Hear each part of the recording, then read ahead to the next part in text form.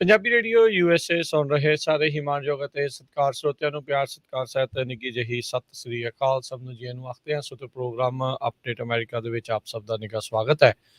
ਅੱਜ 14 ਮਈ ਦਿਨ ਹੈਗਾ ਜੀ, ਸ਼ਨੀਚਰਵਾਰ। ਆਪਣੇ ਨਾਲ ਜੁੜ ਚੁੱਕੇ ਨੇ US ਇਮੀਗ੍ਰੇਸ਼ਨ ਦੇ ਅਟਰਨੀ ਟਰਕਿਆਣਾ ਜੀ। ਅਟਰਨੀ ਟਰਕਿਆਣਾ ਜੀ, ਸਵਾਗਤ ਹੈ। ਸਤਿ ਸ੍ਰੀ ਅਕਾਲ ਜੀ। ਸਤਿ ਸ਼੍ਰੀ ਅਕਾਲ ਜੀ। ਸਾਡੇ ਅੱਜ ਦੇ ਇਸ ਪ੍ਰੋਗਰਾਮ ਨੂੰ ਤੁਹਾਡੇ ਸਾਰਿਆਂ ਤੱਕ ਪਹੁੰਚਾਉਣ 'ਚ ਸਹਿਯੋਗ ਕਰਦੇ ਨੇ ਖਾਲਸਾ ਇੰਸ਼ੋਰੈਂਸ ਏਜੰਸੀ, ਜਿਨ੍ਹਾਂ ਦੇ ਕੋਲੋਂ ਤੁਸੀਂ ਹਰ ਇੱਕ ਤਰੀਕੇ ਦੀ ਇੰਸ਼ੋਰੈਂਸ ਕਰਵਾ ਸਕਦੇ ਹੋ। ਇੰਸ਼ੋਰੈਂਸ ਬਾਰੇ ਪਤਾ ਕਰਨ ਲਈ ਕਾਲ ਕਰ ਸਕਦੇ ਹੋ ਨੰਬਰ 408-272-2500 4082722500।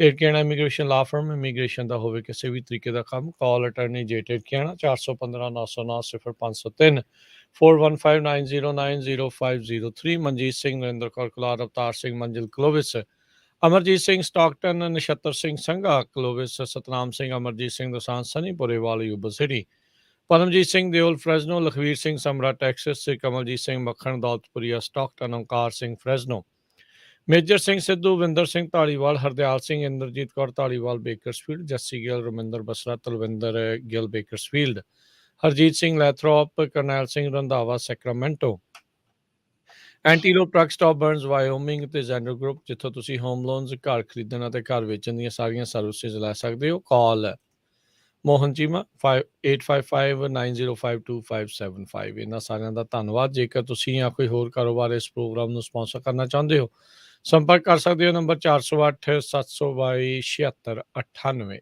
ਦੇ ਉੱਤੇ। ਅਤੇ ਸਰੋਤਿਓ, ਅੱਜ ਜਿਹੜੀ ਆਪਾਂ ਇਮੀਗ੍ਰੇਸ਼ਨ ਦੇ ਬਾਬਤ ਗੱਲਬਾਤ ਕਰਦੇ ਹਾਂ। ਸੋ ਇਮੀਗ੍ਰੇਸ਼ਨ ਦੇ ਅਟਰਨੀ ਜੇ ਟਰਕਿਆਣਾ ਜੀ ਆਪਣੇ ਨਾਲ ਅਹਿਮ ਜਿਹੜੀਆਂ ਜਾਣਕਾਰੀਆਂ ਉਹ ਸਾਂਝੀਆਂ ਕਰਦੇ ਹਾਂ। ਇਸ ਤੋਂ ਪਹਿਲਾਂ ਆਪਾਂ ਅੱਜ ਦੇ ਟੌਪਿਕ ਵੱਲ ਨੂੰ ਵਧੀਏ। ਅਟਰਨੀ ਟਰਕਿਆਣਾ ਜੀ, ਹਾਊਸਕੀਪਿੰਗ ਰੂਲਸ। ਠੀਕ ਹੈ ਜੀ। ਸੋ ਪਿਛਲੇ 3-4 ਹਫ਼ਤਿਆਂ ਤੋਂ ਮਾਫੀ ਮੰਗ ਰਹੇ ਸਾਰਿਆਂ ਕੋਲ। ਅੱਜ ਵੀ ਉਹੀ ਕੰਮ ਆ, ਕਾਲ ਦੀ ਵੋਲੀਅਮ ਬਹੁਤ ਜ਼ਿਆਦਾ, ਸਾਰਿਆਂ ਦੀ ਕਾਲ ਨਹੀਂ ਚੱਕ ਰਹੇ ਇਸ ਕਰਕੇ ਕਿਉਂਕਿ ਐਗਜ਼ਿਸਟਿੰਗ ਕੇਸਾਂ ਵੱਲ ਧਿਆਨ ਆ। ਸੋ ਥੋੜ੍ਹੀ ਜਿਹੀ ਮਾਫੀ ਹੋਰ ਚਾਹੁੰਦੇ ਹਾਂ। ਟੀਮ ਖੜੀ ਕੀਤੀ ਹੋਈ ਆ ਕਾਲ ਲਈ, ਸਿੱਧੇ ਰਿਸੈਪਸ਼ਨਿਸਟ ਨਹੀਂ ਲੱਭ ਸਕਦੇ ਕਿਉਂਕਿ ਉਹਨੂੰ ਥੋੜ੍ਹਾ ਜਿਹਾ ਐਕਸਪੀਰੀਅੰਸ ਵੀ ਚਾਹੀਦਾ, ਅਤੇ ਉਹ 'ਚ ਥੋੜ੍ਹੀ ਜਿਹੀ ਮਾਰ ਖਾ ਰਹੇ ਸੀਗੇ। ਅਤੇ ਮਹੀਨਾ 2 ਮਹੀਨੇ ਸਾਨੂੰ ਜਿਹੜੇ ਆ ਉਹ ਹੋਰ ਜਿਹੜੇ ਲੱਗੂਗੇ। ਠੀਕ ਹੈ। ਨਿਊਯਾਰਕ ਦਾ ਆਫਿਸ ਜਿਹੜਾ ਖੁੱਲ੍ਹ ਗਿਆ, ਉਹਦਾ ਐਡਰੈਸ ਵੀ ਤੁਹਾਨੂੰ ਅਨਾਊਂਸ ਕਰ ਦਿੰਦੇ ਹਾਂ। ਮੈਨੂੰ ਯਾਦ ਨਹੀਂ ਹੋਇਆ, ਮੈਨੂੰ ਇੰਟਰਨੈਟ 'ਤੇ ਕੱਢਣਾ ਪੈਣਾ। ਸੋ ਨਿਊਯਾਰਕ ਦਾ ਆਫਿਸ ਖੁੱਲ੍ਹ ਗਿਆ, ਉੱਥੇ ਆਪਾਂ ਇਨ ਪਰਸਨ ਜਿਹੜੀ ਮੀਟਿੰਗ ਆ ਉਹ ਕਰ ਸਕਦੇ ਹਾਂ। ਅਤੇ ਉਹਦਾ ਜਿਹੜਾ ਐਡਰੈਸ ਆ ਉਹ ਮੈਂ ਆਪਣੇ ਸੋਸ਼ਲ ਮੀਡੀਆ ਸਾਰੇ 'ਤੇ ਅਨਾਊਂਸ ਜਿਹੜਾ ਉਹ ਕਰ ਦੂੰਗਾ। ਸੋ ਥੋੜ੍ਹਾ ਜਿਹਾ ਟਾਈਮ ਹੋਰ ਦਿਓ। ਜੇ ਤੁਹਾਡੀ ਨਹੀਂ ਕਾਲ ਚੱਕ ਰਹੇ ਤਾਂ ਉਹਦਾ ਮਤਲਬ ਇਹੀ ਹੈ ਕਿ ਥੋੜ੍ਹਾ ਜਿਹਾ ਬਿਜ਼ੀ ਚੱਲ ਰਿਹਾ, ਸਾਡੇ ਕੋਲ ਹੈਂਡਲ ਨਹੀਂ ਹੋ ਰਿਹਾ। ਅਤੇ ਫਿਲਹਾਲ ਤੁਸੀਂ ਹੋਰ ਵਕੀਲ ਲੱਭ ਲਓ ਜੇ ਤੁਹਾਨੂੰ ਐਮਰਜੈਂਸੀ ਆ। ਜਿੰਨਾ ਕੁ ਆਪਾਂ ਕਰ ਸਕਦੇ ਹਾਂ ਉਨਾ ਕੁ ਆਪਾਂ ਕਰ ਰਹੇ ਹਾਂ। ਸੋ ਮਹੀਨਾ 2 ਮਹੀਨੇ ਸਾਨੂੰ ਲੱਗੂਗੇ ਬੈਕ ਟੂ ਟਰੈਕ ਜਿਹੜਾ ਉਹ ਆਉਣ ਲਈ। ਇਹਦੇ ਨਾਲ ਪਹਿਲਾਂ ਆਪਾਂ ਟੌਪਿਕ ਵੱਲ ਵਧੀਏ। ਇੱਕ ਕਾਫੀ ਵੱਡੀ ਖਬਰ ਆ ਜੀ, ਅਤੇ ਲੋਕਾਂ ਨੂੰ ਦੱਸ ਦਈਏ ਕਿ ਕੀ ਹੋ ਰਿਹਾ। ਕਿ ਜਦੋਂ ਤੁਸੀਂ ਫਾਈਨਲ ਹੀਅਰਿੰਗ 'ਤੇ ਹੁਣ ਜਾ ਰਹੇ ਹੋ ਨਾ, ਕਿਉਂਕਿ PD ਮੈਮੋ ਆ ਗਿਆ ਹੁਣ। PD ਮੈਮੋ ਦੇ ਫਾਇਦੇ ਵੀ ਬੜੇ ਲੋਕਾਂ ਨੂੰ ਆ, ਨੁਕਸਾਨ ਵੀ ਬੜੇ ਲੋਕਾਂ ਨੂੰ ਆ। ਨੁਕਸਾਨ ਇਹ ਹੈਗਾ ਕਿ ਲੋਕੀ ਉੱਥੇ ਤਿਆਰੀ ਕਰਕੇ ਪਹੁੰਚ ਰਹੇ ਆ, ਅਤੇ ਸਪੈਸ਼ਲੀ ਜਿਹਨਾਂ ਦਾ ਵਕੀਲ ਪ੍ਰੀਪੇਅਰਡ ਨਹੀਂ ਹੈਗਾ ਹੈ ਨਾ, ਜਾਂ ਕਿਸੇ ਨੇ ਅੱਗੋਂ ਕਿਸੇ ਨੂੰ ਕਰਕੇ ਦੇ ਦਿੱਤਾ ਨਾ, ਜਿੱਦਾਂ ਕੇਸਾਂ ਦੇ ਵਿੱਚ ਪ੍ਰੀਪੇਅਰਡ ਨਹੀਂ ਹੁੰਦੇ। ਸੋ ਉੱਥੇ ਜਿਹੜਾ ਜੱਜ ਆ ਅਤੇ ਸਰਕਾਰੀ ਵਕੀਲ ਆ, ਉਹ ਕੀ ਕਰ ਰਿਹਾ ਕਿ ਸਿੱਧਾ ਹੀ ਉਹ ਕਹਿ ਰਹੇ ਕਿ ਸਾਡੇ ਕੋਲ ਪਾਵਰ, ਆਪਾਂ ਤੁਹਾਡਾ ਕੇਸ ਡਿਸਮਿਸ ਕਰ ਦੇਣਾ। ਅਤੇ ਕਈ ਵਾਰੀ ਦੇਖਣ ਨੂੰ ਆਇਆ ਕਿ ਹੁਣ ਉਹਨਾਂ ਦੀ ਲਾਅ ਫਰਮ ਨੇ ਅੱਗੇ ਕਿਸੇ ਨੂੰ ਇੱਕ ਦਿਨ ਵਾਸਤੇ ਇੰਡੀਵਿਜੂਅਲ ਹੀਅਰਿੰਗ ਵਾਸਤੇ ਹਾਇਰ ਕੀਤਾ ਹੁੰਦਾ। ਲਾਅ ਫਰਮ ਦਾ ਆਪਣਾ ਜਿਹੜਾ ਵਕੀਲ ਆ ਇਨਵੋਲਵ ਨਹੀਂ ਹੁੰਦਾ। ਕਈ ਲਾਅ ਫਰਮਾਂ ਇੱਦਾਂ ਕਰਦੀਆਂ ਨੇ ਕਿ ਅੱਗੇ ਕਿਸੇ ਨੂੰ ਫੜ ਕੇ ਭੇਜ ਦਿੰਦੇ ਆ। ਉਹ ਫਿਰ ਕਹਿੰਦੇ ਜੀ ਭਾਜੀ ਗੋਰਾ ਗਿਆ ਸੀਗਾ, ਉਹ ਕਹਿੰਦਾ ਹਾਂ ਤੂੰ ਕਰ ਲਾ, ਮੈਨੂੰ ਪ੍ਰੈਸ਼ਰ ਪਾਤਾ ਉੱਥੇ ਕਿ PD ਲੈ ਲਾ।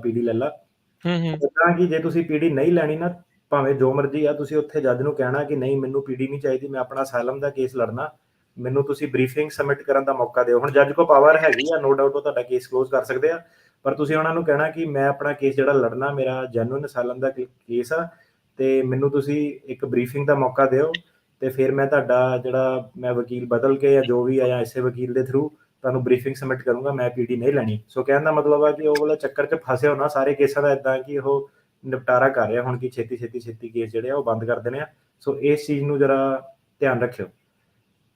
ਜੀ, ਜੀ। ਸੋ ਬਿਲਕੁਲ ਸੋ ਇਹ ਜਿਹੜਾ ਮੁੱਦਾ ਅੱਜ ਦਾ ਟੌਪਿਕ ਜਿਹੜਾ ਆ ਇਹ ਪੀਡੀ ਦੇ ਨਾਲ ਹੀ ਜਿੱਦਾਂ ਜੁੜ ਕੇ ਫਿਰ ਇਹ ਜਿਹੜਾ ਆ ਰਿਹਾ ਹੈਗਾ। ਸੋ ਮੇਨ ਕਿਹੜੇ ਕੇਸਾਂ ਦੇ ਉੱਤੇ ਅੱਜ ਆਪਾਂ ਡਿਸਕਸ ਕਰਨ ਜਾ ਰਹੇ ਹਾਂ। ਸੋ ਕੀ ਹੋ ਰਿਹਾ ਕਿ ਹੁਣ ਜਦੋਂ ਆਪਾਂ ਨਿਊਯਾਰਕ 'ਚ ਗਏ ਸੀਗੇ, ਨਿਊਯਾਰਕ ਤੋਂ ਕਾਫੀ ਜ਼ਿਆਦਾ ਸਾਡੇ ਕੋਲ ਨਿਊਯਾਰਕ ਤੋਂ ਕਾਫੀ ਜ਼ਿਆਦਾ ਵੋਲਿਊਮ ਆਈ ਆ। ਜ਼ਿਆਦਾਤਰ ਸਾਡੇ ਕੋਲ ਜਿਹੜੇ ਕੇਸ ਆ ਰਹੇ ਉਹ ਆ ਰਹੇ, ਉਹਨਾਂ ਦੀ ਤਰੀਕ ਲੱਗ ਰਹੀ ਆ। ਫਿਰ ਉਹ ਦੇਖ ਰਹੇ ਕਿ ਉਹਨਾਂ ਦੇ ਵਕੀਲਾਂ ਕੋਲ ਰੀਲੋਕੇਸ਼ਨ ਦਾ ਮੁੱਦਾ ਨਾ ਅਜੇ ਤੱਕ ਹੈਂਡਲ ਨਹੀਂ ਕਰ ਪਾ ਰਹੇ ਵਕੀਲ। ਹੈਂਡਲ ਇਸ ਲਈ ਨਹੀਂ ਕਰ ਪਾ ਰਹੇ ਕਿਉਂਕਿ ਉਹੀ ਗੱਲਾਂ, ਹਾਕੀ ਸਟਿਕ 2 ਵਾਰੀ ਕੁੱਟ ਪਈ, ਪੋਸਟਰ ਲਾਉਂਦਾ ਸੀਗਾ, ਫੜ ਲਿਆ, ਪੁਲਿਸ ਸਟੇਸ਼ਨ ਗਏ, ਪੁਲਿਸ ਨੇ ਮਨਾ ਕਰਤਾ, ਥ੍ਰੈਟ ਦੇਤਾ, ਤੁਹਾਨੂੰ ਧਮਕੀ ਲਾਤੀ, ਵਾਪਸ ਜੇਲ੍ਹ 'ਚ ਪਾ ਦਾਂਗੇ। ਫਿਰ ਮੇਰੇ ਰਿਸ਼ਤੇਦਾਰ ਨੇ ਸਕੀਮ ਬਣਾਈ ਬਾਹਰ ਕੱਢ ਦੇਣਾ, ਹੈ ਨਾ। ਉਹ ਜਿਹੜਾ ਹੈਗਾ ਦਾਇਰਾ ਉਹਦੇ ਵਿੱਚ ਹੀ ਫਸੇ ਹੋਏ ਆ। ਕਹਾਣੀਆਂ ਵਾਲੇ ਕਹਾਣੀਆਂ ਲਾਈ ਜਾ ਰਹੇ ਆ ਤੇ ਜੱਜ ਵੀ ਅੱਧੇ ਕਿਤੋਂ ਜ਼ਿਆਦਾ ਤਾਂ ਤੰਗ ਆਏ ਹੋਏ ਕਿ ਹੋ ਕੀ ਰਿਹਾ ਕਿ ਸਾਰਿਆਂ ਦੇ ਕੇਸ ਵੀ ਸੇਮ ਆ, ਗੱਲਾਂ ਵੀ ਸੇਮ ਕਰੀ ਜਾਂਦੇ ਆ। Singh versus Garland, Singh versus Whitaker ਨੂੰ ਹੁਣ ਇੰਨਾ ਟਾਈਮ ਹੋ ਗਿਆ, ਪਰ ਕੀ ਹੈ ਕਿ ਜਿਹੜੀ ਕੁਆਲਿਟੀ ਜਿਹੜਾ ਹੈਗਾ ਪ੍ਰੈਜ਼ੈਂਟ ਕਰਨ ਦਾ ਉਹ ਉੱਥੇ ਦੀ ਉੱਥੇ ਹੀ ਖੜੀ ਆ। ਤੇ ਡਿਨਾਇਲ ਇਸ ਲਈ ਹੋ ਰਿਹਾ ਕਿ ਰੀਲੋਕੇਸ਼ਨ ਦਾ ਜਿਹੜੇ ਕਹਾਣੀਕਾਰ ਆ, ਮੈਨੂੰ ਲੱਗਦਾ ਉਹਨਾਂ ਨੂੰ ਨਹੀਂ ਰੀਲੋਕੇਸ਼ਨ ਦਾ ਪਤਾ ਕਿੱਦਾਂ ਵਾ। ਜਿਹੜੇ ਲੋਕੀ ਆ ਰਹੇ ਆ ਬਾਰਡਰ ਤੋਂ, ਉਹਨਾਂ ਦਾ ਚਲੋ ਉਹਨਾਂ ਤੋਂ ਤਾਂ ਆਪਾਂ ਐਕਸਪੈਕਟ ਨਹੀਂ ਕਰ ਸਕਦੇ ਕਿ ਇਹਨਾਂ ਨੂੰ ਦੋਨੋਂ ਜਿਹੜੇ ਸੈਕੰਡ ਸਰਕਿਟ ਦਾ ਲਾਅ ਵੀ ਪਤਾ ਹੋਵੇ, ਤਾਂ ਅੱਧੇ ਵਕੀਲਾਂ ਨੂੰ ਨਹੀਂ ਪਤਾ ਕੀ ਆ। ਸੋ ਕਹਿੰਦਾ ਭਾਜੀ ਮੇਰਾ ਫਿਰ ਵਕੀਲ ਦਾ ਨਾ ਕੇਸ ਡਿਨਾਈ ਹੋ ਗਿਆ ਲਾਸਟ ਮੂਮੈਂਟ ਤੇ। ਫਿਰ ਮੈਂ ਸੋਚਿਆ ਕਿ ਚਲੋ ਰੀਲੋਕੇਸ਼ਨ ਦੇ ਮੁੱਦੇ ਤੇ ਆ, ਤੁਹਾਨੂੰ ਕਰ ਲੈਂਦੇ ਆ ਕਿ ਕਿੱਦਾਂ ਨਾ। ਸੋ ਮੁੱਦਾ ਇੰਨਾ ਟੈਕਨੀਕਲ ਨਹੀਂ ਹੈਗਾ। ਸੋ ਇਹ ਹੈ ਕਿ ਆਪਾਂ ਡਿਸਕਸ ਵੀ ਕਈ ਵਾਰੀ ਕੀਤਾ। ਹੁਣ ਇਹ ਹੈ ਕਿ ਅੱਜ ਦਾ ਜਿਹੜਾ ਸ਼ੋਅ ਆ ਉਹਦੇ ਵਿੱਚ ਮੈਂ ਚਾਹੁੰਦਾ ਕਿ ਅੱਜ ਕਾਲਾਂ ਨਹੀਂ ਆਪਾਂ ਲਵਾਂਗੇ ਕਿਉਂਕਿ ਟੌਪਿਕ ਜਿਹੜਾ ਲੰਬਾ ਹੋ ਜਾਣਾ, ਕਾਫੀ ਇਨਫੋਰਮੇਸ਼ਨਲ ਟੌਪਿਕ ਆ। ਸੋ ਜਿਹੜਾ ਵੀ ਸੁਣ ਰਿਹਾ ਅਸਾਲਮ ਦੀ ਸਪੇਸ 'ਚ ਹੈਗਾ, ਭਾਵੇਂ ਲਾਇਰ ਆ, ਭਾਵੇਂ ਟਰਾਂਸਲੇਟਰ, ਇੰਟਰਪ੍ਰੇਟਰ ਆ, ਇਹ ਤੁਹਾਡੇ ਲਈ ਕਾਫੀ ਵੈਲਿਊਏਬਲ ਪ੍ਰੋਗਰਾਮ ਅੱਜ ਹੋਊਗਾ ਕਿਉਂਕਿ ਤੁਹਾਨੂੰ ਨਾ ਐਕਚੁਅਲੀ ਦੇ ਵਿੱਚ ਮੈਂ ਕੋਸ਼ਿਸ਼ ਕਰੂੰਗਾ ਕਿ ਰੀਲੋਕੇਸ਼ਨ ਦਾ ਮੁੱਦਾ ਜਿਹੜਾ ਉਹ ਸਮਝਾ ਦਵਾ। ਜੇ ਅੱਜ ਵੀ ਨਹੀਂ ਸਮਝਾ ਪਾਇਆ ਤਾਂ ਫਿਰ ਆਪਣੇ ਹੱਥੋਂ ਬਾਹਰ ਆ, ਫਿਰ ਤੁਹਾਨੂੰ ਮੈਂ ਕਦੇ ਵੀ ਨਹੀਂ ਸਮਝਾ ਸਕਦਾ। ਸੋ ਅੱਜ ਮੈਂ ਚਾਹੁੰਦਾ ਕਿ ਦੋਨੋਂ ਜਿਹੜੇ ਸਰਕਿਟ ਲਾਅ ਦੇ ਜਿਹੜੇ ਕੇਸ ਆ, ਜਿਹੜਾ ਕਾਨੂੰਨ ਕੀ ਹੈਗਾ, ਸੈਕੰਡ ਸਰਕਿਟ ਦੇ ਵਿੱਚ ਕੀ ਹੋਇਆ, 9th ਸਰਕਿਟ ਦੇ ਵਿੱਚ ਕੀ ਹੋਇਆ, ਇਹ ਜਿਹੜੇ ਕੇਸ ਲਾਅ ਆ ਇਹ ਸਾਰੇ ਆਪਾਂ ਡਿਟੇਲ ਦੇ ਵਿੱਚ ਡਿਸਕਸ ਕਰਾਂਗੇ ਕਿ ਇਹਨਾਂ ਦੇ ਵਿੱਚ ਚੱਕਰ ਪਿਆ ਕੀ ਸੀਗਾ, ਕੀ ਆਰਗੂਮੈਂਟ ਪ੍ਰੈਜ਼ੈਂਟ ਕੀਤੀਆਂ ਸੀਗੀਆਂ, ਬੰਦੇ ਨੇ ਕੀ ਕਿਹਾ ਸੀਗਾ, ਉਹਦੇ ਵਕੀਲਾਂ ਨੇ ਕੀ ਕਿਹਾ ਸੀਗਾ, ਜੱਜ ਨੇ ਕੀ ਕਿਹਾ, ਬੋਰਡ ਆਫ ਇਮੀਗ੍ਰੇਸ਼ਨ ਅਪੀਲ ਨੇ ਕੀ ਕਿਹਾ, ਸਰਕਿਟ ਕੋਰਟ ਨੇ ਕੀ ਕਿਹਾ। ਸੋ ਇਹਦੇ ਵਿੱਚੋਂ ਜਿਹੜਾ ਬੰਦਾ ਇਨਫੋਰਮੇਸ਼ਨ ਇਕੱਠੀ ਕਰ ਸਕਦਾ ਕਰ ਲਵੇ। ਤੇ ਉਮੀਦ ਕਰਦੇ ਹਾਂ ਕਿ ਤੁਹਾਨੂੰ ਪ੍ਰੋਗਰਾਮ ਜਿਹੜਾ ਸਾਡਾ ਪਸੰਦ ਆਊਗਾ। ਜੀ ਬਿਲਕੁਲ। ਸੋ ਰੀਲੋਕੇਸ਼ਨ ਦਾ ਜਿਹੜਾ ਇਹ ਮੁੱਦਾ ਆ ਉਸ ਨੂੰ ਅੱਜ ਅਟਾਰਨੀ ਟਰਕੀਆਣਾ ਚੰਗੀ ਤਰ੍ਹਾਂ ਪੂਰੀ ਘੋਖ 'ਚ ਜਾ ਕੇ, ਡੂੰਘਾਈ 'ਚ ਜਾ ਕੇ ਤੁਹਾਡੇ ਨਾਲ ਡਿਸਕਸ ਜਿਹੜਾ ਉਹ ਕਰਨ ਜਾ ਰਹੇ ਹੈਗੇ ਆ। ਸੋ ਧਿਆਨ ਦੇ ਨਾਲ ਸਾਰਾ ਜਿਹੜੇ ਸੁਣਿਆ। ਸੋ 2 ਕੇਸਾਂ ਦੀ ਡਿਸਕਸ਼ਨ ਅੱਜ ਦੇ ਇਸ ਪ੍ਰੋਗਰਾਮ ਦੇ ਵਿੱਚ ਰੀਲੋਕੇਸ਼ਨ ਦੇ ਮੁੱਦੇ ਦੇ ਨਾਲ ਜਿਹੜੀ ਉਹ ਜੁੜੀ ਹੋਵੇਗੀ। ਸੋ ਇਹ ਜਿਹੜਾ ਇੰਟਰਨਲ ਰੀਲੋਕੇਸ਼ਨ ਦਾ ਮੁੱਦਾ, ਇੱਕ ਤਾਂ ਪਹਿਲਾਂ ਇਹ ਵੀ ਹੈ ਕੀ ਆ, ਇਹ ਕਿਉਂ, ਇਸ ਦੇ ਨਾਲ ਫਰਕ ਕਿਉਂ ਪੈਂਦਾ ਆ। ਕਈ ਮਾਮਲਿਆਂ ਦੇ ਵਿੱਚ ਲੋਕ ਇਸੇ ਮੁੱਦੇ ਦੇ ਬਾਵਜੂਦ ਕਈ ਜਿੱਤ ਜਾਂਦੇ ਆ, ਕਈ ਲੂਜ਼ ਕਰ ਜਾਂਦੇ ਆ। ਸੋ ਕੀ ਹੈਗਾ ਇਸ ਪੂਰੀ ਜਿਹੜੀ ਆ ਮਸਲੇ ਦੇ ਵਿੱਚ। ਸੋ ਇੰਟਰਨਲ ਰੀਲੋਕੇਸ਼ਨ ਨਾ ਪੰਜਾਬੀ 'ਚ ਜਿਹਨੂੰ ਐਕਸਪਲੇਨ ਕਰੀਏ, ਇੰਟਰਨਲ ਦਾ ਮਤਲਬ ਹੁੰਦਾ ਅੰਦਰੂਨੀ, ਰੀਲੋਕੇਸ਼ਨ ਦਾ ਮਤਲਬ ਹੁੰਦਾ ਇੱਕ ਜਗ੍ਹਾ ਤੋਂ ਜਾ ਕੇ ਦੂਜੀ ਜਗ੍ਹਾ ਰਹਿਣਾ। ਸੋ ਅਸਾਲਮ ਦੇ ਜਿਹੜੇ ਕੇਸ ਆ ਉਹਦੇ ਵਿੱਚ ਜਿਹੜੀ ਸਭ ਤੋਂ ਵੱਡੀ ਜਿਹੜੀ ਚੀਜ਼ ਉਹ ਇਹ ਹੈਗੀ ਕਿ ਮੰਨ ਲਿਆ ਕਿ ਤੁਹਾਡੇ ਨਾਲ ਸਾਰਾ ਕੁਝ ਹੋਇਆ ਜੋ ਵੀ ਤੁਸੀਂ ਕਹਿ ਰਹੇ ਆ, ਪਰ ਕੁਐਸਚਨ ਇਹ ਬਣਦਾ ਕਿ ਤੁਸੀਂ ਆਪਣੀ ਕੰਟਰੀ ਦੇ ਵਿੱਚ ਕਿਤੇ ਹੋਰ ਜਾ ਕੇ ਸੇਫਲੀ ਤੇ ਰੀਜ਼ਨੇਬਲੀ ਰੀਲੋਕੇਟ ਕਰ ਸਕਦੇ ਹੋ, ਕਿਤੇ ਹੋਰ ਰਹਿ ਸਕਦੇ ਹੋ ਕਿ ਨਹੀਂ ਰਹਿ ਸਕਦੇ ਹੋ। ਸੋ ਇਹ ਮੁੱਦੇ ਦੇ ਉੱਤੇ ਲੋਕੀ ਕਹਿੰਦੇ ਯਾਰ ਕੇਸ ਡਿਨਾਈ ਹੋ ਗਿਆ, ਮੇਰਾ ਪਾਸ ਹੋ ਗਿਆ। ਉਹਨਾਂ ਨੂੰ ਲੱਗਦਾ ਕਿ ਪਤਾ ਨਹੀਂ ਕੀ ਜਾਦੂ ਜਿਹਾ ਬਣਿਆ ਹੋਇਆ, ਜੱਜ ਦੀ ਮਰਜ਼ੀ ਆ, ਉਹਨੇ ਸ਼ਾਇਦ ਮੇਰਾ ਪਾਸ ਕਰ ਦੇਣਾ, ਸ਼ਾਇਦ ਉਹਨੇ ਮੇਰਾ ਡਿਨਾਈ ਕਰ ਦੇਣਾ। ਇੱਦਾਂ ਕੁਝ ਨਹੀਂ ਹੈਗਾ। ਇਹ ਜਿਹੜੇ ਕੇਸ ਆ ਇਹ already second circuit, 9th circuit ਦੇ ਵਿੱਚ ਲਿਟੀਗੇਟ ਹੋ ਗਏ ਆ। ਜੇ ਜੱਜ ਡਿਨਾਈ ਕਰਦਾ ਤਾਂ ਇੱਕ ਰੀਜ਼ਨ ਨਾਲ ਡਿਨਾਈ ਕਰਦਾ, ਜੇ ਜੱਜ ਅਪਰੂਵ ਕਰਦਾ ਤਾਂ ਉਹ ਇੱਕ ਰੀਜ਼ਨ ਨਾਲ ਅਪਰੂਵ ਕਰਦਾ। ਸੋ 2 ਇਹਦੇ ਵਿੱਚ ਜਿਹੜੇ ਮੇਨ ਕੇਸ ਹੈਗੇ ਆ, ਨਰਿੰਦਰ ਸਿੰਘ ਵਰਸਸ ਵਿਟੇਕਰ ਜਿਹੜਾ ਕਿ ਕੈਲੀਫੋਰਨੀਆ ਦਾ ਕੇਸ ਸੀਗਾ, 9th ਸਰਕਿਟ ਨੇ ਡਿਸਾਈਡ ਕੀਤਾ। ਜਗਦੀਪ ਸਿੰਘ ਵਰਸਸ ਗਾਰਲੈਂਡ ਜਿਹੜਾ ਕਿ ਸੈਕੰਡ ਸਰਕਿਟ ਨਿਊਯਾਰਕ ਦਾ ਕੇਸ ਸੀਗਾ, ਸੈਕੰਡ ਸਰਕਿਟ ਨੇ ਜਿਹੜਾ ਡਿਸਾਈਡ ਕੀਤਾ। ਜਿਹੜਾ ਸਿੰਘ ਵਰਸਸ ਗਾਰਲੈਂਡ ਸੀਗਾ ਉਹ ਆਪਾਂ ਦੇਖਾਂਗੇ ਕਿ ਜਿਹੜੇ ਰਿਸਪੋਂਡੈਂਟ ਆ, ਜਿਹਨਾਂ ਨੂੰ ਕਲਾਇੰਟ ਕਹਿੰਦੇ ਆ, ਜਿਹੜੇ ਜੇ ਬੰਦਾ ਅਸਾਈਲਮ ਫਾਈਲ ਕਰ ਰਿਹਾ, ਜਿਹੜਾ ਸਿੰਘ ਵਰਸਸ ਗਾਰਲੈਂਡ ਆ ਉਹ ਲੋਕਾਂ ਨੂੰ ਆਪਸ਼ਨਸ ਪ੍ਰੋਵਾਈਡ ਕਰਦਾ ਕਿਉਂਕਿ ਇਹ ਵਧੀਆ ਤਰੀਕੇ ਨਾਲ ਆਰਗਿਊ ਕੀਤਾ ਗਿਆ ਸੀਗਾ। ਜਿਹੜਾ ਜਗਦੀਪ ਸਿੰਘ ਵਰਸਸ ਗਾਰਲੈਂਡ ਆ ਉਹ ਜਿਹੜਾ ਹੈਗਾ ਨਿਊਯਾਰਕ ਵਾਲਿਆਂ ਦੇ ਹੱਕ ਜਿਹੜੇ ਖੁੰਦਾ, ਕਿਉਂਕਿ ਇਹ ਕੇਸ ਸਹੀ ਤਰੀਕੇ ਨਾਲ ਆਰਗਿਊ ਪ੍ਰੈਜ਼ੈਂਟ ਮੇਰੇ ਹਿਸਾਬ ਨਾਲ ਨਹੀਂ ਕੀਤਾ ਗਿਆ ਸੀਗਾ। ਸੋ ਕੀ ਹੈ ਕਿ ਜਦੋਂ ਕੇਸ ਸਰਕਿਟ ਕੋਰਟ ਦੇ ਵਿੱਚ ਜਾਂਦਾ, ਉਹਨੂੰ ਕੌਣ ਪ੍ਰੈਜ਼ੈਂਟ ਕਰਦਾ, ਕਿੱਦਾਂ ਪ੍ਰੈਜ਼ੈਂਟ ਕਰਦਾ, ਕੀ ਹੁੰਦਾ, ਉਹ ਸਾਰੀਆਂ ਚੀਜ਼ਾਂ ਫਿਰ ਜਿਹੜੇ ਆਉਣ ਵਾਲੇ ਜਿਹੜੇ ਕੇਸ ਆਣੇ ਆ ਅਗਲੇ ਕਈ ਸਾਲਾਂ ਤੱਕ, ਉਹਨਾਂ ਤੇ ਜਿਹੜਾ ਇੰਪੈਕਟ ਕਾਫੀ ਜ਼ਿਆਦਾ ਪਾਉਂਦੀਆਂ, ਕਿਉਂਕਿ ਜਿਹੜਾ ਸਰਕਾਰੀ ਵਕੀਲ ਹੁੰਦਾ ਉਹ ਸਿੱਧਾ ਹੀ ਕਹਿੰਦਾ ਕਿ ਅੱਛਾ ਇਹ ਤਾਂ ਸਿੰਘ ਵਰਸਸ ਗਾਰਲੈਂਡ ਆ ਗਿਆ ਨਿਊਯਾਰਕ ਦਾ, ਸਾਨੂੰ ਹੋਰ ਬਹਿਸ ਕਰਨ ਦੀ ਲੋੜ ਨਹੀਂ। ਸੋ ਅੱਜ ਫਿਰ ਇਹ ਚੀਜ਼ ਬਾਰੇ ਮੇਨ ਜਿਹੜੀ ਡਿਸਕਸ਼ਨ ਆ, Narinder Singh versus Whitaker 9th circuit ਤੇ Jagdeep Singh versus Garland 2nd circuit New York ਦੇ, ਦੋਨਾਂ ਦੇ ਇਕੱਠੇ ਆਪਾਂ ਅਲੱਗ-ਅਲੱਗ ਬੜੀ ਵਾਰੀ ਡਿਸਕਸ ਕੀਤੇ ਆ। ਅੱਜ ਆਪਾਂ ਦੋਨੋਂ ਕੇਸ ਇਕੱਠੇ ਰੱਖ ਕੇ ਦੋਨਾਂ ਦੇ ਵਿੱਚ ਕੀ ਫੈਕਟ ਸੀਗੇ, ਕਿੱਦਾਂ ਸੀਗੇ, ਉਹ ਇਕੱਠੇ ਰੱਖ ਕੇ ਕੰਪੇਅਰ ਕਰਾਂਗੇ ਕਿ ਕੀ ਚੀਜ਼ ਹੈ, ਕੀ ਚੱਕਰ ਕੀ ਹੈ, ਕਿ 9th ਸਰਕਿਟ ਦੇ ਵਿੱਚ ਇਦਾਂ ਦਾ ਕਿਉਂ ਹੋ ਰਿਹਾ ਤੇ ਨਿਊਯਾਰਕ ਦੇ ਵਿੱਚ ਇਦਾਂ ਦਾ ਕਿਉਂ ਹੋ ਰਿਹਾ। ਜੀ, ਇਸ ਤੋਂ ਪਹਿਲਾਂ ਆਪਾਂ ਇਸ ਦੀ ਡੂੰਘਾਈ ਦੇ ਵਿੱਚ ਜਾਣਾ ਸ਼ੁਰੂ ਕਰੀਏ। ਕਈ ਜਿਹੜੇ ਦੇਖਣ ਵਾਲੇ ਸੁਣਨ ਵਾਲੇ ਆ ਉਹ ਕਾਹਲੇ ਨਾ ਪੈ ਜਿਓ ਵੀ ਭਾਈ ਮੁੱਕਣ ਕਿਉਂ ਨਹੀਂ ਦਿਆ, ਸਾਡੀਆਂ ਕਾਲਾਂ ਅੱਜ ਕਿਉਂ ਨਹੀਂ ਜਿਹੜੀਆਂ ਉਹ ਲੈ ਰਹੇ। ਇਹ ਤੁਹਾਨੂੰ ਸਮਝਾਉਣ ਦਾ ਮਕਸਦ ਇਹੀ ਆ ਇਸ ਨੂੰ ਡੂੰਘਾਈ ਦੇ ਵਿੱਚ ਵੀ ਸਾਰਿਆਂ ਨੂੰ ਜਿਹੜਾ ਉਹ ਪਤਾ ਹੋਵੇ, ਕਿਉਂਕਿ ਜਿਹੜਾ ਵੀ ਅਸਾਈਲਮ ਦੇ ਕੇਸ ਜਿਨ੍ਹਾਂ ਦੇ ਲੱਗੇ ਆ ਜਾਂ ਚੱਲ ਰਹੇ ਆ, ਜਾਂ ਜੇ ਕਿਸੇ ਦਾ ਅਸਾਈਲਮ ਦਾ ਕੇਸ ਬਣਦਾ ਹੈ ਉਹਨੇ ਲਾਉਣਾ ਆ, ਤਾਂ ਉਹਨੂੰ ਐਟਲੀਸਟ ਪਤਾ ਹੋਵੇ ਵੀ ਇਸ ਦੇ ਵਿੱਚ ਕੀ ਆ। ਬਾਕੀ ਕੁਐਸਚਨਸ ਅੱਜ ਅਟਰਨੀ ਟਿਰਕਿਆਣਾ ਹੋਣਾ ਨੇ ਜਾਣਾ ਵੀ ਆ, ਤੇ ਥੋੜਾ ਲੰਬਾ ਵੀ ਟੌਪਿਕ ਹੈਗਾ ਆ।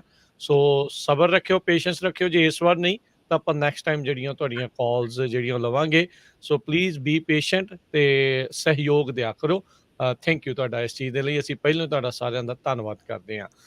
ਸੋ ਅਟਰਨੀ ਟਿਰਕਿਆਣਾ ਜੀ, ਤੁਸੀਂ ਆਪਣੇ ਵਿਊਅਰਸ ਤੇ ਆਪਣੇ ਸੁਣਨ ਵਾਲੇ ਜਿਹੜੇ ਸਰੋਤੇ ਆਡੀਅנס ਨੂੰ ਜੇ ਤੁਸੀਂ ਦੱਸੋ, ਬਹੁਤ ਸਾਰਿਆਂ ਨੇ ਜਿੱਦਾਂ ਤੁਸੀਂ ਕਿਹਾ ਵੀ ਕਹਾਣੀ ਲਿਖਵਾ ਲਈ ਜਾਂ ਲਿਖ ਲਈ, ਜਾਂ ਕਿਸੇ ਨੇ ਉਹਨਾਂ ਨੂੰ ਲਿਖ ਕੇ ਜਿਹੜੀ ਉਹ ਦੇਤੀ, ਉਹਨਾਂ ਨੂੰ ਲਿਖਣ ਵਾਲੇ ਨੂੰ ਵੀ ਨਹੀਂ ਪਤਾ ਹੁੰਦਾ ਕਈ ਵਾਰੀ, ਤੇ ਲਿਖਾਉਣ ਵਾਲੇ ਨੂੰ ਤਾਂ ਬਿਲਕੁਲ ਹੀ ਨਹੀਂ ਪਤਾ ਹੁੰਦਾ ਵੀ ਕਾਨੂੰਨ ਕਹਿੰਦਾ ਕੀ ਆ, ਨਾ ਉਹਨਾਂ ਨੇ ਪੜ੍ਹਿਆ ਹੁੰਦਾ ਆ। ਸੋ ਜਦੋਂ ਇਹ ਸਟੇਟਮੈਂਟਸ ਸਬਮਿਟ ਕਰਦੇ ਆ, ਖਾਸ ਕਰਕੇ ਕਹਿ ਲਓ ਵੀ ਕੱਚੇ ਵਕੀਲ ਜਿਨ੍ਹਾਂ ਨੂੰ ਆਪਾਂ ਜੇ ਕਹਿ ਦਈਏ ਵੀ ਪੈਰਾਲੀਗਲਸ ਜਿਹੜੇ ਹੈਗੇ ਆ, ਵੀ ਉਹਨਾਂ ਦੇ ਥਰੂ ਜਦੋਂ ਕਰਦੇ ਆ, ਉਹਨਾਂ ਨੂੰ ਕਾਨੂੰਨ ਨਹੀਂ ਪਤਾ ਹੁੰਦਾ, ਉਹ ਲਿਖ ਦਿੰਦੇ ਆ। ਸੋ ਤੁਸੀਂ ਐਕਸਪਲੇਨ ਕਰੋ ਵੀ ਇਹ ਲਾਅ ਕਹਿੰਦਾ ਕੀ ਆ, ਹੈ ਕੀ ਆ ਜਿਹੜਾ ਇੰਟਰਨਲ ਰੀਲੋਕੇਸ਼ਨ ਦਾ ਇਹ ਲਾਅ। ਜੀ ਜ਼ਰੂਰ। ਉਸ ਤੋਂ ਪਹਿਲਾਂ ਮੈਂ 1 ਮਿੰਟ ਲਾਉਂਗਾ, ਉਹ 1 ਮਿੰਟ ਮੈਂ ਇਸ ਲਈ ਲਾਉਂਗਾ ਕਿ ਇਹ ਜ਼ਰੂਰੀ ਹੈ, ਕਿਉਂਕਿ ਮੈਨੂੰ ਰੋਜ਼ ਰਿਪੀਟ ਕਰਨੀ ਪੈਂਦੀ ਗੱਲ। ਜਦੋਂ ਤੁਸੀਂ ਮੇਰੇ ਆਫਿਸ 'ਚ ਆਉਂਦੇ ਹੋ ਜਾਂ ਕਿਸੇ ਦੇ ਵੀ ਆਫਿਸ 'ਚ ਆਉਂਦੇ ਹੋ, ਤਾਂ ਸਭ ਤੋਂ ਪਹਿਲੀ ਗੱਲ ਜਿਹੜੀ ਮੇਨ ਹੈਗੀ ਤੁਹਾਨੂੰ ਮੇਰੇ ਤੋਂ ਇਹ ਸੁਣਨ ਨੂੰ ਮਿਲਦੀ ਹੈ ਕਿ ਮੈਂ ਉਹੀ ਕੇਸ ਫੜੂੰਗਾ ਜਿਹੜਾ ਜੈਨੂਨ ਆ। ਮੇਰੇ ਲਈ ਜੈਨੂਨ ਕੇਸ ਕਿਹੜਾ ਹੁੰਦਾ, ਜਿਹਦੇ ਵਿੱਚ ਬੰਦਾ ਮੈਨੂੰ ਦੱਸਦਾ ਕਿ ਮੇਰੇ ਨਾਲ ਆਹ ਹੋਇਆ, ਸੋ ਉਹ ਕੇਸ ਜਿਹੜਾ ਜੈਨੂਨ ਆ। ਕਿਹੜਾ ਕੇਸ ਜੈਨੂਨ ਨਹੀਂ ਆ, ਉਹ ਵਾਲਾ ਕੇਸ ਜੈਨੂਨ ਨਹੀਂ ਆ ਜਿਹ 'ਚ ਬੰਦਾ ਮੈਨੂੰ ਕਹਿੰਦਾ ਕਿ ਭਾਜੀ ਮੇਰੇ ਨਾਲ ਕੁਛ ਹੋਇਆ ਨਹੀਂ, ਤੁਹਾਨੂੰ ਪਤਾ ਸਾਰੇ ਕੇਸ ਨਕਲੀ ਆ।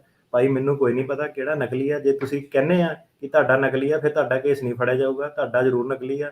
ਜਿਹੜੇ ਆਪਣਾ ਕੇਸ ਤੁਸੀਂ ਦੱਸਣਾ ਹੁੰਦਾ, ਵਕੀਲ ਦੇ ਮੂਹਰੇ ਆ ਕੇ ਦੱਸਣਾ ਹੁੰਦਾ, ਨਹੀਂ ਲਿਖ ਸਕਦੇ ਹੋ ਤੁਸੀਂ, ਜਿਹੜੇ ਵੀ ਟਰਾਂਸਲੇਟਰ ਲੈਂਗੁਏਜ ਲੂੰਗੁਏਜ ਵਾਲੇ ਬੰਦੇ ਦੀ ਹੈਲਪ ਲੈਂਦੇ ਹੋ, ਉਹਨੂੰ ਸਾਰਿਆਂ ਨੂੰ ਮੈਂ ਕੱਚਾ ਚਿੱਠਾ ਮੰਨਦਾ। ਉਹ ਕੱਚਾ ਚਿੱਠਾ ਲੈ ਕੇ ਤੁਸੀਂ ਜਦੋਂ ਸਾਡੇ ਸਾਹਮਣੇ ਆਉਂਦੇ ਹੋ, ਵਕੀਲ ਦੇ ਮੂਹਰੇ ਆਪਣੇ ਤੱਥ ਰੱਖਦੇ ਹੋ ਕਿ ਆਹ ਮੇਰਾ ਕੇਸ ਆ, ਮੇਰੇ ਫੈਕਟ ਸੀਗੇ। ਉਸ ਤੋਂ ਬਾਅਦ ਜਿਹੜਾ ਸਾਡਾ ਕੰਮ ਜਿਹੜਾ ਲੀਗਲ ਦਾ ਉਹ ਸ਼ੁਰੂ ਹੁੰਦਾ। ਜਿਹੜਾ ਮੇਨ ਵਿੱਚ ਲਾਇਰ ਨੇ ਜਿਹੜਾ ਮੇਨ ਕੰਮ ਕਰਨਾ ਹੁੰਦਾ, ਉਹ ਇਹ ਦੇਖਣਾ ਹੁੰਦਾ ਕਿ ਨੈਕਸਸ ਦੀ ਤੁਹਾਡੀ ਰਿਕੁਆਇਰਮੈਂਟ ਮੀਟ ਹੋ ਗਈ, ਰੀਲੋਕੇਸ਼ਨ ਦੀ ਰਿਕੁਆਇਰਮੈਂਟ ਤੁਹਾਡੀ ਮੀਟ ਹੋ ਗਈ ਕਿ ਨਹੀਂ ਹੋ ਗਈ, ਤੁਹਾਡੇ ਕੇਸ ਦੇ ਵਿੱਚ ਵੀਕਨੈਸ ਕੀ ਹੈਗੀਆਂ। ਉੱਥੋਂ ਤੁਹਾਨੂੰ ਸਵਾਲ ਜਵਾਬ ਰਾਹੀਂ ਕਿ ਵਕੀਲ ਤੁਹਾਨੂੰ ਸਵਾਲ ਪੁੱਛ ਸਕਦਾ ਕਿ ਤੁਸੀਂ ਉਹਨੂੰ ਹੁਣ ਸਟੇਟਮੈਂਟ ਇੱਕ ਲੈ ਕੇ ਆ ਕੇ ਦਿੱਤੀ। ਜਿਹੜਾ ਵਕੀਲ ਦਾ ਬਾਕੀਆਂ ਦਾ ਨਹੀਂ ਮੈਨੂੰ ਪਤਾ ਆਪਣਾ ਸਟਾਈਲ ਫਿਰ ਕੀ ਹੈ, ਕਿ ਉਹ ਜਿਹੜੀਆਂ ਤੁਸੀਂ ਸਟੇਟਮੈਂਟ ਲੈ ਕੇ ਆਓਗੇ, ਸਭ ਤੋਂ ਪਹਿਲਾਂ 35 ਮੇਰਾ ਕੰਮ ਇਹ ਹੈਗਾ ਕਿ ਉਹਦੇ ਵਿੱਚ ਤੁਹਾਨੂੰ 40 50 100 ਜਿੰਨੇ ਵੀ ਕੁਐਸਚਨ ਹੈਗੇ ਉਹ ਪੁੱਛੇ ਜਾਓਗੇ ਕਿ ਆ ਇੱਥੇ ਕਿੱਦਾਂ, ਇੱਥੇ ਕਿੱਦਾਂ। ਤੁਹਾਡਾ ਜਿਹੜਾ ਵਰਡ ਡਾਕੂਮੈਂਟ ਆ ਉਹਨੂੰ ਆਪਾਂ ਲਾਲ ਰੈੱਡ ਕਲਰ ਦੇ ਵਿੱਚ ਆਪਾਂ ਮਾਰਕ ਕਰਕੇ ਉਹਦੇ ਵਿੱਚ ਕੁਐਸਚਨ ਪਾ ਦਿੱਤੇ ਜਾਂਦੇ ਆ। ਸੋ ਫਿਰ ਤੁਸੀਂ ਆਪਣੇ ਕੁਐਸਚਨ ਆਨਸਰ ਕਰਦੇ ਹੋ ਕੀ ਹੈ ਨਾ, ਕਮੀਆਂ ਪੇਸ਼ੀਆਂ ਜੋ ਵੀ ਹੈਗੀਆਂ, ਫਿਰ ਉਹ ਸਵਾਲਾਂ 'ਚੋਂ ਹੋਰ ਸਵਾਲ ਨੇ। ਤੇ ਜਿਹੜਾ ਫਿਰ ਉਸ ਤੋਂ ਬਾਅਦ ਤੁਸੀਂ ਆਪਣੇ ਡਾਕੂਮੈਂਟਸ ਵਗੈਰਾ ਜਿਹੜੇ ਐਫੀਡੇਵਿਟਸ ਵਗੈਰਾ ਲੈ ਕੇ ਆਉਂਦੇ ਹੋ, ਮੈਡੀਕਲ ਵਗੈਰਾ ਲੈ ਕੇ ਆਉਂਦੇ ਹੋ। ਸੋ ਵਕੀਲ ਦਾ ਇਹ ਕੰਮ ਹੈ ਕਿ ਦੇਖਣਾ ਕਿ ਇਹ ਕੰਸਿਸਟੈਂਟ ਹੈਗੇ ਕਿ ਨਹੀਂ ਹੈਗੇ, ਇਹ 'ਚ ਕੋਈ ਗਲਤੀ ਤਾਂ ਨਹੀਂ ਹੈਗੀ। ਜੇ ਗਲਤੀ ਹੈਗੀ ਤੁਹਾਨੂੰ ਪੁੱਛਿਆ ਜਾਵੇ, ਤੁਹਾਡੇ ਬਣਾਉਣ ਵਾਲਿਆਂ ਨੂੰ ਪੁੱਛਿਆ ਜਾਵੇ, ਇੰਡੀਆ ਤੁਹਾਡੇ ਲਾਇਰਾਂ ਨੂੰ ਪੁੱਛਿਆ ਜਾਵੇ। ਸੋ ਜਿਹੜਾ ਵਕੀਲ ਦਾ ਮੇਨ ਕੰਮ ਕਰਨ ਵਾਲਾ ਹੈਗਾ ਉਹ ਇਹ ਹੈਗਾ। ਇਹ ਜਿਹੜਾ ਵਕੀਲ ਦਾ ਕੰਮ ਹੈ ਇਹ ਸਿਰਫ ਵਕੀਲ ਹੀ ਕਰ ਸਕਦਾ। ਜਿਹੜਾ ਵਕੀਲ ਦਾ ਕੰਮ ਨਹੀਂ ਹੈਗਾ ਉਹ ਵਕੀਲ ਨਹੀਂ ਕਰ ਸਕਦਾ, ਹੈ ਨਾ। ਤੇ ਇਹ ਚੀਜ਼ ਨੂੰ ਪਹਿਲਾਂ ਦੇਖੋ ਕਿ ਵਕੀਲ ਕੌਣ ਹੁੰਦਾ, ਪੈਰਾਲੀਗਲ ਕੌਣ ਹੁੰਦਾ, ਤੇ ਕਿਹਦਾ ਕੀ ਰੋਲ ਹੈਗਾ। ਸੋ ਸਾਡਾ ਜਿਹੜਾ ਮੇਨ ਰੋਲ ਆ ਉਹ ਹੈਗਾ ਕੋਰਟ ਦੇ ਵਿੱਚ। ਤੇ ਜਿਹੜੇ ਆਹ ਲੀਗਲ ਮੁੱਦੇ ਜਿਹੜੇ ਬਣਦੇ ਆ ਕਿ 9th ਸਰਕਿਟ 'ਚ ਕੀ ਹੋ ਗਿਆ, 2nd ਸਰਕਿਟ 'ਚ ਕੀ ਹੋ ਗਿਆ, ਇਹਨੂੰ ਐਡਵਾਂਸ ਦੇ ਵਿੱਚ ਪੜ੍ਹਨਾ, ਲੇਟੈਸਟ ਕੇਸ ਲਾਅ ਕੀ ਚੱਲਦਾ, ਤਾਂ ਕਿ ਤੁਸੀਂ ਮਾਤ ਨਾ ਖਾਵੋ। ਸੋ ਇਹ ਤੀਰ ਤੁੱਕਾ ਨਹੀਂ ਕੋਈ ਹੈਗਾ, ਇਹ ਪੂਰਾ ਇੱਕ ਕੈਲਕੂਲੇਟਿਡ ਸਰਕਿਟ ਕੋਰਟ ਦੇ ਡਿਸੀਜਨ ਆ। ਸੋ ਕੀ ਹੈ ਕਿ ਜਿਹੜਾ ਅਸਾਈਲਮ ਦਾ ਜਿਹੜਾ ਇੱਕ ਲਾਅ ਹੈਗਾ ਉਹ ਹੈਗਾ 8, ਜਿਹੜੀ ਰੈਗੂਲੇਸ਼ਨ ਆ, ਜਿਹੜੀ ਦਫਾ ਧਾਰਾ ਜਿਹਨੂੰ ਕਹਿ ਦਿੰਦੇ ਆ, ਹੈ ਨਾ, ਉਹ ਹੈਗਾ 8 CFR 1208.13B3। 8 CFR 1208.13B3 ਇਹ ਇੰਪੋਰਟੈਂਟ ਇਸ ਲਈ ਹੈਗੀ ਆ, ਕਿਉਂ ਇਹਦਾ ਮੈਂਸ਼ਨ ਕਰ ਰਿਹਾ ਕਿ ਲੱਗਦਾ ਨਹੀਂ ਮੈਨੂੰ ਪੜ੍ਹੀ ਕਿਸੇ ਨੇ ਵੀ ਹੋਣੀ ਅੱਜ ਤੱਕ, ਭਾਵੇਂ 15 ਸਾਲਾਂ ਤੋਂ ਬੰਦਾ ਕੰਮ ਕਰ ਰਿਹਾ ਅਸਾਈਲਮ ਦੀ ਸਪੇਸ, ਇਹਨੂੰ ਪੁੱਛੋਗੇ ਕਿੱਥੋਂ ਦੀ ਭਾਈ ਤੂੰ ਸਟੋਰੀ ਲਿਖ ਰਿਹਾ, ਕੀ ਲਿਖ ਰਿਹਾ, ਪਤਾ ਨਹੀਂ ਉਹਨੂੰ ਹੋਣਾ ਕਿੱਦਾਂ। ਉਹਨੇ ਕਹਿਣਾ ਅੱਛਾ ਮੈਂ ਕੰਮ ਕਰਦਾ ਸੀਗਾ ਕਿਸੇ ਵਕੀਲ ਦੇ, ਮੈਂ 5 ਸਾਲ ਕੰਮ ਕੀਤਾ, ਫਿਰ ਮੈਂ ਛੱਡਤਾ, ਫਿਰ ਲੋਕੀ ਮੈਨੂੰ ਕਰਨ ਲੱਗ ਪਏ, ਫਿਰ ਮੈਂ ਆਪਣਾ ਕੰਮ ਚਲਾ ਲਿਆ, ਹਨਾ। ਸੋ ਇਹ ਹੈ ਕਿ 8 CFR 1208.13 B3 ਇਹ ਕੀ ਗੱਲ ਕਰਦੀ ਹੈ, ਇਹ ਜਿਹੜੀ ਰੈਗੂਲੇਸ਼ਨ ਹੈਗੀ ਆ, ਇਹ ਕਹਿੰਦੀ ਆ ਰੀਜ਼ਨੇਬਲਨੈਸ ਆਫ ਇੰਟਰਨਲ ਰੀਲੋਕੇਸ਼ਨ, ਇਹ ਜੀ ਐਕਸਪਲੇਨ ਕਰਦੀ ਆ ਕੋਰਟ ਨੂੰ। ਇਹ ਸਾਲਮ ਸੁਲਮ ਬਾਰੇ ਉਹ ਆਪਾਂ ਬਹੁਤ ਹੀ ਡਿਸਕਸ਼ਨ ਕਰ ਚੁੱਕੇ ਹਾਂ, ਇਹ ਸਾਲਮ ਸੁਲਮ ਦੇ ਬਾਰੇ ਅੱਜ ਆਪਾਂ ਡਿਟੇਲ 'ਚ ਨਹੀਂ ਜਾਵਾਂਗੇ, ਕੱਲੀ ਰੀਲੋਕੇਸ਼ਨ ਦੀ ਗੱਲ ਕਰਾਂਗੇ ਕਿ ਕਿਹੜੇ ਇਦਾਂ ਦੇ ਹਾਲਾਤ ਨੇ ਜਿਹਦੇ ਵਿੱਚ ਕੀ ਰੀਜ਼ਨੇਬਲ ਹੈਗੀ ਰੀਲੋਕੇਸ਼ਨ। ਇਹ ਜਿਹੜਾ ਲਾਅ ਨੇ ਡਿਫਾਈਨ ਕੀਤਾ ਹੋਇਆ। ਪਹਿਲਾਂ ਤਾਂ ਜਿਹੜਾ ਇਹ ਲਾਅ ਇਹ ਕਹਿੰਦਾ ਕਿ ਜਿਹੜਾ ਕੋਰਟ ਹੈਗਾ ਉਹ ਟੋਟੈਲਿਟੀ ਆਫ ਸਰਕਮਸਟੈਂਸਿਸ, ਮਤਲਬ ਕਿ ਸਾਰਾ ਜਿਹੜਾ ਕੇਸ ਆ, ਸਾਰੇ ਪਹਿਲੂ ਆ, ਬੰਦਾ ਕੀ ਕਹਿ ਰਿਹਾ, ਸਾਈਜ਼ ਕੰਟਰੀ ਦਾ ਕਿੰਨਾ ਹੈਗਾ, ਨੈਸ਼ਨੈਲਿਟੀ ਕੀ ਆ, ਆਖਰੀ ਵਾਰੀ ਕਿੱਥੇ ਰਿਹਾ ਸੀਗਾ, ਆਪਣੀ ਕੰਟਰੀ 'ਚ ਰਿਹਾ, ਕਿਤੇ ਹੋਰ ਜਾ ਕੇ ਰਿਹਾ, ਜੀਓਗ੍ਰਾਫਿਕਲ ਲੋਕਸ ਜਿਹੜਾ ਹੈਗਾ ਪਰਸੀਕਿਊਸ਼ਨ ਦਾ, ਮਤਲਬ ਕਿ ਬੰਦੇ ਦਾ ਦਾਇਰਾ ਕੀ ਸੀਗਾ, ਪੋਸਟਰ ਆਉਂਦਾ ਸੀ ਪਾਰਟੀ ਦੇ ਇਵੈਂਟ 'ਚ ਪਾਰਟਿਸਿਪੇਟ ਕਰਦਾ ਸੀਗਾ, ਕਿੱਥੇ ਕਰਦਾ ਸੀਗਾ, ਲੋਕਲ ਕਰਦਾ ਸੀਗਾ, ਪਿੰਡ ਦੇ ਲੈਵਲ ਤੇ ਕਰਦਾ ਸੀਗਾ, ਡਿਸਟ੍ਰਿਕਟ ਦੇ ਲੈਵਲ ਤੇ ਕਰਦਾ ਸੀਗਾ, ਸਟੇਟ ਦੇ ਲੈਵਲ ਤੇ ਕਰਦਾ ਸੀਗਾ, ਦਿੱਲੀ ਜਾਂਦਾ ਸੀਗਾ ਧਰਨਿਆਂ ਤੇ, ਕਿੱਥੇ ਪਾਰਟਿਸਿਪੇਟ ਕਰਦਾ ਸੀਗਾ, ਕਿਹੜੀ ਜਗ੍ਹਾ ਉੱਤੇ ਹਮਲੇ ਹੋਏ, ਜਿਹੜਾ ਇਹ ਹਮਲਿਆਂ ਦਾ ਸਾਈਜ਼ ਕੀ ਸੀਗਾ, ਕਿ ਇਕੱਲੇ ਉੱਤੇ ਤੱਕ ਸੀਮਿਤ ਸੀਗਾ, ਹੋਰ ਵੀ ਲੋਕੀ ਸੀਗੇ, ਕਿੰਨੀ ਵਾਰੀ ਹਮਲੇ ਹੋਏ ਉੱਤੇ, ਇੱਕ ਵਾਰੀ ਹਮਲਾ ਹੋਇਆ, ਮਲਟੀਪਲ ਹਮਲਾ ਹੋਇਆ, ਹਮਲਿਆਂ ਤੋਂ ਬਾਅਦ ਕੀ ਹੋਇਆ, ਉਹਨੂੰ ਧਮਕੀਆਂ ਆਈਆਂ, ਨਹੀਂ ਆਈਆਂ, ਹਮਲਿਆਂ ਤੋਂ ਪਹਿਲਾਂ ਧਮਕੀਆਂ ਆਈਆਂ, ਕਿਉਂ ਆਈਆਂ, ਜਿਹੜਾ ਬੰਦਾ ਇਹਨੂੰ ਤੰਗ ਕਰ ਰਿਹਾ ਉਸ ਬੰਦੇ ਦੀ ਰੀਚ ਕੀ ਹੈਗੀ ਆ, ਕਿੱਥੇ ਤੱਕ ਰੀਚ ਆ, ਲੋਕਲ ਤੱਕ ਹੈਗੀ ਆ, ਡਿਸਟ੍ਰਿਕਟ ਲੈਵਲ ਤੱਕ ਹੈਗੀ ਆ, ਸਟੇਟ ਲੈਵਲ ਤੱਕ ਹੈਗੀ ਆ, ਕਿਹਦੇ ਨਾਲ ਇਹ ਬੰਦਿਆਂ ਦੇ ਜਿਹੜੇ ਕਨੈਕਸ਼ਨ ਆ, ਇਹ ਸਾਰੀਆਂ ਜਿਹੜੀਆਂ ਚੀਜ਼ਾਂ ਆਪਾਂ ਪਹਿਲਾਂ ਤਾਂ ਉਹ ਰੈਗੂਲੇਸ਼ਨ ਇਹ ਕਹਿੰਦੀ ਹੈ ਕਿ ਇਹ ਸਾਰੀਆਂ ਚੀਜ਼ਾਂ ਤੁਸੀਂ ਜਿਹੜੀਆਂ ਦੇਖਣੀਆਂ। ਕੋਈ ਵੀ ਇੱਕ ਚੀਜ਼ ਦਾ ਹੋਣਾ ਜਾਂ ਨਾ ਹੋਣਾ ਇਹ ਨਹੀਂ ਸਾਬਿਤ ਕਰਦਾ ਕਿ ਬੰਦਾ ਰੀਲੋਕੇਟ ਨਹੀਂ ਕਰ ਸਕਦਾ। ਉਹਨਾਂ ਨੇ ਜਿਹੜੇ 3 ਮੇਨ ਸਿਨੈਰੀਓ, ਜਿਹੜੇ 4 ਸਿਨੈਰੀਓ ਉਹਨਾਂ ਨੇ ਦਿੱਤੇ ਆ। ਸੋ ਇਹਨੂੰ ਜਿਹੜਾ ਬੜੀ ਧਿਆਨ ਨਾਲ ਸੁਣਨਾ, ਇਹ ਜਿਹੜਾ ਤੁਹਾਡਾ ਕੇਸ ਜਿੱਤ ਹਾਰ ਜਿਹੜੀ ਆ ਜਿਹੜੀ 4 ਜਿਹੜੇ ਸਿਨੈਰੀਓ ਆ ਇਹ ਤੇ ਨਿਸ਼ਚਿਤ ਹੁੰਦੀ ਆ। ਦੂਜੀ ਗੱਲ ਇਸ ਤੇ ਨਿਸ਼ਚਿਤ ਹੁੰਦੀ ਹੈ ਕਿ ਤੁਸੀਂ ਨਿਊਯਾਰਕ ਚੋਂ ਕਿ ਕੈਲੀਫੋਰਨੀਆ ਚੋਂ, ਕਿਉਂਕਿ ਜਿਹੜਾ ਆ ਲਾਅ ਆ ਨਿਊਯਾਰਕ 'ਚ ਹੋਰ ਹਿਸਾਬ ਨਾਲ ਇੰਟਰਪ੍ਰੇਟ ਹੋਣਾ, ਕੈਲੀਫੋਰਨੀਆ ਦੇ ਵਿੱਚ ਇਹਨੇ ਹੋਰ ਹਿਸਾਬ ਨਾਲ ਇੰਟਰਪ੍ਰੇਟ ਹੋਣਾ। ਸੋ ਪਹਿਲੀ ਚੀਜ਼ ਕੀ ਹੈ, ਪਹਿਲੀ ਚੀਜ਼ ਇਹ ਕਰੀਏ ਕਿ ਜੇ ਕੋਈ ਵੀ ਬੰਦਾ, ਉਹਨੂੰ ਆਪਾਂ ਇਹਨੂੰ ਰਿਸਪੋਂਡੈਂਟ ਜਾਂ ਐਪਲੀਕੈਂਟ ਕਹਾਂਗੇ, ਜਿਹੜਾ ਬੰਦਾ ਕੇਸ ਫਾਈਲ ਕਰਦਾ, ਇਹ ਕਹਿੰਦਾ ਕਿ ਜੇ ਰਿਸਪੋਂਡੈਂਟ ਨੇ ਪਾਸਟ ਪਰਸੀਕਿਊਸ਼ਨ ਐਸਟੈਬਲਿਸ਼ ਨਹੀਂ ਕੀਤੀ, ਪਾਸਟ ਪਰਸੀਕਿਊਸ਼ਨ ਹੁੰਦਾ ਕਿ ਉੱਤੇ ਪਹਿਲਾਂ ਜਦੋਂ ਉਹ ਆਪਣੀ ਕੰਟਰੀ ਦੇ ਵਿੱਚ ਸੀਗਾ ਉਹਦੇ ਉੱਤੇ ਹਮਲਾ ਹੋਇਆ ਸੀਗਾ। ਸੋ ਇਹ ਕਹਿੰਦਾ ਹੈਗਾ ਕਿ ਜੇ ਰਿਸਪੋਂਡੈਂਟ ਤੇ ਪਹਿਲਾਂ ਹਮਲਾ ਨਹੀਂ ਹੋਇਆ ਸੀਗਾ, ਮਤਲਬ ਉਹ ਆ ਗਿਆ ਇੱਥੇ, ਸਟੂਡੈਂਟ ਆ ਗਿਆ, ਕੁਝ ਵੀ ਸੀਗਾ, ਜਿੱਦਾਂ ਯੂਕਰੇਨ ਤੋਂ ਬੰਦਾ ਆ ਗਿਆ ਇੱਥੇ ਪੜ੍ਹਦਾ ਪਿਆ ਤੇ ਉੱਤੇ ਪਾਸਟ ਪਰਸੀਕਿਊਸ਼ਨ ਨਹੀਂ ਹੋਈ, ਮਤਲਬ ਪਿੱਛੇ ਉੱਤੇ ਕੋਈ ਹਮਲਾ ਨਹੀਂ ਹੋਇਆ, ਉਹਨੇ ਅਸਾਈਲਮ ਫਾਈਲ ਕੀਤਾ, ਉਹ ਕੇਸਾਂ ਦੇ ਵਿੱਚ ਜਿਹੜਾ ਬੰਦਾ ਅਸਾਈਲਮ ਫਾਈਲ ਕਰ ਰਿਹਾ ਉਹਨੂੰ ਇਹ ਵੀ ਪ੍ਰੂਵ ਕਰਨਾ ਪਊਗਾ ਕਿ ਉਹ ਆਪਣੀ ਕੰਟਰੀ 'ਚ ਕਿਤੇ ਹੋਰ ਰੀਲੋਕੇਟ ਨਹੀਂ ਕਰ ਸਕਦਾ। ਠੀਕ ਹੈ। ਅਨਲੈਸ ਜਿਹੜੀ ਉਹ ਪ੍ਰੋਸੀਕਿਊਸ਼ਨ ਜਿਹੜੀ ਸੀਗੀ ਉਹ ਇੱਕ ਸਰਕਾਰ ਦੀ ਸੀਗੀ ਜਾਂ ਸਰਕਾਰ ਦੇ ਦੁਆਰਾ ਕੀਤੀ ਗਈ ਸੀਗੀ। ਸੋ ਇਹ ਮੈਂ ਦੁਬਾਰਾ ਦੱਸਦਾ ਕਿ ਜੇ ਐਪਲੀਕੈਂਟ ਜਿਹੜਾ ਹੈਗਾ ਉਹ ਪਿਛਲਾ ਆਪਣਾ ਜਿਹੜਾ ਹਮਲਾ ਪਾਸਟ ਪ੍ਰੋਸੀਕਿਊਸ਼ਨ ਨਾ ਐਸਟੈਬਲਿਸ਼ ਕਰ ਪਾਵੇ ਤੇ ਉਹਦੇ ਉੱਤੇ ਬਰਡਨ ਪੈਂਦਾ ਕਿ ਉਹਨੂੰ ਦੱਸਣਾ ਹੁੰਦਾ ਕਿ ਉਹ ਕਿਤੇ ਹੋਰ ਰੀਲੋਕੇਟ ਕਿਉਂ ਨਹੀਂ ਕਰ ਸਕਦਾ, ਅਨਲੈਸ ਉਹਨੂੰ ਜਿਹੜਾ ਖਤਰਾ ਉਹ ਗਵਰਨਮੈਂਟ ਤੋਂ ਹੈਗਾ। ਸੋ ਇਹ ਨਿਊਯਾਰਕ ਦੇ ਕੇਸ ਦੇ ਵਿੱਚ ਆਹ ਵਾਲਾ ਰੂਲ ਜਿਹੜਾ ਉਹ ਲੱਗਦਾ। ਹੁਣ ਇਹਦੇ ਵਿੱਚ ਦੂਜੀ ਚੀਜ਼ ਇਹ ਆ ਗਈ ਕਿ ਜੇ ਤੁਹਾਡੀ ਜਿਹੜੀ ਪਰਸੀਕਿਊਸ਼ਨ ਆ, ਪ੍ਰੋਸੀਕਿਊਟਰ ਜਿਹੜਾ ਤੁਹਾਡਾ ਹਮਲਾਵਰ ਸੀਗਾ, ਜੇ ਉਹ ਸਰਕਾਰ ਹੈਗੀ ਆ ਜਾਂ ਸਰਕਾਰ ਸਪਾਂਸਰਡ ਹੈਗੀ ਆ, ਫਿਰ ਲਾਅ ਇਹ ਕਹਿੰਦਾ ਕਿ ਆਪਾਂ ਇਹ ਮੰਨ ਕੇ ਚੱਲਾਂਗੇ ਕਿ ਰੀਲੋਕੇਸ਼ਨ ਪੋਸੀਬਲ ਨਹੀਂ ਹੈਗੀ, ਤੇ ਇਸ ਕੇਸ ਦੇ ਵਿੱਚ ਜਿਹੜਾ ਬਰਡਨ ਆ ਉਹ ਤੁਹਾਡੇ ਤੇ ਨਹੀਂ, ਉਹ ਸਰਕਾਰ ਤੇ ਸ਼ਿਫਟ ਕਰ ਜਾਂਦਾ। ਸਰਕਾਰ ਨੂੰ ਇਹ ਸ਼ੋ ਕਰਨਾ ਪੈਂਦਾ ਕਿ ਹਰੇਕ ਹਾਲਾਤ ਦੇ ਵਿੱਚ, ਇਹ ਨਹੀਂ ਕਿ ਸਿਰਫ ਇੱਕ ਹਾਲਾਤ ਦੇ ਵਿੱਚ, ਹਰੇਕ ਹਾਲਾਤ ਦੇ ਵਿੱਚ, ਕਿਸੇ ਵੀ ਹਾਲਾਤ ਦੇ ਵਿੱਚ ਤੁਸੀਂ ਕਿਸੇ ਹੋਰ ਜਗ੍ਹਾ ਜਾ ਕੇ ਨਹੀਂ ਰਹਿ ਸਕਦੇ ਹੋ ਜੀ। ਦੋ ਚੀਜ਼ਾਂ ਆ ਗਈਆਂ, ਜੇ ਬੰਦੇ ਤੇ ਪਹਿਲਾ ਹਮਲਾ ਨਹੀਂ ਹੋਇਆ ਤੇ ਬੰਦੇ ਤੇ ਜ਼ਿੰਮੇਵਾਰੀ ਪੈ ਜਾਂਦੀ ਹੈ, ਜੇ ਬੰਦੇ ਤੇ ਪਹਿਲਾ ਹਮਲਾ ਹੋਇਆ ਹੈਗਾ ਤੇ ਉਹ ਜਿਹੜਾ ਹਮਲਾ ਹੈਗਾ ਉਹ ਸਰਕਾਰ ਨੇ ਕੀਤਾ ਤੇ ਫਿਰ ਜਿਹੜਾ ਬਰਡਨ ਆ ਉਹ ਡਿਪਾਰਟਮੈਂਟ ਆਫ ਹੋਮਲੈਂਡ ਸਿਕਿਉਰਿਟੀ ਤੇ ਸ਼ਿਫਟ ਕਰ ਜਾਂਦਾ। ਜ਼ਿੰਮੇਵਾਰੀ ਉਹਨਾਂ ਦੀ ਬਣਦੀ ਹੈ ਕਿ ਉਹਨਾਂ ਨੇ ਸ਼ੋ ਕਰਨਾ ਕਿ ਇਹ ਬੰਦਾ ਰੀਲੋਕੇਟ ਕਰ ਸਕਦਾ ਕਿ ਨਹੀਂ ਕਰ ਸਕਦਾ। ਤੀਜਾ ਸਿਨੈਰੀਓ ਇਹ ਆ ਗਿਆ ਕਿ ਜਿਹਦੇ ਉਹ ਵਾਲੇ ਕੇਸ ਆ ਗਏ ਜਿਹਦੇ ਵਿੱਚ ਕਿ ਬੰਦੇ ਨੇ ਇਹ ਸ਼ੋ ਕੀਤਾ ਕਿ ਉੱਤੇ ਪੁਰਾਣਾ ਹਮਲਾ ਹੋਇਆ। ਠੀਕ ਹੈ, ਆ ਜਿਹੜਾ ਹੁਣ ਜਿਹੜਾ ਤੀਜਾ ਰੀਜ਼ਨ ਨਾ, ਇਹ ਰੀਜ਼ਨ ਹੈਗਾ ਕਿ ਨਿਊਯਾਰਕ ਦੇ ਵਿੱਚ ਲੋਕੀ ਕੇਸ ਬਹੁਤ ਜ਼ਿਆਦਾ ਤਾਦਾਦ ਤੇ ਹਾਰ ਰਹੇ ਆ। ਤੀਜਾ ਰੀਜ਼ਨ ਇਹ ਹੈਗਾ ਕਿ ਜੇ ਬੰਦਾ ਇਹ ਸ਼ੋ ਕਰ ਦੇਵੇ ਕਿ ਉਹਦੇ ਉੱਤੇ ਹਮਲਾ ਹੋਇਆ, ਪਰ ਉਹ ਇਹ ਨਾ ਸ਼ੋ ਕਰ ਪਾਵੇ ਕਿ ਇਹ ਸਰਕਾਰ ਨੇ ਜਾਂ ਸਰਕਾਰ ਦੁਆਰਾ ਸਪਾਂਸਰ ਕੀਤਾ ਗਿਆ, ਕਹਿਣ ਦਾ ਮਤਲਬ ਕਿ ਕਿਸੇ ਪ੍ਰਾਈਵੇਟ ਵਿਅਕਤੀ ਨੇ ਉੱਤੇ ਹਮਲਾ ਕੀਤਾ, ਤੇ ਫਿਰ ਲਾਅ ਇਹ ਕਹਿੰਦਾ ਕਿ ਆਪਾਂ ਇਹ ਮੰਨ ਕੇ ਚੱਲਾਂਗੇ ਕਿ ਜਿਹੜਾ ਤੁਸੀਂ ਆਪਣੀ ਕੰਟਰੀ ਦੇ ਵਿੱਚ ਰੀਲੋਕੇਟ ਕਰ ਸਕਦੇ ਹੋ ਰੀਜ਼ਨੇਬਲੀ, ਠੀਕ ਹੈ। ਠੀਕ ਹੈ। ਸੋ ਕਹਿਣ ਦਾ ਮਤਲਬ ਹੈ ਕਿ ਜਿਹੜਾ ਨਿਊਯਾਰਕ ਦੀ ਜਿਹੜੀ ਬਹਿਸ ਸੀਗੀ ਸਾਰੀ ਉਹ ਉੱਥੇ ਆ ਕੇ ਫਸਦੀ ਆ ਕਿ ਜਿਹੜਾ ਤੁਹਾਡਾ ਹਮਲਾ ਸੀਗਾ ਸਰਕਾਰ ਨੇ ਕੀਤਾ, ਸਰਕਾਰ ਦੁਆਰਾ ਸਪਾਂਸਰ ਸੀਗਾ ਕਿ ਨਹੀਂ ਸੀਗਾ। ਸੋ ਜਿਹੜੀ ਨਿਊਯਾਰਕ ਦੀ ਗਰਾਰੀ ਆ ਉਹ ਸਿਰਫ ਇਸ ਮੁੱਦੇ ਤੇ ਆ ਕੇ ਅਟਕਦੀ ਹੈ ਕਿ ਜਿਹੜੇ ਤੁਹਾਡੇ ਹਮਲਾਵਰ ਸੀਗੇ ਉਹਨਾਂ ਨੂੰ ਸਰਕਾਰ ਮੰਨਿਆ ਜਾਊਗਾ ਕਿ ਨਹੀਂ ਮੰਨਿਆ ਜਾਊਗਾ। ਸੋ ਇਹਦੇ ਬਾਰੇ ਆਪਾਂ ਥੋੜੀ ਜਿਹੀ ਹੋਰ ਡਿਸਕਸ਼ਨ ਕਰਾਂਗੇ।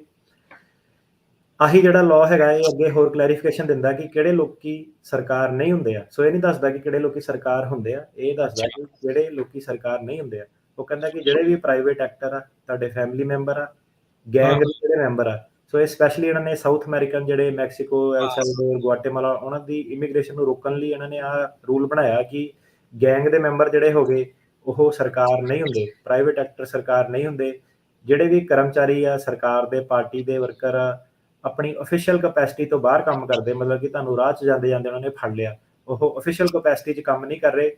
ਜਦੋਂ ਤੁਹਾਡੇ ਕੋਲ ਪੁੱਛਿਆ ਜਾਂਦਾ ਕਿ ਕਿੱਥੇ ਜਾ ਰਹੇ ਸੀਗੇ, ਉਹਨਾਂ ਨੇ ਕੀ ਤੁਹਾਨੂੰ ਕਿਹਾ, ਤੁਹਾਨੂੰ ਕਿੰਨਾ ਪਾਰਟੀ ਦੇ ਵਰਕਰ ਸੀਗੇ, ਉਹ ਵਾਲੇ ਸਰਕਾਰ ਦੇ ਬੰਦੇ ਜਿਹੜੀ ਆਪਣੀ ਅਫੀਸ਼ੀਅਲ ਕਪੈਸਿਟੀ 'ਚ ਤੰਗ ਨਹੀਂ ਕਰ ਰਹੇ, ਤੁਹਾਨੂੰ ਨਿੱਜੀ ਤੌਰ ਤੇ ਤੰਗ ਕਰ ਰਹੇ ਆ, ਉਹ ਸਰਕਾਰ ਨਹੀਂ ਹੈਗੇ। ਫੈਮਿਲੀ ਮੈਂਬਰ ਜਿਹੜੇ ਤੁਹਾਡੇ ਲੜਾਈ ਝਗੜਾ, ਜ਼ਮੀਨੀ ਝਗੜਾ ਵਾ, ਕੋਈ ਉਦਾਂ ਦਾ ਝਗੜਾ, ਉਹ ਸਰਕਾਰ ਨਹੀਂ ਹੈਗੇ। ਭਾਵੇਂ ਉਹ ਉਹਨਾਂ ਦੇ ਸਰਕਾਰ ਨਾਲ ਲਿੰਕ ਆ ਪਰ ਉਹ ਸਰਕਾਰ ਨਹੀਂ ਹੈਗੇ। ਇਹਦੇ ਨਾਲ ਨਾਲ ਜਿਹੜੇ ਗੁਆਂਢੀ ਤੁਹਾਨੂੰ ਤੰਗ ਕਰਦੇ ਆ, ਕੋਈ ਪ੍ਰਾਪਰਟੀ ਦਾ, ਕੋਈ ਬਿਜ਼ਨਸ ਦਾ, ਕੋਈ ਫੈਮਿਲੀ ਡਿਸਪਿਊਟ ਆ, ਉਹ ਸਾਰੇ ਜਿਹੜੇ ਬੰਦੇ ਹੈਗੇ ਆ ਉਹ ਸਰਕਾਰ ਨਹੀਂ ਹੈਗੇ। ਜੇ ਤੁਸੀਂ ਇਹ ਸ਼ੋਅ ਕਰਦੇ ਹੋ ਕਿ ਇਹਨਾਂ ਦੀ ਬੈਕਿੰਗ ਬਹੁਤ ਤਗੜੀ ਸੀ ਉੱਤੇ, ਪੁਲਿਸ ਨਾਲ, ਇਹਨਾਂ ਦੇ ਮੰਤਰੀ ਨਾਲ ਲਿੰਕ ਆ, ਤਾਂ ਤੁਹਾਨੂੰ ਇਹ ਵੀ ਸ਼ੋਅ ਕਰਨਾ ਪਊਗਾ ਕਿ ਜਿਹੜੀ ਆ ਐਕਟੀਵਿਟੀ ਆ ਇਹ ਗਵਰਨਮੈਂਟ ਸਪਾਂਸਰਡ ਆ। ਮਤਲਬ ਕਿ ਨਾ ਸਿਰਫ ਇਹਨਾਂ ਦੇ ਸਰਕਾਰ ਨਾਲ ਲਿੰਕ ਆ ਬਲਕਿ ਸਰਕਾਰ ਨੇ ਇਹਨਾਂ ਨੂੰ ਕਿਹਾ ਅੱਗੇ ਜਾ ਕੇ ਕਿ ਤੁਸੀਂ ਇਦਾਂ ਦੇ ਕੰਮ ਕਰੋ, ਤੁਸੀਂ ਇਹ ਬੰਦਿਆਂ ਨੂੰ ਕੁੱਟੋ, ਤੁਸੀਂ ਇਹਨਾਂ ਦੇ ਪੋਸਟਰ ਪਾੜੋ, ਤੁਸੀਂ ਇਹਨਾਂ ਨੂੰ ਤੰਗ ਕਰੋ। ਤੁਹਾਨੂੰ ਇਹ ਸ਼ੋਅ ਕਰਨਾ ਪਊਗਾ ਕਿ ਉਹ ਸਰਕਾਰ ਦਾ ਡਾਇਰੈਕਟ ਜਿਹੜਾ ਇੱਕ ਐਕਸ਼ਨ ਸੀਗਾ। ਸਿਰਫ ਇਹ ਨਹੀਂ ਕਿ ਮੈਂ ਜਾ ਰਿਹਾ ਸੀ, ਮੈਨੂੰ ਪਸੰਦ ਨਹੀਂ ਸੀ, ਮੇਰੇ ਨਾਲ ਖੁੰਦਕ ਪੈ ਗਈ, ਮੈਨੂੰ ਕੁੱਟਦਾ ਉਹਨਾਂ ਨੇ, ਉਹ ਇਨਫ ਨਹੀਂ ਹੈਗਾ। ਠੀਕ ਹੈ। ਸੋ ਜਿਹੜਾ ਲਾਅ ਆ ਉਹ ਇਹ ਹੈ। ਸੋ ਇਹਦੀ ਮੁੱਖ ਦੀ ਗੱਲ ਇਹ ਆ ਗਈ ਕਿ ਜਿਹੜੇ ਕੇਸਾਂ ਦੇ ਵਿੱਚ ਬੰਦੇ ਤੇ ਪੁਰਾਣਾ ਹਮਲਾ ਹੋਇਆ ਉਹਦੇ ਉੱਤੇ ਸਰਕਾਰ ਨੇ ਹਮਲਾ ਕੀਤਾ, ਬਰਡਨ ਜਿਹੜਾ ਹੈਗਾ ਉਹ ਡਿਪਾਰਟਮੈਂਟ ਆਫ ਹੋਮਲੈਂਡ ਸਿਕਿਉਰਿਟੀ ਤੇ ਸ਼ਿਫਟ ਹੋ ਜਾਂਦਾ ਕਿ ਤੁਸੀਂ ਹੁਣ ਸ਼ੋਅ ਕਰੋ ਕਿ ਬੰਦਾ ਰੀਜ਼ਨੇਬਲੀ ਰੀਲੋਕੇਟ ਕਰ ਸਕਦਾ ਕਿ ਨਹੀਂ ਕਰ ਸਕਦਾ। ਜ਼ਿਆਦਾਤਰ ਜਿਹੜੀ ਡਿਪਾਰਟਮੈਂਟ ਆਫ ਹੋਮਲੈਂਡ ਸਿਕਿਉਰਿਟੀ ਆ ਉਹ ਇਹ ਕੇਸਾਂ ਦੇ ਵਿੱਚ ਹਾਰ ਜਾਂਦੀ ਆ, ਤੁਸੀਂ ਕੇਸ ਜਿੱਤ ਜਾਂਦੇ ਹੋ। ਉਹ ਕੇਸਾਂ ਦੇ ਵਿੱਚ ਜਿਹਦੇ ਵਿੱਚ ਤੁਹਾਡੇ ਉੱਤੇ ਹਮਲਾ ਹੋਇਆ ਪਰ ਸਰਕਾਰ ਨੇ ਨਹੀਂ ਕੀਤਾ, ਨਿਊਯਾਰਕ ਦੇ ਵਿੱਚ ਤੁਸੀਂ ਹਾਰੋਗੇ, ਕੈਲੀਫੋਰਨੀਆ ਦੇ ਵਿੱਚ ਤੁਸੀਂ ਜਿੱਤੋਗੇ, ਕਿਉਂਕਿ Singh versus Garland, Singh versus Whitaker, ਆ ਜਿਹੜੀ ਚੀਜ਼ ਆ ਦੋਨਾਂ ਨੂੰ ਅੱਜ ਕਲੈਰੀਫਾਈ ਕਰਾਂਗੇ ਕਿ ਕੈਲੀਫੋਰਨੀਆ 'ਚ ਕਿਉਂ ਜਿੱਤੋਗੇ ਤੇ ਨਿਊਯਾਰਕ ਦੇ ਵਿੱਚ ਕਿਉਂ ਹਾਰੋਗੇ। ਜੀ। ਸੋ ਬੇਸਿਕਲੀ ਇਹਨਾਂ ਨੇ ਬਾਏ ਐਲੀਮੀਨੇਸ਼ਨ ਵੀ ਇਹ ਸਰਕਾਰ ਦੇ ਨਹੀਂ ਹੈਗੇ, ਉਹ ਬੰਦਿਆਂ ਨੂੰ ਉਹਦੇ ਵਿੱਚ ਇਨਕਲੂਡ ਕਰਦਾ ਵੀ ਆ ਜੇ ਹੈਗਾ ਆ ਤੇ ਉਹ ਨਹੀਂ ਆ। ਜਿੱਦਾਂ ਮੰਨ ਲਓ ਕਿਸੇ ਨੂੰ ਕੁੱਟਮਾਰ ਕੱਲੀ ਪੰਜਾਬ ਦੇ ਵਿੱਚ ਹੋਈ ਆ, ਚਾਹੇ ਸੋ ਦਿਖਾਉਣਾ ਇਸ ਹਿਸਾਬ ਦੇ ਨਾਲ ਪੈਣਾ ਆ ਵੀ ਜੇ ਤੁਹਾਨੂੰ ਕੁੱਟਮਾਰ ਹੋਈ ਆ, ਜੋ ਵੀ ਤੁਹਾਡੇ ਨਾਲ ਤਰਾਸਦੀ ਹੋਈ ਆ, ਉਹ ਸਟੇਟ ਸਪਾਂਸਰਡ, ਗਵਰਨਮੈਂਟ ਸਪਾਂਸਰਡ ਆ, ਵੀ ਜੇ ਤੁਸੀਂ ਕਿਤੇ ਵੀ ਜਾਓਗੇ ਤਾਂ ਉਹ ਤੁਹਾਡੇ ਤੱਕ ਜਿਹੜਾ ਉਹ ਪਹੁੰਚ ਸਕਦੇ ਆ। ਸੋ ਆਓ ਆਪਾਂ ਫਿਰ ਅਗਲੇ ਇਸ ਕੇਸ ਦੇ ਵਿੱਚ ਖੁੱਭਦੇ ਹਾਂ ਜੀ। ਨਰਿੰਦਰ ਸਿੰਘ ਵਰਸਸ ਵਿਟੇਕਰ, ਕੀ ਨੇ ਜੀ ਇਸ ਪੂਰੇ ਕੇਸ ਦੇ ਜਿਹੜੇ ਫੈਕਟ ਕੀ ਇਨਵੋਲਵ ਨੇ ਇਸ ਦੇ ਵਿੱਚ? ਜੀ ਬਿਲਕੁਲ। ਸੋ ਇੱਕ ਵਾਰੀ ਹੋਰ ਬਸ ਇੱਕ ਡਿਸਕਲੇਮਰ ਛੋਟਾ ਜਿਹਾ ਜੀ, ਇਹ ਨਹੀਂ ਕਿ ਮੇਰਾ ਮਤਲਬ ਐਂਡ 'ਚ ਪਾਣਾ ਉਹੀ ਹੈ ਜੋ ਤੁਹਾਡੇ ਨਾਲ ਹੋਇਆ, ਜੋ ਤੁਸੀਂ ਦੱਸ ਰਹੇ ਆ। ਕੋਈ ਇਹ ਨਹੀਂ ਕਿ ਤੁਸੀਂ ਵਕੀਲ ਦੇ ਦਫ਼ਤਰ ਆ ਗਏ ਤਾਂ ਉਹਨੇ ਕਿਹਾ ਨਹੀਂ ਲਿਆ ਮੇਰੇ ਕੋਲ, ਲਿਆ ਮੈਂ ਤੇਰਾ ਤੋੜ ਮਰੋੜ ਕੇ ਕੁਛ ਏਦਾਂ ਦਾ ਬਣਾ ਦੇਣਾ ਜਿਹੜਾ ਤੇਰਾ ਕੇਸ ਦੀ ਰਿਕੁਆਇਰਮੈਂਟ ਮੀਟ ਕਰ ਜਾਊਗਾ। ਏਦਾਂ ਨਹੀਂ ਹੋਣਾ। ਲਾਇਰ ਦਾ ਪੂਰਾ ਐਥੀਕਲ ਕੰਮ ਹੀ ਚੱਲੂਗਾ, ਜੋ ਤੁਸੀਂ ਦੱਸੋਗੇ ਉਹੀ ਪ੍ਰੈਜ਼ੈਂਟ ਹੋਊਗਾ। ਕੋਈ ਉਹਦੇ ਵਿੱਚ ਫੈਕਟ ਦੇ ਵਿੱਚ ਮੋੜ ਘਰੋੜ ਨਹੀਂ, ਜਿਹੜੇ ਫੈਕਟ ਆ ਉਹ ਤੁਹਾਡੇ ਕੋਲ ਆਣੇ ਆ। ਸੋ ਇਸ ਲਈ ਆ ਜਿਹੜਾ ਕੇਸ ਹੈ ਇਹਨੂੰ ਧਿਆਨ ਨਾਲ ਸੁਣੋ। ਸੋ ਨਰਿੰਦਰ ਸਿੰਘ ਵਰਸਸ ਵਿਟੇਕਰ, ਇਹ ਇੰਡੀਅਨ ਸਿਟੀਜ਼ਨ ਸੀਗਾ। ਜਨਵਰੀ 27, 2013 ਦੇ ਵਿੱਚ ਅਮਰੀਕਾ ਆਇਆ, ਨੋਗੈਲਸ ਐਰੀਜ਼ੋਨਾ ਤੋਂ। ਤਾਂ ਬਾਕੀ ਜਿੱਦਾਂ ਆਉਂਦੇ ਆ ਬਾਰਡਰ ਟੱਪਦੇ ਆ, ਇਹਦੇ ਕੋਲ ਵੀ ਕੋਈ ਡਾਕੂਮੈਂਟ ਨਹੀਂ ਸੀਗਾ। ਅਸਾਈਲਮ ਆਫਿਸਰ ਨੇ ਇਹਦੀ ਜਿਹੜੀ ਕ੍ਰੈਡੀਬਲ ਫੇਅਰ ਇੰਟਰਵਿਊ ਹੁੰਦੀ ਆ, ਬਿਆਨ ਹੁੰਦੇ ਆ, ਉਹ ਪਾਸ ਕਰਤੇ। ਬਾਕੀਆਂ ਵਾਂਗੂ ਵੀ ਤਕਰੀਬਨ ਇਹ ਲੋਕਾਂ ਵਾਂਗੂ ਪਾਸ ਹੋ ਗਿਆ। ਇਹ ਅੰਦਰ ਆ ਗਿਆ ਅਮਰੀਕਾ ਦੇ, ਇਹਨੇ ਅਸਾਈਲਮ ਅਪਲਾਈ ਕੀਤਾ। ਅਸਾਈਲਮ ਦੇ ਨਾਲ ਨਾਲ ਵਿਦਹੋਲਡਿੰਗ ਆਫ ਰਿਮੂਵਲ ਤੇ cat relief convention against torture ਜਿਹੜੇ ਸਾਰੇ ਕਰਦੇ ਹੀ ਆ, ਉਹੀ ਇਹਨੇ ਕੀਤਾ। ਇਹਦੀ ਇਮੀਗ੍ਰੇਸ਼ਨ ਜੱਜ ਮੋਰੇ ਹੀਅਰਿੰਗ ਹੋਈ। ਇਮੀਗ੍ਰੇਸ਼ਨ ਜੱਜ ਦੀ ਹੀਅਰਿੰਗ ਦੇ ਵਿੱਚ ਇਹਨੇ ਕਿਹਾ ਕਿ ਇਹ ਸਿੱਖ ਆ, ਮਾਨ ਪਾਰਟੀ ਦਾ ਮੈਂਬਰ ਆ, ਸਿੱਖਾਂ ਦੇ ਹੱਕਾਂ ਦੀ ਮੰਗ ਕਰਦਾ, ਇੰਡੀਪੈਂਡੈਂਟ ਸਟੇਟ ਖਾਲਿਸਤਾਨ ਦੀ ਮੰਗ ਕਰਦਾ, ਮਾਨ ਪਾਰਟੀਆਂ ਦੇ ਇਵੈਂਟ ਇਹ ਅਟੈਂਡ ਕਰਦਾ ਤੇ ਜਿਹੜੇ ਪੋਸਟਰ ਵਗੈਰਾ ਹੁੰਦੇ ਆ ਉਹ ਵੰਡਦਾ, ਕੰਧਾਂ ਤੇ ਲਾਉਂਦਾ, ਜਿਹਦੇ ਕਰਕੇ ਕਿ ਇਹਨੂੰ ਕਾਫੀ ਥ੍ਰੈਟ ਮਿਲੇ, ਫਿਜ਼ੀਕਲ ਹਾਰਮ ਹੋਇਆ ਕਿਉਂਕਿ ਇਹ ਮਾਨ ਪਾਰਟੀ ਦਾ ਮੈਂਬਰ ਸੀਗਾ।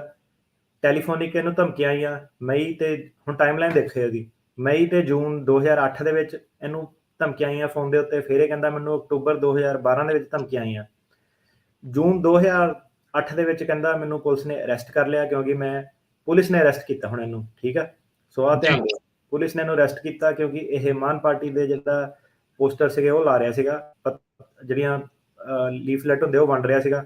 ਸੋ ਪੁਲਿਸ ਨੇ ਇਹਨੂੰ 6 ਦਿਨ ਕੁੱਟਿਆ ਤੇ ਲੈਦਰ ਦੇ ਪਟਿਆਂ ਨਾਲ, ਬੈਲਟਾਂ ਨਾਲ ਕੁੱਟਿਆ, ਤੇ ਇਹ ਜੂਨ 2008 ਦੀ ਗੱਲ ਹੈ। ਸੋ ਅਗਸਤ 2010 ਦੇ ਵਿੱਚ ਪੁਲਿਸ ਨੇ ਫਿਰ ਇਹਨੂੰ ਅਰੈਸਟ ਕੀਤਾ, 10 ਦਿਨਾਂ ਵਾਸਤੇ ਅਰੈਸਟ ਕੀਤਾ, ਕਿਉਂਕਿ ਇਹ ਕਹਿੰਦਾ, ਮੈਂ ਨਹੀਂ ਕਹਿੰਦਾ, ਇਹ ਕਹਿੰਦਾ, ਕੇਸ ਤੁਹਾਨੂੰ ਪੜ੍ਹ ਕੇ ਸੁਣਾ ਰਿਹਾ ਜੀ, ਇੰਡੀਅਨ ਇੰਡੀਪੈਂਡੈਂਸ ਡੇ ਵਾਲੇ ਦਿਨ ਇਹ ਪ੍ਰੋਟੈਸਟ ਕਰ ਰਿਹਾ ਸੀਗਾ ਤੇ ਖਾਲਿਸਤਾਨ ਦੀ ਮੰਗ ਕਰਦਾ ਸੀਗਾ, ਤੇ ਇਹਨੂੰ ਫੜ ਕੇ ਉਹਨਾਂ ਨੇ 10 ਦਿਨ ਕੁੱਟਿਆ ਤੇ ਮੁੱਕਿਆਂ ਨਾਲ, ਡੰਡਿਆਂ ਨਾਲ ਕੁੱਟਿਆ, ਤੇ ਤੋਂ ਡਿਮਾਂਡ ਕੀਤਾ ਕਿ ਤੂੰ ਮੰਗ ਛੱਡ ਦੇ, ਮਾਨ ਪਾਰਟੀ ਛੱਡ ਦੇ। ਜਨਵਰੀ 2012 ਵਿੱਚ ਪੁਲਿਸ ਨੇ ਇਹਨੂੰ ਫਿਰ ਅਰੈਸਟ ਕੀਤਾ, ਪੁਲਿਸ ਸਟੇਸ਼ਨ ਲੈ ਗਈ, ਫਿਰ ਇਹਨੂੰ ਪੁਲਿਸ ਨੇ ਕੁੱਟਿਆ।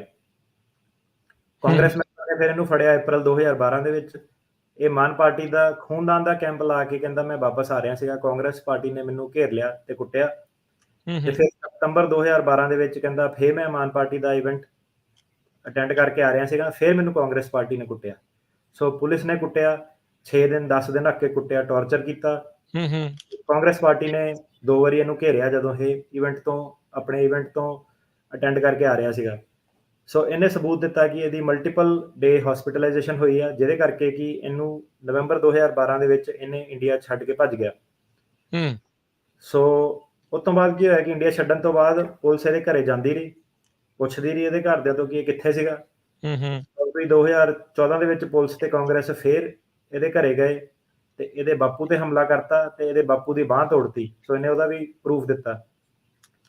ਸੋ ਇਹ ਸਿੰਘ ਨੇ ਟੈਸਟੀਫਾਈ ਕੀਤਾ ਕਿ ਇਹਦੇ ਲਈ ਪੋਸੀਬਲ ਨਹੀਂ ਹੈਗਾ ਕਿ ਇਹ ਇੰਡੀਆ ਦੇ ਵਿੱਚ ਕਿਤੇ ਹੋਰ ਪੰਜਾਬ ਤੋਂ ਜਾ ਕੇ ਬਾਹਰ ਰਵੇ, ਕਿਉਂਕਿ ਇਹ ਮਾਨ ਪਾਰਟੀ ਦਾ ਵਰਕਰ ਆ ਤੇ ਪੁਲਿਸ ਇਹਨੂੰ ਲੱਭੂਗੀ ਤੇ ਇਹਨੂੰ ਮਾਰ ਦੂਗੀ, ਕਿਉਂਕਿ ਇਹਨੂੰ ਪੁਲਿਸ ਨੇ ਹੁਣ ਕੁੱਟਿਆ ਸੀਗਾ। ਇਹਨੇ ਕਿਹਾ ਕਿ ਮੈਨੂੰ ਪੁਲਿਸ ਲੱਭੂਗੀ ਤੇ ਮੈਨੂੰ ਪੁਲਿਸ ਮਾਰ ਦੂਗੀ। ਸੋ ਇਹ ਕੇਸ ਇਹਨੇ ਜਿਹੜਾ ਸੀਗਾ ਇਮੀਗ੍ਰੇਸ਼ਨ ਜੱਜ ਮੋਰੇ ਸਾਹਮਣੇ ਲਾਇਆ ਆਪਣਾ। ਠੀਕ ਹੈ। ਸੋ ਫਿਰ ਇਹ ਤਾਂ ਫੈਕਟ ਹੋ ਗਏ ਇਸ ਜਿਹੜੇ ਕੇਸ ਦੇ, ਜਿਹੜੇ ਨਰਿੰਦਰ ਸਿੰਘ ਵਰਸਸ ਵਿਟਕਰ ਵਾਲੇ ਕੇਸ ਦੇ ਵਿੱਚ।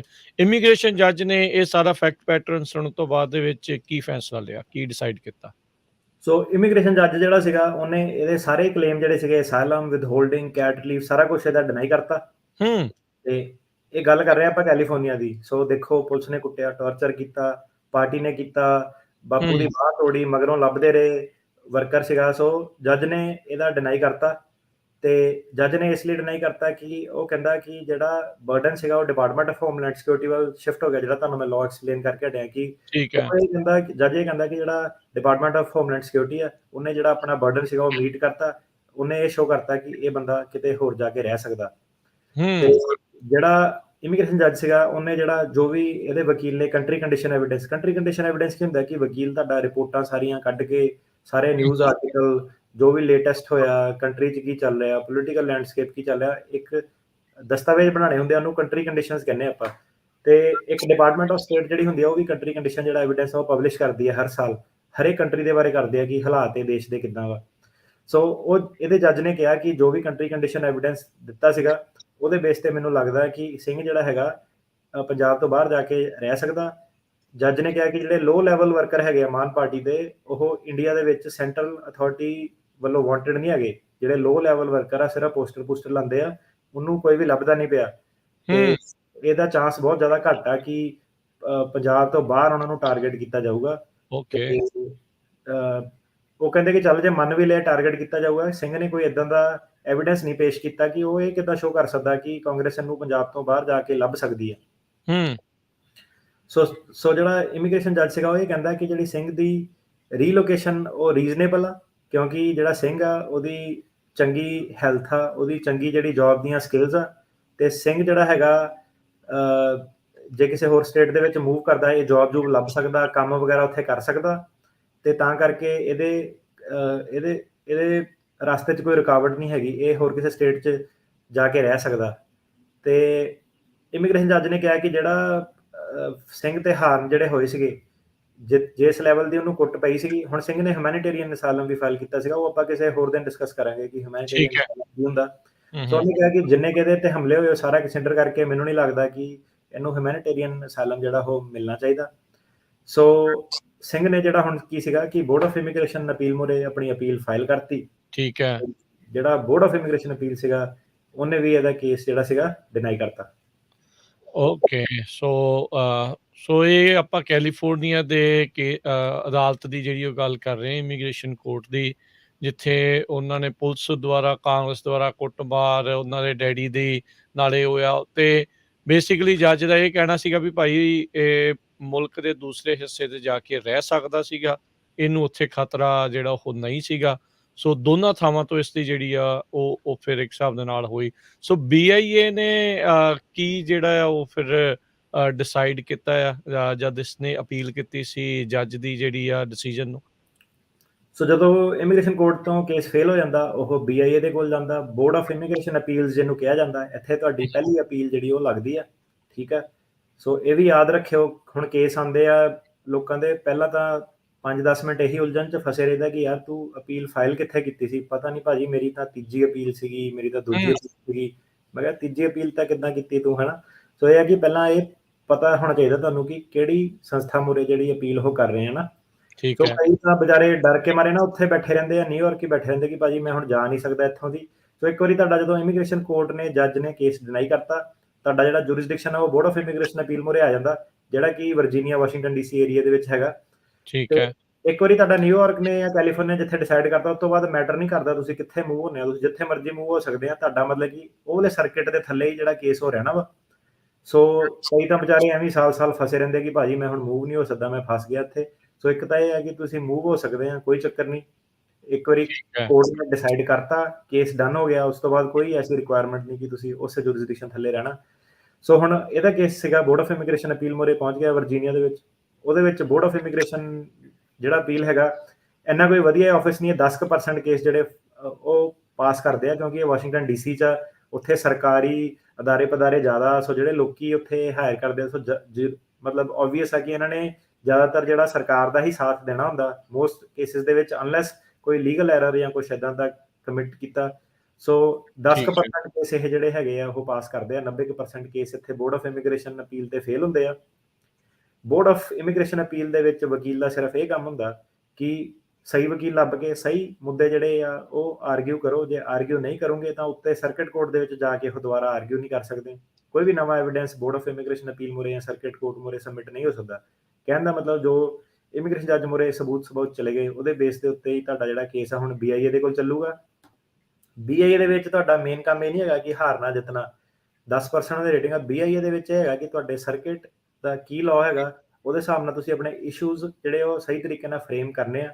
ਜੇ ਤੁਹਾਡੇ ਇਸ਼ੂ ਸਹੀ ਤਰੀਕੇ ਨਾਲ ਫਰੇਮ ਨਹੀਂ ਹੋਏ, ਤੁਸੀਂ ਉੱਤੇ ਜਾ ਕੇ ਸਰਕਿਟ ਕੋਰਟ ਦੇ ਵਿੱਚ ਵੀ ਜਿੱਤ ਨਹੀਂ ਪਾਉਂਗੇ। ਸੋ BIA ਜ਼ਿਆਦਾਤਰ ਤੁਸੀਂ ਹਾਰੋਗੇ, ਪਰ ਜਿਹੜੀ ਤੁਹਾਡੀ ਜਿੱਤ ਦਾ ਜਿਹੜੀ ਨੀਂਹ ਪੱਥਰ ਆ ਉਹ BIA ਦੇ ਵਿੱਚ ਹੁਣ ਜਿਹੜਾ ਉਹ ਰੱਖਿਆ ਜਾਊਗਾ। ਸੋ BIA ਨੇ ਕੀ ਕੀਤਾ ਕਿ ਉਹਨੇ ਇਹਦਾ ਕੇਸ ਜਿਹੜਾ ਸੀਗਾ ਉਹ ਡਿਨਾਈ ਕਰਤਾ। ਉਹਨੇ ਇਹ ਕਿਹਾ ਕਿ ਜਿਹੜਾ ਡਿਪਾਰਟਮੈਂਟ ਆਫ ਹੋਮਲੈਂਡ ਸਿਕਿਉਰਿਟੀ ਸੀਗਾ ਉਹਨੂੰ ਆਪਾਂ DHS ਕਵਾਂਗੇ।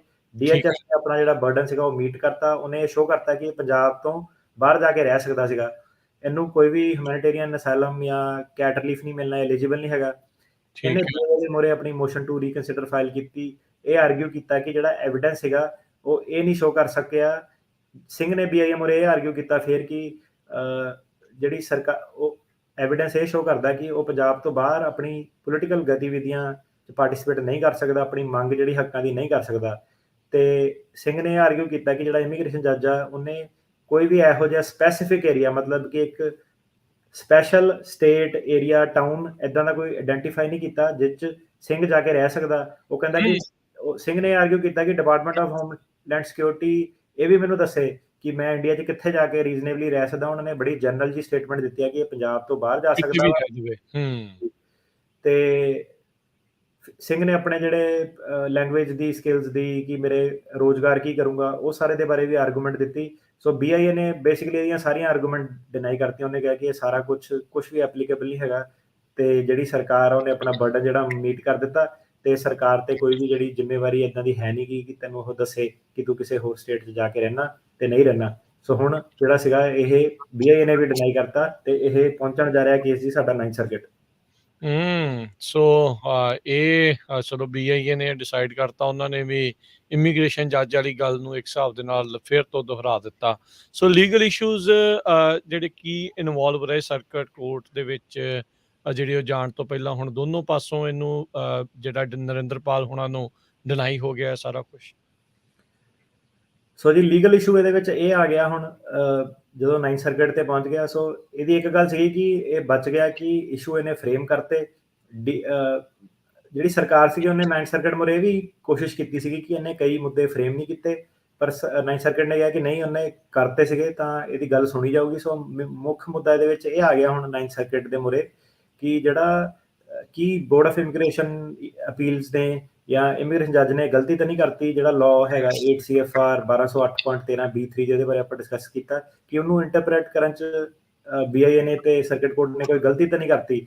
ਉਹ ਇਹ ਕਹਿੰਦੇ ਹੁਣ ਮੁੱਦਾ ਇਹ ਆ ਗਿਆ ਕਿ ਉਹ ਕਹਿੰਦਾ ਕਿ ਇਹ ਦੇਖਣਾ ਕਿ ਇਹ ਮੱਦੇ ਨਜ਼ਰ ਰੱਖਦੇ ਹੋਏ ਕਿ ਇਹ ਬੰਦੇ ਤੇ ਕਿਹਨੇ ਹਮਲਾ ਕੀਤਾ, ਕਿਹੜੀਆਂ ਸੰਸਥਾਵਾਂ ਨੇ ਹਮਲਾ ਕੀਤਾ, ਕਿੱਦਾਂ ਦਾ ਹਮਲਾ ਕੀਤਾ, ਕਿਸ ਲੈਵਲ ਦਾ ਹਮਲਾ ਕੀਤਾ। ਜਦੋਂ ਹੁਣ ਇਹਨੂੰ 6 ਦਿਨ 10 ਦਿਨ ਰੱਖਿਆ ਸੀਗਾ, ਕੁੱਟਿਆ ਸੀਗਾ, ਟੌਰਚਰ ਕੀਤਾ ਸੀਗਾ, ਧਮਕੀਆਂ ਮਿਲੀਆਂ ਸੀਗੀਆਂ, ਪੁਲਿਸ ਨੇ ਵੀ ਕੁੱਟਿਆ ਸੀਗਾ ਤੇ ਪੋਲੀਟੀਕਲ ਪਾਰਟੀਆਂ ਨੇ ਵੀ ਇਹਨੂੰ ਕੁੱਟਿਆ ਸੀਗਾ।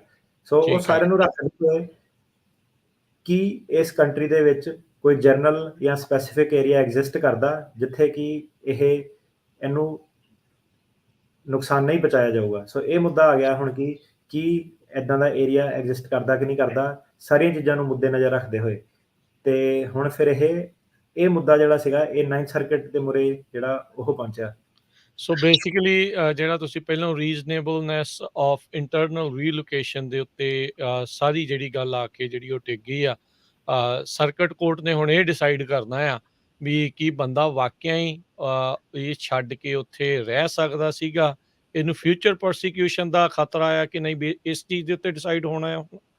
ਜੀ ਬਿਲਕੁਲ। ਸੋ ਸਰਕਟ ਕੋਰਟ ਨੇ ਫਿਰ ਕੀ ਇਸ ਨਰਿੰਦਰਪਾਲ ਹੋਣਾ ਦੇ ਕੇਸ ਦੇ ਉੱਤੇ ਫੈਸਲਾ ਲਿਆ?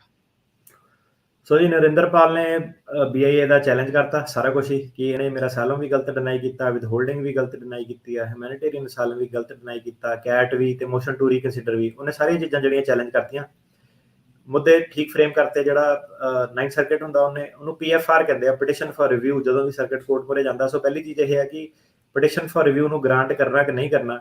ਸੋ ਇਹਦੀ ਜਿਹੜੀ ਪਟੀਸ਼ਨ ਫॉर PFR ਸੀਗੀ ਉਹ ਗ੍ਰਾਂਟ ਕਰਤੀ। ਸੋ ਆਹ ਚੀਜ਼ ਹੁਣ ਜਿਹੜੀ ਧਿਆਨ ਨਾਲ ਸੁਣਿਓ ਕਿ ਕੈਲੀਫੋਰਨੀਆ ਦੇ ਵਿੱਚ ਚੱਲਦਾ ਕੀ ਪਿਆ। ਸੋ ਸਰਕਟ ਕੋਰਟ ਨੇ ਜਿਹੜਾ ਸੀਗਾ ਕਾਫੀ ਮੇਰੇ ਹਿਸਾਬ ਨਾਲ ਕਾਫੀ ਵਧੀਆ ਫੈਸਲਾ ਲਿਆ 9th ਸਰਕਟ ਨੇ।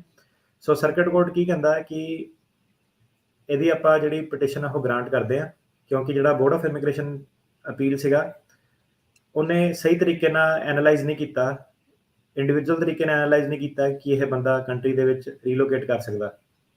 ਸੋ ਜਿਹੜਾ ਸਰਕਟ ਕੋਰਟ ਸੀਗਾ ਉਹਨੇ ਜਿਹੜਾ ਇਹਦਾ ਹਿਊਮੈਨਿਟੇਰੀਅਨ ਅਸਾਈਲਮ ਵਗੈਰਾ ਸੀਗੇ ਉਹ ਸਾਰੇ ਤਾਂ ਸਰਕਟ ਕੋਰਟ ਨੇ ਵੀ ਡਿਨਾਈ ਕਰਤੇ। ਉਹ ਕਹਿੰਦੇ ਇਹ ਬੰਦਾ ਕੁਆਲੀਫਾਈ ਨਹੀਂ ਕਰਦਾ। ਸੋ ਆਪਾਂ ਜਿਹੜੀ ਗੱਲ ਆ ਉਹ 2-3 ਮੁੱਦਿਆਂ ਤੇ ਫੋਕਸ ਕਰਾਂਗੇ। ਪਹਿਲੀ ਅਸਾਈਲਮ ਤੇ ਕਿ ਕੀ ਇਸ ਬੰਦੇ ਨੂੰ ਅਸਾਈਲਮ ਮਿਲਣਾ ਚਾਹੀਦਾ ਕਿ ਨਹੀਂ ਮਿਲਣਾ ਚਾਹੀਦਾ, ਤੇ ਦੂਜੀ ਗੱਲ ਇਹ ਕਿ ਕੀ ਇਹ ਸੇਫਲੀ ਕੰਟਰੀ 'ਚ ਰੀਲੋਕੇਟ ਕਰ ਸਕਦਾ ਕਿ ਨਹੀਂ ਕਰ ਸਕਦਾ, ਤੇ ਤੀਜੀ ਚੀਜ਼ ਇਹ ਕਿ ਜੇ ਸੇਫਲੀ ਨਹੀਂ ਕਰ, ਮੰਨ ਲਓ ਕਿ ਜੇ ਉਹ ਸੇਫਲੀ ਕਰ ਸਕਦਾ ਰੀਲੋਕੇਟ, ਤੇ ਕੀ ਉਹ ਰੀਜ਼ਨੇਬਲੀ ਕੀ ਮਤਲਬ ਉਹਦੇ ਲਈ ਜਾਇਜ਼ ਹੈਗਾ ਰੀਲੋਕੇਟ ਕਰਨਾ। ਸੋ ਆਹ 3 ਚੀਜ਼ਾਂ ਤੇ ਜਿਹੜੀ ਆਪਾਂ ਡਿਸਕਸ਼ਨ ਜਿਹੜੀ ਉਹ ਕਰਾਂਗੇ, ਸਰਕਟ ਕੋਰਟ ਨੇ ਕਿਹਾ। ਤੇ ਆਹ ਤਾਂ ਕਰਕੇ ਕੇਸ ਸਾਡੇ ਲਈ ਇੰਨਾ ਇੰਪੋਰਟੈਂਟ ਹੈ ਕਿਉਂਕਿ ਸੇਫ ਕੀ ਰੀਲੋਕੇਸ਼ਨ ਹੁੰਦੀ ਹੈ ਤੇ ਰੀਜ਼ਨੇਬਲ ਕੀ ਰੀਲੋਕੇਸ਼ਨ ਹੁੰਦੀ ਹੈ, ਇਸ ਬਾਰੇ ਜਿਹੜਾ ਸਰਕਟ ਕੋਰਟ ਨੇ ਦੱਸਿਆ। ਸੋ ਕੀ ਹੁਣ ਸਰਕਟ ਕੋਰਟ ਦੇ ਵਿੱਚ ਹੋਇਆ। ਸੋ ਸਰਕਟ ਕੋਰਟ ਕਹਿੰਦਾ ਕਿ 9th ਸਰਕਟ ਕਹਿੰਦਾ ਕਿ ਇਹ ਬੰਦੇ ਨੇ ਪਾਸਟ ਪਰਸੀਕਿਊਸ਼ਨ ਕੀ ਮਤਲਬ ਇੱਥੇ ਹਮਲਾ ਹੋਇਆ, ਪਹਿਲਾਂ ਇਹਨੂੰ ਟੰਗਿਆ ਗਿਆ, ਇਹਨੇ ਆਲਰੇਡੀ ਸਾਬਤ ਕਰਤਾ, BIA ਨੇ ਵੀ ਮੰਨਿਆ ਇਹ ਤੇ ਜੱਜ ਨੇ ਵੀ ਮੰਨਿਆ। ਸੋ ਕੋਰਟ ਕਹਿੰਦਾ ਕਿ ਲਾਅ ਇਹ ਕਹਿੰਦਾ ਹੈਗਾ ਕਿ ਇੱਕ ਵਾਰੀ ਤੁਹਾਡੀ ਪਾਸਟ ਪਰਸੀਕਿਊਸ਼ਨ ਪ੍ਰੂਵ ਹੋ ਗਈ ਤਾਂ ਜਿਹੜੀ ਤੁਹਾਡੀ ਫਿਊਚਰ ਪਰਸੀਕਿਊਸ਼ਨ ਹੋਣੀ ਹੈ ਕਿ ਤੁਹਾਡੇ ਜਿਹੜੀ ਟਰਮ ਆਪਾਂ ਯੂਜ਼ ਕਰਦੇ ਹੋ ਹੈਗੀ ਆ well founded fear of future persecution, ਕਿ ਫਿਊਚਰ ਦੇ ਵਿੱਚ ਵੀ ਤੁਹਾਡੇ ਨਾਲ ਹਾਰਮ ਹੋਊਗਾ ਕਿਉਂਕਿ ਹੁਣ ਤੁਸੀਂ ਜਿਹੜੀ ਪਾਸਟ ਪਰਸੀਕਿਊਸ਼ਨ ਉਹ ਪ੍ਰੂਵ ਕਰਤੀ ਆ ਤੇ ਜਿਹੜਾ ਬਰਡਨ ਹੈਗਾ ਉਹ ਸਰਕਾਰ ਦੇ ਉੱਤੇ ਸ਼ਿਫਟ ਹੋ ਗਿਆ ਕਿ ਤੁਸੀਂ ਕੰਟਰੀ ਦੇ ਵਿੱਚ ਰੀਲੋਕੇਟ ਕਰ ਸਕਦੇ ਕਿ ਨਹੀਂ ਕਰ ਸਕਦੇ। ਸੋ ਜਿਹੜਾ ਇਹ ਰੀਲੋਕੇਸ਼ਨ ਦਾ ਐਨਾਲਿਸਿਸ ਹੈਗਾ ਇਹਦੇ 2-3 ਚੀਜ਼ਾਂ ਆਪਾਂ ਮੱਦੇ ਨਜ਼ਰ ਰੱਖਣੀਆਂ ਜੀ। ਪਹਿਲੀ ਚੀਜ਼ ਇਹ ਕਿ ਕੀ ਇਹ ਸੇਫਲੀ ਮਤਲਬ ਕਿ ਬਿਨਾਂ ਆਪਣੇ ਆਪ ਨੂੰ ਨੁਕਸਾਨ ਪਹੁੰਚਾਏ ਕਿਤੇ ਥੱਲੇ ਜਾ ਕੇ ਰਹਿ ਸਕਦਾ ਕਿ ਨਹੀਂ ਰਹਿ ਸਕਦਾ। ਦੂਜੀ ਚੀਜ਼ ਆਪਾਂ ਇਹ ਦੇਖਣੀ ਕਿ ਜੇ ਮੰਨ ਲਿਆ ਜਾਵੇ ਕਿ ਇਹ ਜਾ ਸਕਦਾ ਕਿਸੇ ਹੋਰ ਸਟੇਟ ਦੇ ਵਿੱਚ, ਸਾਊਥ ਦੇ ਵਿੱਚ, ਤੇ ਕੀ ਸਾਡੇ ਲਈ ਇਹ ਰੀਜ਼ਨੇਬਲ ਹੈਗਾ ਕਿ ਮਤਲਬ ਜਿੱਦਾਂ ਬੰਦਾ ਇੱਕ ਕੋਈ ਕਿਸਾਨ ਆ, ਕੋਈ ਅਨਪੜ੍ਹ ਬੰਦਾ ਉਹਨੂੰ ਲੈਂਗੁਏਜ ਨਹੀਂ ਆਉਂਦੀ, ਉਹ ਕੀ ਉਹ ਰੀਜ਼ਨੇਬਲੀ ਉਹਨੂੰ ਆਪਾਂ ਐਕਸਪੈਕਟ ਕਰ ਸਕਦੇ ਹਾਂ ਕਿ ਤੂੰ ਬੈਂਗਲੌਰ ਜਾ ਜਾਂ ਬੰਬੇ ਜਾ, ਉੱਥੇ ਜਾ ਕੇ ਤੂੰ ਰੀਜ਼ਨੇਬਲੀ ਬਿਨਾਂ ਲੈਂਗੁਏਜ ਦੇ, ਕਿ ਤੂੰ ਰੀਜ਼ਨੇਬਲੀ ਉੱਥੇ ਜਾ ਕੇ ਰਹਿ ਸਕਦਾ? ਸੇਫਟੀ ਇੱਕ ਚੀਜ਼ ਹੋ ਗਈ, ਰੀਜ਼ਨੇਬਲਨੈਸ ਇੱਕ ਚੀਜ਼ ਹੋ ਗਈ। ਸੋ ਇਹਨਾਂ ਨੇ ਹੁਣ ਕਿਹਾ ਕਿ ਆਪਾਂ ਇਹ ਡਿਸਕਸ ਕਰਨਾ ਕਿ ਸੇਫਲੀ ਰੀਲੋਕੇਟ ਕਰਨ ਲਈ ਏਰੀਆ ਜਿਹੜੀ ਆਪਾਂ ਗੱਲ ਕਰੀਏ ਕਿ ਸਰਕਾਰ ਨੇ ਕੀ ਸ਼ੋਅ ਕਰਨਾ ਹੁੰਦਾ, ਕਿ ਉਹਨਾਂ ਨੇ ਇਹ ਸ਼ੋਅ ਕਰਨਾ ਹੁੰਦਾ ਪਾਰਟਿਕੂਲਰ ਸ਼ਹਿਰ ਕਿੱਥੇ ਜਾ ਕੇ ਰਹਿ ਸਕਦਾ, ਕਿ ਉਹਨਾਂ ਨੇ ਇੱਕ ਜਰਨਲ ਜਿਹੜਾ ਹੈਗਾ ਉਹ ਸ਼ੋਅ ਕਰਨਾ ਹੁੰਦਾ ਕਿ ਇਹ ਪੰਜਾਬ ਤੋਂ ਬਾਹਰ ਕਿਤੇ ਵੀ ਰਹਿ ਸਕਦਾ। ਸੋ ਜਿਹੜਾ 9th ਸਰਕਟ ਸੀਗਾ ਉਹ ਅੱਗੇ ਹੋਰ ਕੇਸ ਲਾਅ ਦੇ ਵਿੱਚ ਚਲੇ ਗਏ। ਜਿਹੜਾ ਕੇਸ ਲਾਅ ਜਿਹੜਾ ਮੇਨ ਹੈਗਾ ਰੀਲੋਕੇਸ਼ਨ ਦਾ ਹੈਗਾ ਮੈਟਰ ਆਫ MGMR, ਇਹ ਵੀ ਆਪਾਂ ਪਹਿਲਾਂ ਡਿਸਕਸ ਕੀਤਾ ਹੋਇਆ। ਸੋ ਇੱਕ ਮੈਟਰ ਆਫ MGMR ਸੀਗਾ, ਇਹ ਪੰਜਾਬੀਆਂ ਦਾ ਕੇਸ ਨਹੀਂ ਸੀਗਾ, ਪਰ ਇਹ ਏਰੀਆ ਦੇ ਰਿਲੇਟਡ ਕੇਸ ਸੀਗਾ। ਉਹ ਕਹਿੰਦਾ ਕਿ ਤੁਸੀਂ ਇਹ ਦੇਖਣਾ ਕਿ ਬਾਕੀ ਕੰਟਰੀ ਦੇ ਵਿੱਚ ਜਿਹੜੇ ਬਾਕੀ ਦੇ ਇਦਾਂ ਦੇ ਏਰੀਆ ਆ, ਉੱਥੇ ਕਿਤੇ ਕੋਈ ਜਦੋਜਹਿਦ ਤਾਂ ਨਹੀਂ ਚੱਲ ਰਹੀ ਹੈਗੀ। ਪਰ ਸਾਡਾ ਕਿਸਾਨਾਂ ਦਾ ਮੁੱਦਾ ਸੀਗਾ ਜੀ, ਕਿ ਉਹ ਸਿਰਫ ਪੰਜਾਬ ਤੱਕ ਹੀ ਸੀਮਿਤ ਸੀਗਾ ਕਿ ਉਹ ਬਾਕੀ ਸਟੇਟਾਂ ਦੇ ਵਿੱਚ ਵੀ ਹੋਰ ਵੀ ਉੱਥੇ ਵੀ ਪ੍ਰੋਬਲਮ ਸੀਗੀ, ਕੀ ਸਿਰਫ ਪੰਜਾਬ ਦੇ ਵਿੱਚ ਹੀ ਜਾਂ ਹਰਿਆਣੇ ਦੇ ਵਿੱਚ ਹੀ ਠੰਡੇ ਪਾਣੀ ਨਾਲ ਜਾਂ ਜਿੱਦਾਂ ਵੀ ਕਿਸਾਨ ਮਾਰੇ ਗਏ ਸੀਗੇ, ਕਿ ਹੋਰ ਵੀ ਕਿਸੇ ਸਟੇਟ ਦੇ ਵਿੱਚ ਬੀਜੇਪੀ ਦੇ ਵਰਕਰਾਂ ਨੇ ਗੱਡੀ ਚਾੜ ਕੇ ਕਿਸਾਨ ਮਾਰੇ ਸੀਗੇ, ਹਨਾ? ਕੀ ਸਿਰਫ ਪੰਜਾਬ ਸਟੇਟ ਦੇ ਵਿੱਚ ਹੀ ਰੇਪ ਹੋਏ ਸੀਗੇ ਕਿ ਕਿਸੇ ਹੋਰ ਸਟੇਟ ਦੇ ਵਿੱਚ ਵੀ ਕੁੜੀ ਦੇ ਬਾਲ ਕੱਟਦੇ ਸੀਗੇ, ਰੇਪ ਕਰਤਾ ਸੀਗਾ, ਉਹਨਾਂ ਨੇ ਐਕਸ਼ਨ ਨਹੀਂ ਲਿਆ, ਹਨਾ? ਸੋ ਮਤਲਬ ਉਹ ਇਹ ਕਹਿੰਦਾ ਹੈਗਾ ਕਿ ਤੁਸੀਂ ਜਿਹੜੀ ਕੰਟਰੀ ਦੇ ਵਿੱਚ ਹਰੇਕ ਕਿਤੇ ਕੀ ਹੋ ਰਿਹਾ ਹੈਗਾ, ਉਹ ਹਰੇਕ ਚੀਜ਼ ਜਿਹੜਾ ਤੁਹਾਡੇ ਵਕੀਲ ਨੇ ਐਵੀਡੈਂਸ ਸਬਮਿਟ ਕੀਤਾ ਕੰਟਰੀ ਕੰਡੀਸ਼ਨ ਦਾ, ਕੀ ਡਾਕੂਮੈਂਟ ਸਬਮਿਟ ਕੀਤੇ ਆ, ਉਹ ਸਾਰੇ ਨੂੰ ਮੱਦੇ ਨਜ਼ਰ ਰੱਖਦੇ ਹੋਏ ਫਿਰ ਡਿਸਾਈਡ ਕਰਨਾ ਕਿ ਰੀਲੋਕੇਸ਼ਨ ਸੇਫ ਹੈਗੀ ਆ ਕਿ ਨਹੀਂ ਹੈਗੀ ਆ। ਉਹ ਕਹਿੰਦਾ ਕਿ ਇਸ ਕੇਸ ਦੀ ਜੇ ਗੱਲ ਕਰੀਏ, ਸਰਕਟ ਕੋਰਟ ਕਹਿੰਦਾ ਕਿ ਜਿਹੜਾ BIA ਸੀਗਾ ਉਹਨੇ ਸਿੰਘ ਨੂੰ ਪਾਸਟ ਪਰਸੀਕਿਊਸ਼ਨ ਦੀ ਜਿਹੜੀ ਸੀਗੀ ਉਹ ਮੰਨ ਲਿਆ, ਇਸ ਲਈ ਗਵਰਨਮੈਂਟ ਵੱਲ ਬਰਡਨ ਸ਼ਿਫਟ ਹੋ ਗਿਆ। ਹੁਣ ਸਿੰਘ ਇਹ ਕਹਿੰਦਾ ਹੈਗਾ ਕਿ ਬੋਰਡ ਆਫ ਇਮੀਗ੍ਰੇਸ਼ਨ ਅਪੀਲ ਨੇ ਐਰਰ ਕੀਤੀ ਹੈ ਕਮਿਟ, ਕਿਉਂਕਿ ਉਹਨਾਂ ਨੇ ਇਦਾਂ ਦਾ ਕੋਈ ਪਾਰਟਿਕੂਲਰ ਏਰੀਆ ਨਹੀਂ ਦੱਸਿਆ। ਸਿੰਘ ਦੀ ਆਰਗੂਮੈਂਟ ਇਹ ਹੈ ਕਿ ਲਾਅ ਇਹ ਰਿਕੁਆਇਰ ਕਰਦਾ ਕਿ ਮੈਨੂੰ ਸਪੈਸੀਫਿਕ ਇੱਕ ਏਰੀਆ ਦੱਸਿਆ ਜਾਵੇ, ਮੈਨੂੰ ਸਪੈਸੀਫਿਕ ਇੱਕ ਸ਼ਹਿਰ ਦੱਸਿਆ ਜਾਵੇ, ਮੈਨੂੰ ਸਪੈਸੀਫਿਕ ਇੱਕ ਸਟੇਟ ਦੱਸੀ ਜਾਵੇ। ਇਦਾਂ ਵੇਗ ਜਿਹਾ ਨਾ ਮੈਨੂੰ ਕਹੋ ਕਿ ਪੰਜਾਬ ਤੋਂ ਬਾਹਰ ਕਿਤੇ ਵੀ ਜਾ ਕੇ ਰਹਿ ਸਕਦਾ। ਸਰਕਟ ਕੋਰਟ ਕੀ ਸੀਗਾ, ਸਰਕਟ ਕੋਰਟ ਨੇ ਇਹਦੀ ਆਰਗੂਮੈਂਟ ਕਾਫੀ ਧਿਆਨ ਨਾਲ ਸੁਣੀ। ਉਹਨੇ ਜਿਹੜੇ ਵੀ ਰਿਲੇਟਡ ਕੇਸ ਲਾਅ ਸੀਗੇ ਸਾਰੇ ਬਿਲਕੁਲ ਧਿਆਨ ਨਾਲ ਸੁਣੇ, ਪੁਰਾਣੇ ਡਿਸੀਜਨ ਸਾਰੇ ਸਹੀ ਤਰੀਕੇ ਨਾਲ ਵੈਲੂਏਟ ਕੀਤੇ ਤੇ ਇਹ ਫੈਸਲਾ ਲਿਆ ਕਿ ਜਿਹੜਾ ਇਮੀਗ੍ਰੇਸ਼ਨ ਲਾਅ ਹੈਗਾ ਉਹ ਕਿਤੇ ਵੀ ਸਰਕਾਰ ਨੂੰ ਇਹ ਨਹੀਂ ਕਹਿੰਦਾ ਹੈਗਾ ਕਿ ਤੁਸੀਂ ਕੋਈ ਪਾਰਟਿਕੂਲਰ ਸਿਟੀ, ਸਟੇਟ ਜਾਂ ਟਾਊਨ ਦੱਸਣਾ, ਤੁਸੀਂ ਬਸ ਇਹੀ ਦੱਸਣਾ ਕਿ ਇਹ ਆਪਣੇ ਜਿਹੜੇ ਏਰੀਆ 'ਚ ਜਿੱਥੇ ਇਹਨੂੰ ਨੁਕਸਾਨ ਹੋ ਰਿਹਾ ਉਸ ਤੋਂ ਬਾਹਰ ਕਿਤੇ ਜਾ ਕੇ ਰਹਿ ਸਕਦਾ ਕਿ ਨਹੀਂ ਰਹਿ ਸਕਦਾ। ਸੋ ਕਹਿੰਦੇ ਕਿ ਜਿਹੜੀ ਸਿੰਘ ਦੀ ਆਹ ਵਾਲੀ ਆਰਗੂਮੈਂਟ ਆ, ਆਪਾਂ ਇਹਨੂੰ ਨਹੀਂ ਮੰਨਦੇ। ਇਦਾਂ ਦਾ ਕੋਈ ਵੀ ਜਿਹੜਾ ਸਰਕਾਰ ਦੇ ਉੱਤੇ ਬਰਡਨ ਨਹੀਂ ਹੈਗਾ ਕਿ ਸਰਕਾਰ ਦੀ ਜ਼ਿੰਮੇਵਾਰੀ ਬਣਦੀ ਕੋਈ ਉਹਨੂੰ ਦੱਸੇ ਕਿ ਤੂੰ ਇੱਥੇ ਜਾ ਕੇ ਰਹਿ ਲਾ। ਉਹਨਾਂ ਨੇ ਬਸ ਇਹ ਦੱਸਣਾ ਕਿ ਤੂੰ ਆਪਣਾ ਏਰੀਆ ਛੱਡ ਕੇ ਜਾ ਸਕਦਾ, ਬਸ ਉਹਨਾਂ ਦੀ ਇੰਨੀ ਜ਼ਿੰਮੇਵਾਰੀ ਬਣਦੀ ਆ। ਠੀਕ ਹੈ। ਤੇ ਇਸ ਲਈ ਜਿਹੜਾ ਸੇਫ ਰੀਲੋਕੇਸ਼ਨ ਐਨਾਲਿਸਿਸ ਹੈਗਾ ਉਹਦੇ ਵਿੱਚ ਜਿਹੜਾ ਸਰਕਾਰ ਨੇ ਬਸ ਇੰਨਾ ਹੀ ਦੱਸਣਾ ਕਿ ਜਿਹੜੇ ਤੇਰੇ ਹਮਲਾਵਰ ਆ ਉਹਨਾਂ ਦੀ ਰੀਚ ਇੰਨੀ ਕੁ ਹੈ, ਇਸ ਤੋਂ ਬਾਹਰ ਤੈਨੂੰ ਉਹ ਲੱਭ ਨਹੀਂ ਸਕਦੇ। ਇਸ ਤੋਂ ਜ਼ਿਆਦਾ ਸਰਕਾਰ ਦੇ ਉੱਤੇ ਕੁਝ ਵੀ ਹੋਰ ਐਕਸਟਰਾ ਕੋਈ ਬਰਡਨ ਨਹੀਂ ਹੈਗਾ। ਤੇ ਆਊਟਸਾਈਡ ਪੰਜਾਬ ਇਨਫ ਹੈਗਾ ਸਰਕਾਰ ਲਈ ਸਾਬਤ ਕਰਨਾ ਕਿ ਤੂੰ ਹੋਰ ਕਿਤੇ ਜਾ ਕੇ ਸੇਫਲੀ ਰਹਿ ਸਕਦਾ। ਸੋ ਇਹ ਚੀਜ਼ ਉਹਨਾਂ ਨੇ ਜਿਹੜੀ ਹੈਗੀ ਆ ਸੇਫ ਰੀਲੋਕੇਸ਼ਨ ਬਾਰੇ ਇਸ ਕੇਸ ਦੇ ਵਿੱਚ ਡਿਸਾਈਡ ਕੀਤੀ। ਹੁਣ ਉਹ ਕਹਿੰਦੇ ਅੱਗੇ ਵਧਦੇ ਜਾਈਏ। ਸੋ ਸੇਫ ਰੀਲੋਕੇਸ਼ਨ ਦੇ ਮੁੱਦੇ ਤੇ ਸਿੰਘ ਕਾਈਂਡ ਆਫ ਹਾਰ ਗਿਆ।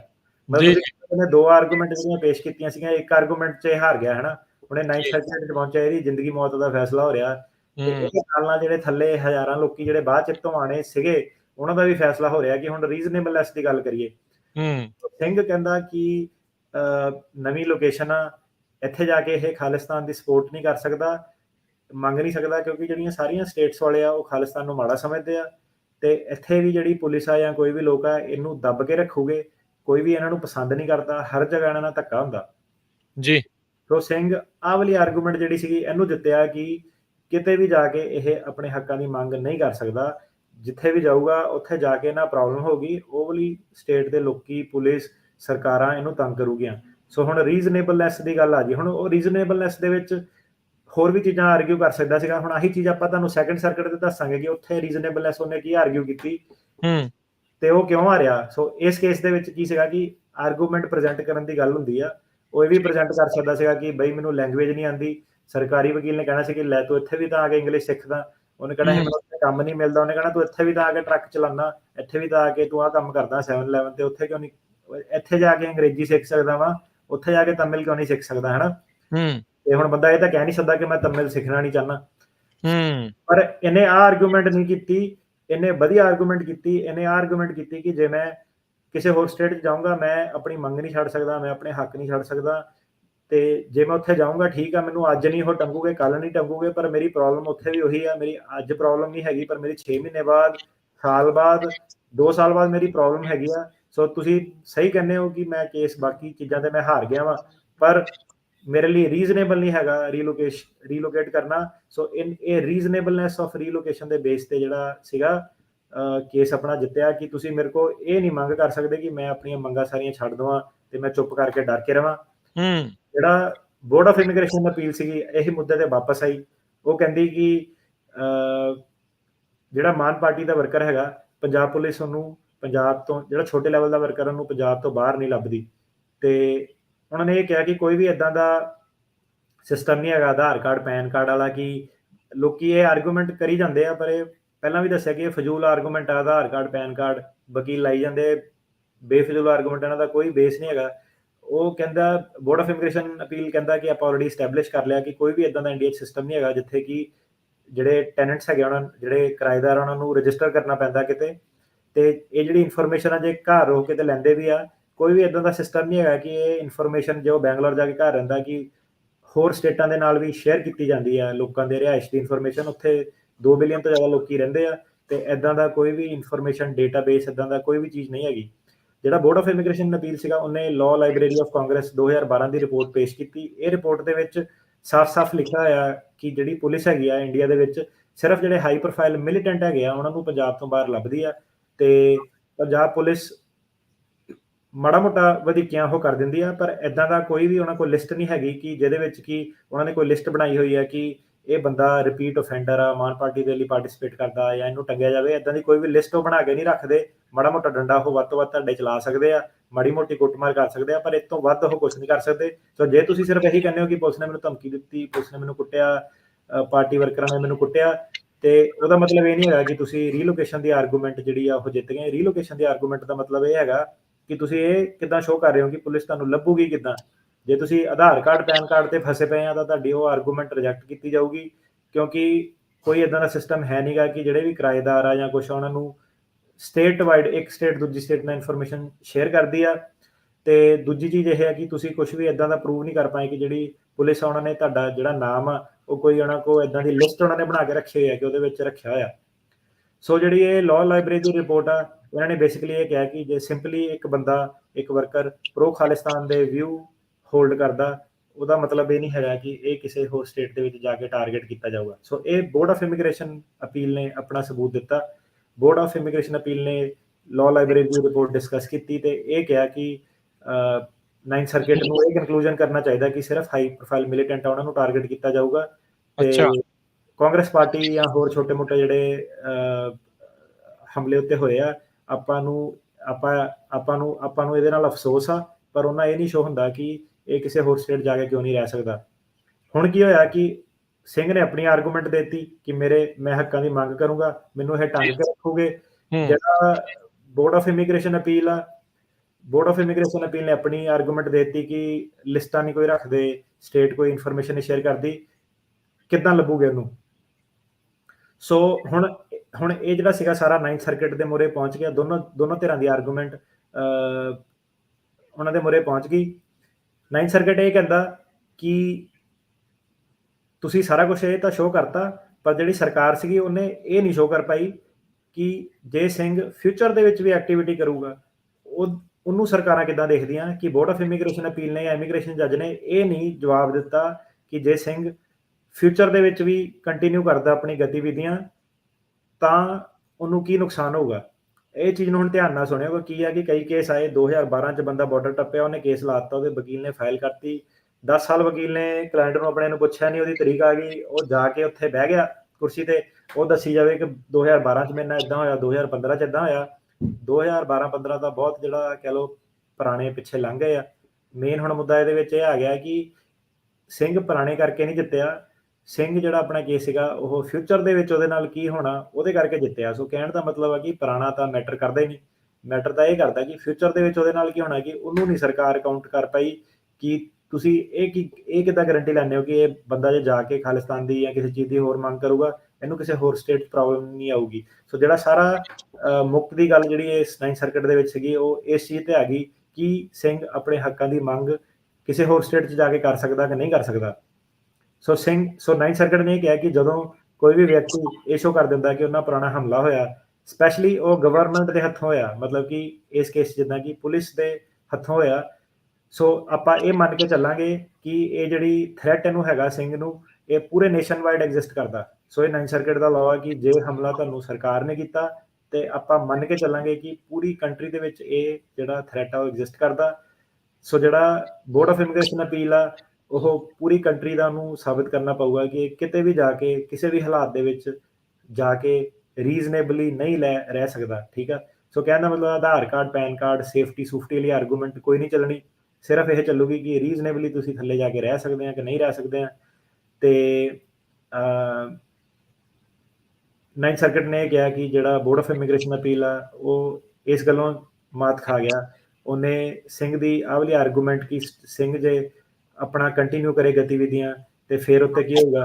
ਬੋਰਡ ਆਫ ਇਮੀਗ੍ਰੇਸ਼ਨ ਨੇ ਕਿਹਾ ਕਿ ਸਿੰਘ ਲੁਕ ਛੁਪ ਕੇ ਰਹਿ ਸਕਦਾ। 9th ਸਰਕਟ ਕਹਿੰਦਾ ਕਿ ਆਪਾਂ ਕਿਸੇ ਵੀ ਵਿਅਕਤੀ ਨੂੰ, ਕਿਉਂਕਿ ਇਹ ਅਮਰੀਕਾ ਵਾ, ਇੱਥੇ ਆਪਾਂ ਤਾਂ ਸ਼ਰਨ ਦਿੰਦੇ ਆ ਕਿ ਲੋਕ ਆਣ ਇੱਥੇ ਜਿਹਨਾਂ ਨਾਲ ਧਾਰਮਿਕ ਤੌਰ ਤੇ, ਪੋਲੀਟੀਕਲ ਤੌਰ ਤੇ ਧੱਕਾ ਹੋਇਆ, ਤੇ ਅਮਰੀਕਾ ਇਹ ਨਹੀਂ ਕਦੇ ਵੀ ਅਲਾਉ ਕਰ ਸਕਦਾ, ਭਾਵੇਂ ਤੁਹਾਡੀ ਕੰਟਰੀ ਜੋ ਮਰਜ਼ੀ ਕਹਿੰਦੀ ਹੈ, ਤੁਹਾਡੇ ਓਪੀਨੀਅਨ ਜੋ ਮਰਜ਼ੀ ਕਹਿੰਦੇ ਆ, ਪਰ ਅਮਰੀਕਾ ਕਦੇ ਵੀ ਇਹ ਨਹੀਂ ਅਲਾਉ ਕਰ ਸਕਦਾ ਕਿ ਤੁਸੀਂ ਕਿਸੇ ਤੋਂ ਇਹ ਮੰਗ ਕਰੋ ਕਿ ਉਹ ਆਪਣਾ ਧਰਮ ਪ੍ਰੈਕਟਿਸ ਨਾ ਕਰੇ, ਡਰ ਕੇ ਰਵੇ, ਲੁੱਕ ਕੇ ਰਵੇ, ਆਪਣੇ ਹੱਕਾਂ ਦੀ ਜਿਹੜੀ ਮੰਗ ਨਾ ਕਰੇ।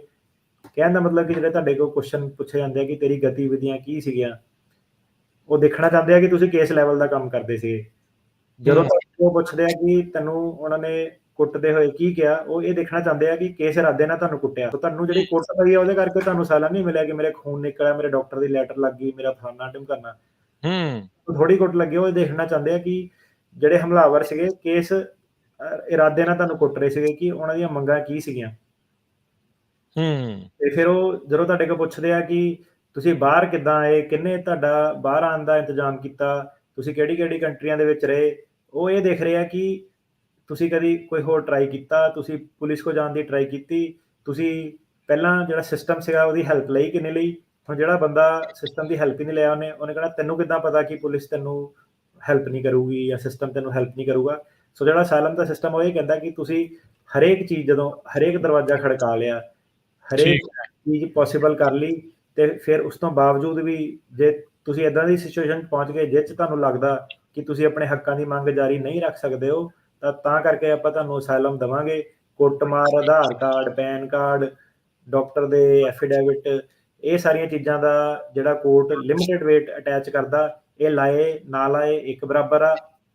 ਕਹਾਣੀਕਾਰ ਇੰਡੀਆ 'ਚੋਂ ਐਫੀਡੇਵਿਟ ਲਾਏ ਨਾ ਲਾਏ ਇੱਕ ਬਰਾਬਰ ਆ। ਜਿਹੜਾ ਕੇਸ ਤੁਹਾਡਾ ਗ੍ਰਾਂਟ ਹੋਊਗਾ ਉਹ ਹੋਊਗਾ ਤੁਹਾਡੀ ਲੀਗਲ ਆਰਗੂਮੈਂਟ ਤੇ। ਲੀਗਲ ਆਰਗੂਮੈਂਟ ਕਿੱਥੋਂ ਆਊਗੀ? ਤੁਹਾਡੀ ਆਪਣੀ ਜ਼ੁਬਾਨੀ ਆਊਗੀ। ਸੋ ਮੇਨ ਚੀਜ਼ ਜਿਹੜੀ ਸਭ ਤੋਂ ਕੇਸ ਦੇ ਵਿੱਚ ਹੁੰਦੀ ਹੈ ਕਿ ਜਦੋਂ ਤੁਸੀਂ ਉੱਥੇ ਕੁਰਸੀ ਤੇ ਬੈਠੇ ਆ, ਤੁਸੀਂ ਨਾ ਸਿਰਫ ਪੁਰਾਣੀ ਚੀਜ਼ ਬਾਰੇ ਟੈਸਟੀਫਾਈ ਕਰਨਾ, ਬਟ ਜਦੋਂ ਤੁਸੀਂ ਇੱਥੇ ਆ ਗਏ ਆ 2012 ਚ, 15 ਚ, 17 ਚ ਆ ਗਏ ਆ, ਮੇਨ ਗੱਲ ਜਿਹੜੀ ਇਹ ਹੈਗੀ ਕਿ ਤੁਸੀਂ ਇਹ ਜ਼ਰੂਰ ਦੱਸਣਾ ਕਿ ਤੁਹਾਡੇ ਇੱਥੇ ਆਉਣ ਤੋਂ ਬਾਅਦ ਤੁਸੀਂ ਗਤੀਵਿਧੀਆਂ ਕੀ ਕੀਤੀਆਂ, ਤੁਹਾਡੇ ਇੱਥੇ ਆਉਣ ਤੋਂ ਬਾਅਦ ਤੁਹਾਡੇ ਜਿਹੜੇ ਪਿੱਛੇ ਪਰਿਵਾਰਕ ਮੈਂਬਰ ਬਚੇ ਆ ਉਹ ਕੀ ਗਤੀਵਿਧੀਆਂ ਕਰਦੇ ਆ, ਤੁਹਾਡੇ ਕੋਵਰਕਰ ਕੀ ਗਤੀਵਿਧੀਆਂ ਕਰਦੇ ਆ, ਉੱਥੇ ਪਿੱਛੇ ਸੀਨ ਕੀ ਚੱਲ ਰਿਹਾ, ਕੀ ਪ੍ਰੋਬਲਮ ਆ ਰਹੀ ਆ, ਤੁਹਾਨੂੰ ਪਿੱਛੋਂ ਕੋਈ ਲੱਭ ਰਿਹਾ, ਲਾਸਟ ਟਾਈਮ ਕਦੋਂ ਲੱਭਿਆ ਸੀਗਾ, ਕੌਣ ਤੁਹਾਡੇ ਘਰ ਗਿਆ ਸੀਗਾ।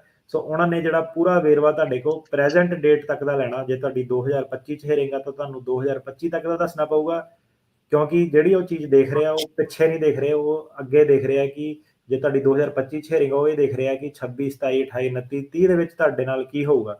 ਸੋ ਇਸ ਚੀਜ਼ ਦਾ ਜਿਹੜਾ ਅਸਾਈਲਮ ਹੈਗਾ 9th ਸਰਕਟ ਤੁਹਾਨੂੰ ਜਿਹੜਾ ਮਿਲੂਗਾ। ਸੋ ਇਹ 9th ਸਰਕਟ ਦਾ ਜਿਹੜਾ ਫੈਸਲਾ ਸੀਗਾ ਕਿ ਲੌਂਗ ਸਟੋਰੀ ਸ਼ਾਰਟ, ਬੰਦਾ ਆਪਣੇ ਹੱਕਾਂ ਦੀ ਮੰਗ ਕਿਸੇ ਹੋਰ ਸਟੇਟ 'ਚ ਜਾ ਕੇ ਨਹੀਂ ਕਰ ਸਕਦਾ, ਇਸ ਲਈ ਇਹਨੂੰ ਅਸਾਈਲਮ ਦਿੱਤਾ ਜਾਵੇ ਜੀ। ਸੋ ਮੰਗ ਜਿਹੜੀ ਉਹ ਕਰਨੋਂ ਹਟ ਨਹੀਂ ਸਕਦਾ ਤੇ ਉਹ ਆਪਣੀ ਮੰਗ ਦੇ ਉੱਤੇ ਬਰਕਰਾਰ ਆ, ਤੇ ਉਸ ਮੰਗ ਕਰਕੇ ਉਹਨੂੰ ਭਵਿੱਖ ਦੇ ਵਿੱਚ ਵੀ ਇਹ ਖਤਰਾ ਆ, ਸਰਕਾਰ ਤੋਂ ਖਤਰਾ ਆ ਵੀ ਜੋ ਚੀਜ਼ ਉਹਨਾਂ ਪਹਿਲੋਂ ਵਾਪਰੀ ਆ ਉਹ ਦੁਬਾਰਾ ਵੀ ਜਿਹੜੀ ਉਹ ਵਾਪਰ ਸਕਦੀ ਹੈਗੀ ਆ।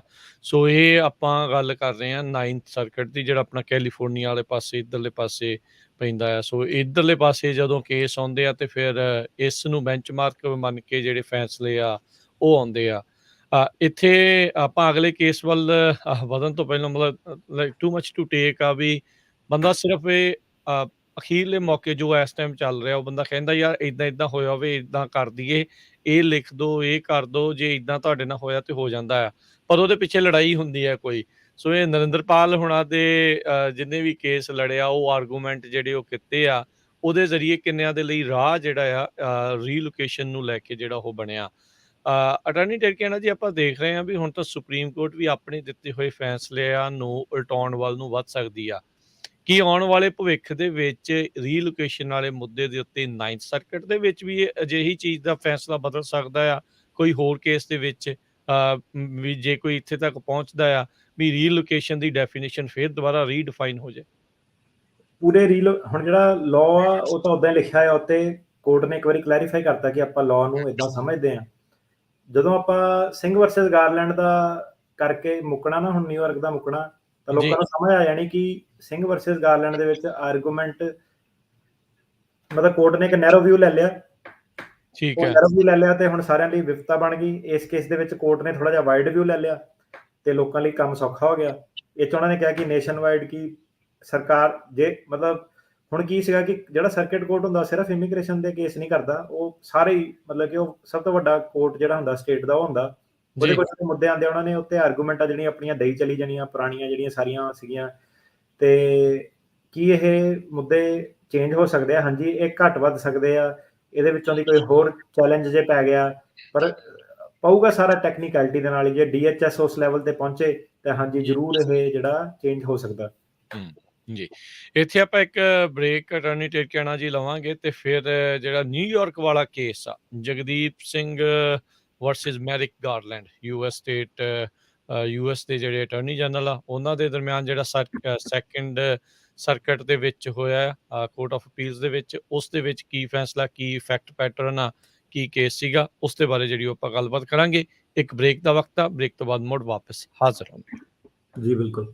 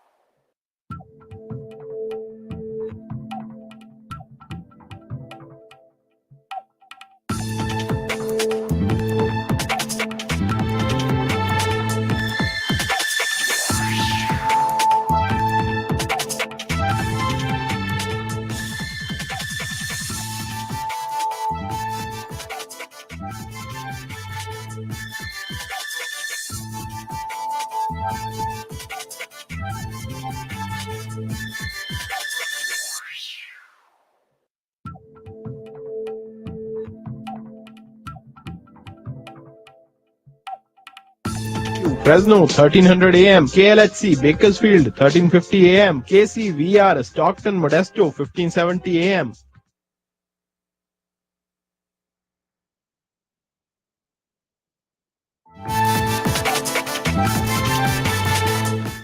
ਪੰਜਾਬੀ ਰੇਡੀਓ USA ਸੁਣ ਰਹੇ ਸਾਰੇ ਹੀ ਮਾਣਯੋਗ ਅਤੇ ਸਤਿਕਾਰਤ ਸਰੋਤਿਆਂ ਨੂੰ ਪਿਆਰ ਸਤਿਕਾਰ ਸਹਿਤ ਨਿੱਘੀ ਜਿਹੀ ਸਤਿ ਸ੍ਰੀ ਅਕਾਲ। ਸਭ ਨੂੰ ਜੀ ਆਇਆਂ ਨੂੰ ਆਖਦੇ ਹਾਂ ਸਰੋਤਿਓ ਪ੍ਰੋਗਰਾਮ ਦੇ ਵਿੱਚ। ਪ੍ਰੋਗਰਾਮ ਇਸ ਮੌਕੇ ਚੱਲ ਰਿਹਾ ਜੀ ਅਪਡੇਟ ਅਮਰੀਕਾ ਦੇ ਵਿੱਚ US ਇਮੀਗ੍ਰੇਸ਼ਨ ਦੇ ਬਾਬਤ ਗੱਲਬਾਤ ਜਿਹੜੀ ਜੀ ਆ ਰਹੀ ਆਵਾਜ਼ ਜੀ ਅੱਜ ਅਹਿਮ ਕੇਸ ਰੀਲੋਕੇਸ਼ਨ ਦੇ ਬਾਬਤ ਇੰਟਰਨਲ ਰੀਲੋਕੇਸ਼ਨ ਨੂੰ ਲੈ ਕੇ ਜਿਹੜਾ ਜੀ ਉਹ ਗੱਲਬਾਤ ਕਰ ਰਹੇ ਹਾਂ। ਆਪਣੇ ਨਾਲ US ਇਮੀਗ੍ਰੇਸ਼ਨ ਦੇ ਅਟਾਰਨੀ ਜੀ ਟਰਕਿਆਣਾ ਜੀ ਜੁੜੇ ਨੇ। ਅਟਾਰਨੀ ਟਰਕਿਆਣਾ ਜੀ ਸਵਾਗਤ ਹੈ ਜੀ, ਸਤਿ ਸ੍ਰੀ ਅਕਾਲ। ਸਤਿ ਸ੍ਰੀ ਅਕਾਲ ਜੀ। ਜੀ ਸੋ ਆਪਾਂ ਇਸ ਤੋਂ ਪਹਿਲਾਂ 9th ਸਰਕਟ ਦੇ ਇੱਕ ਕੇਸ ਦੇ ਉੱਤੇ ਝਾਤ ਜਿਹੜੀ ਉਹ ਮਾਰੀ ਸੀਗੀ ਨਰਿੰਦਰਪਾਲ ਵਰਸਸ ਵਿਟਕਰ, ਤੇ ਹੁਣ ਆਪਾਂ ਨਿਊਯਾਰਕ ਦੇ ਉਸ ਕੇਸ ਦੇ ਬਾਬਤ ਗੱਲਬਾਤ ਕਰਨ ਜਾ ਰਹੇ ਹਾਂ ਜਿੱਥੇ ਕਿ ਰੀਲੋਕੇਸ਼ਨ ਦੇ ਮੁੱਦੇ ਨੂੰ ਲੈ ਕੇ ਬਹੁਤ ਸਾਰੇ ਕੇਸ ਹੁਣ ਫੇਲ ਵੀ ਹੋ ਰਹੇ ਆ। ਸੋ ਇਹ ਕੀ ਹੈਗਾ ਜੀ ਇਹ ਕੇਸ ਨਿਊਯਾਰਕ ਦਾ ਜਿਹੜਾ ਕੇਸ ਕਾਫੀ ਚੱਲਦਾ ਹੈ ਜੀ। ਸੋ ਹਮੇਸ਼ਾ ਲਾਸਟ ਨਾਮ ਨਾਲ ਜਾਣਿਆ ਜਾਂਦਾ ਹੈ ਸਿੰਘ ਵਰਸਸ ਵਿਟੇਕਰ, ਤੇ ਹੁਣ ਸਿੰਘ ਵਰਸਸ ਗਾਰਲੈਂਡ। ਸੋ ਵਿਟੇਕਰ ਤੇ ਗਾਰਲੈਂਡ ਕੀ ਚੀਜ਼ਾਂ ਕਿ ਜਿਹੜੇ ਅਟਰਨੀ ਜਨਰਲ ਆ ਜਿਹੜੇ ਸਰਕਾਰ ਦੇ ਹੈਗੇ ਆ ਉਹ ਜਦੋਂ ਚੇਂਜ ਹੋ ਜਾਂਦੇ ਆ ਸਰਕਾਰ ਤੋਂ ਸਰਕਾਰ, ਸੋ ਹੁਣ ਦਾ ਨਾਮ ਮੈਰਿਕ ਗਾਰਲੈਂਡ ਆ, ਤੇ ਤਾਂ ਕਰਕੇ ਜਦੋਂ ਮੈਰਿਕ ਗਾਰਲੈਂਡ ਬਣ ਗਿਆ ਸੀਗਾ ਉਦੋਂ ਵਿਟੇਕਰ ਸੀਗਾ, ਤੇ ਤਾਂ ਕਰਕੇ ਸਿੰਘ ਵਰਸਸ ਵਿਟੇਕਰ ਸੀਗਾ। ਤੇ ਹੁਣ ਇਹ ਜਿਹੜਾ Jagdeep Singh versus Merrick Garland ਇਹ ਜਿਹੜਾ ਕੇਸ ਸੀਗਾ ਸੈਕੰਡ ਸਰਕਟ ਮੂਹਰੇ, ਸੈਕੰਡ ਸਰਕਟ ਨੇ ਇਹਦਾ ਜਿਹੜਾ ਫੈਸਲਾ ਸੀਗਾ ਅਗਸਤ 2021 ਦੇ ਵਿੱਚ ਦਿੱਤਾ। ਸੋ ਇੱਕ ਰੀਸੈਂਟ ਕੇਸ ਆ। ਸੋ ਜਦੋਂ ਅਗਸਤ 21 ਤੋਂ ਬਾਅਦ ਤੁਸੀਂ ਦੇਖਿਆ ਕਿ ਨਿਊਯਾਰਕ ਦੇ ਵਿੱਚ ਰੀਲੋਕੇਸ਼ਨ ਦੇ ਮੁੱਦੇ ਤੇ ਕਾਫੀ ਡਿਨਾਇਲ ਹੋ ਗਿਆ। ਕਾਫੀ ਜਿਹੜੇ ਲੋਕੀ ਸੀਗੇ ਉਹਨਾਂ ਦੇ ਵਕੀਲਾਂ ਨੇ ਕਿਹਾ ਕਿ ਨਹੀਂ ਤੂੰ ਛੱਡ ਕੇ ਆਪਣਾ ਕਿਸੇ ਹੋਰ ਸਟੇਟ ਮੂਵ ਹੋ ਜਾ, ਇੱਥੇ ਕੋਰਟ ਦੇ ਕੋਲੋਂ ਤੇਰਾ ਕੇਸ ਜਿਹੜਾ ਪਾਸ ਜਿਹੜਾ ਨਹੀਂ ਹੋ ਸਕਦਾ। ਸੋ ਅਗਸਤ 21 ਤੋਂ ਬਾਅਦ ਕਾਫੀ ਜਿਹੜੀ ਸੀਗੀ ਸਨਸਨੀ ਫੈਲੀ। ਫਿਰ ਆਪਾਂ ਬਾਕੀ ਦੇਖਿਆ ਹੀ ਹੈ ਕਿ ਟਿਕਟੋਕ ਇਹ ਸਾਰੇ ਜਿਹੜੇ ਸਨਸਨੀ ਕ੍ਰੀਏਟ ਕਰਾ ਕੇ ਜਿਹੜੀਆਂ ਖਬਰਾਂ ਪੇਸ਼ ਕਰਦੇ ਆ, ਤੇ ਉਹਨਾਂ ਨੇ ਬੇਸਿਕਲੀ ਕਮਿਊਨਿਟੀ ਨੇ ਹੀ ਧਾਰ ਲਿਆ ਕਿ ਸ਼ਾਇਦ ਨਿਊਯਾਰਕ ਦੇ ਵਿੱਚ ਹੁਣ ਕੇਸ ਜਿਹੜੇ ਪਾਸ ਹੋਣੇ ਨਹੀਂ ਆ, ਪਰ ਇਹ ਨਹੀਂ ਉਹਨਾਂ ਨੂੰ ਪਤਾ ਕਿ ਕਿਹੜੇ ਵਾਲੇ ਕੇਸ ਨਹੀਂ ਪਾਸ ਹੋਣੇ ਤੇ ਕਿਉਂ ਨਹੀਂ ਪਾਸ ਹੋਣੇ, ਹਨਾ। ਸੋ ਅੱਜ ਜਿਹੜਾ ਆਪਾਂ ਉਸ ਚੀਜ਼ ਦੇ ਵਿੱਚ ਜਾਵਾਂਗੇ ਜੀ। ਸੋ ਜੇ ਤੁਸੀਂ ਦੱਸੋ ਵੀ ਇਹ ਕੇਸ ਕਿਸ ਬਾਬਤ ਸੀਗਾ। ਸੋ ਇਹ ਜੀ ਇੰਡੀਆ ਦਾ ਸਿਟੀਜ਼ਨ ਸੀਗਾ। ਇਮੀਗ੍ਰੇਸ਼ਨ ਜੱਜ ਨੇ ਇਹਦਾ ਕੇਸ ਡਿਨਾਈ ਕਰਤਾ, ਬੋਰਡ ਆਫ ਇਮੀਗ੍ਰੇਸ਼ਨ ਨੇ ਡਿਨਾਈ ਕਰਤਾ, ਤੇ ਫਿਰ ਉਹ ਸੈਕੰਡ ਸਰਕਟ ਮੂਹਰੇ ਪਹੁੰਚ ਗਿਆ। ਤੇ ਮੁੱਦੇ ਇਸ ਕੇਸ ਦੇ ਵਿੱਚ ਕੀ ਸੀਗੇ, ਥੋੜਾ ਜਿਹਾ ਜੀ ਟਾਈਮ ਬਚਾਉਣ ਲਈ ਮੈਂ ਸਿੱਧੇ ਹੀ ਮੁੱਦਿਆਂ ਤੇ ਆ ਜਾਣਾ। ਸੋ ਕੀ ਸੀਗਾ ਕਿ ਸਿੰਘ ਦੇ ਇਹਦੇ ਵਿੱਚ ਸਿੰਘ ਨੂੰ ਪਾਸਟ ਪ੍ਰੋਸੀਕਿਊਸ਼ਨ ਹੋਈ ਸੀਗੀ, ਮਤਲਬ ਕਿ ਜਿੱਦਾਂ ਪਹਿਲੇ ਵਾਲੇ ਕੇਸ 'ਚ ਆਪਾਂ ਦੱਸਿਆ ਕਿ ਪੁਰਾਣਾ ਹਮਲਾ ਸੀਗਾ, ਇਸ ਕੇਸ ਦੇ ਵਿੱਚ ਵੀ ਸੀਗਾ। ਇਸ ਕੇਸ ਦੇ ਵਿੱਚ ਉਹਦੇ ਵਿੱਚ ਪੁਲਿਸ ਨੇ ਤੇ ਪੋਲੀਟੀਕਲ ਪਾਰਟੀ ਨੇ ਹਮਲਾ ਕੀਤਾ ਸੀਗਾ। ਸਿੰਘ ਵਰਸਸ ਗਾਰਲੈਂਡ ਨਿਊਯਾਰਕ ਵਾਲੇ ਕੇਸ ਦੇ ਵਿੱਚ ਸਿਰਫ ਪੋਲੀਟੀਕਲ ਪਾਰਟੀ ਨੇ ਤੇ ਹਮਲਾ ਕੀਤਾ ਸੀਗਾ।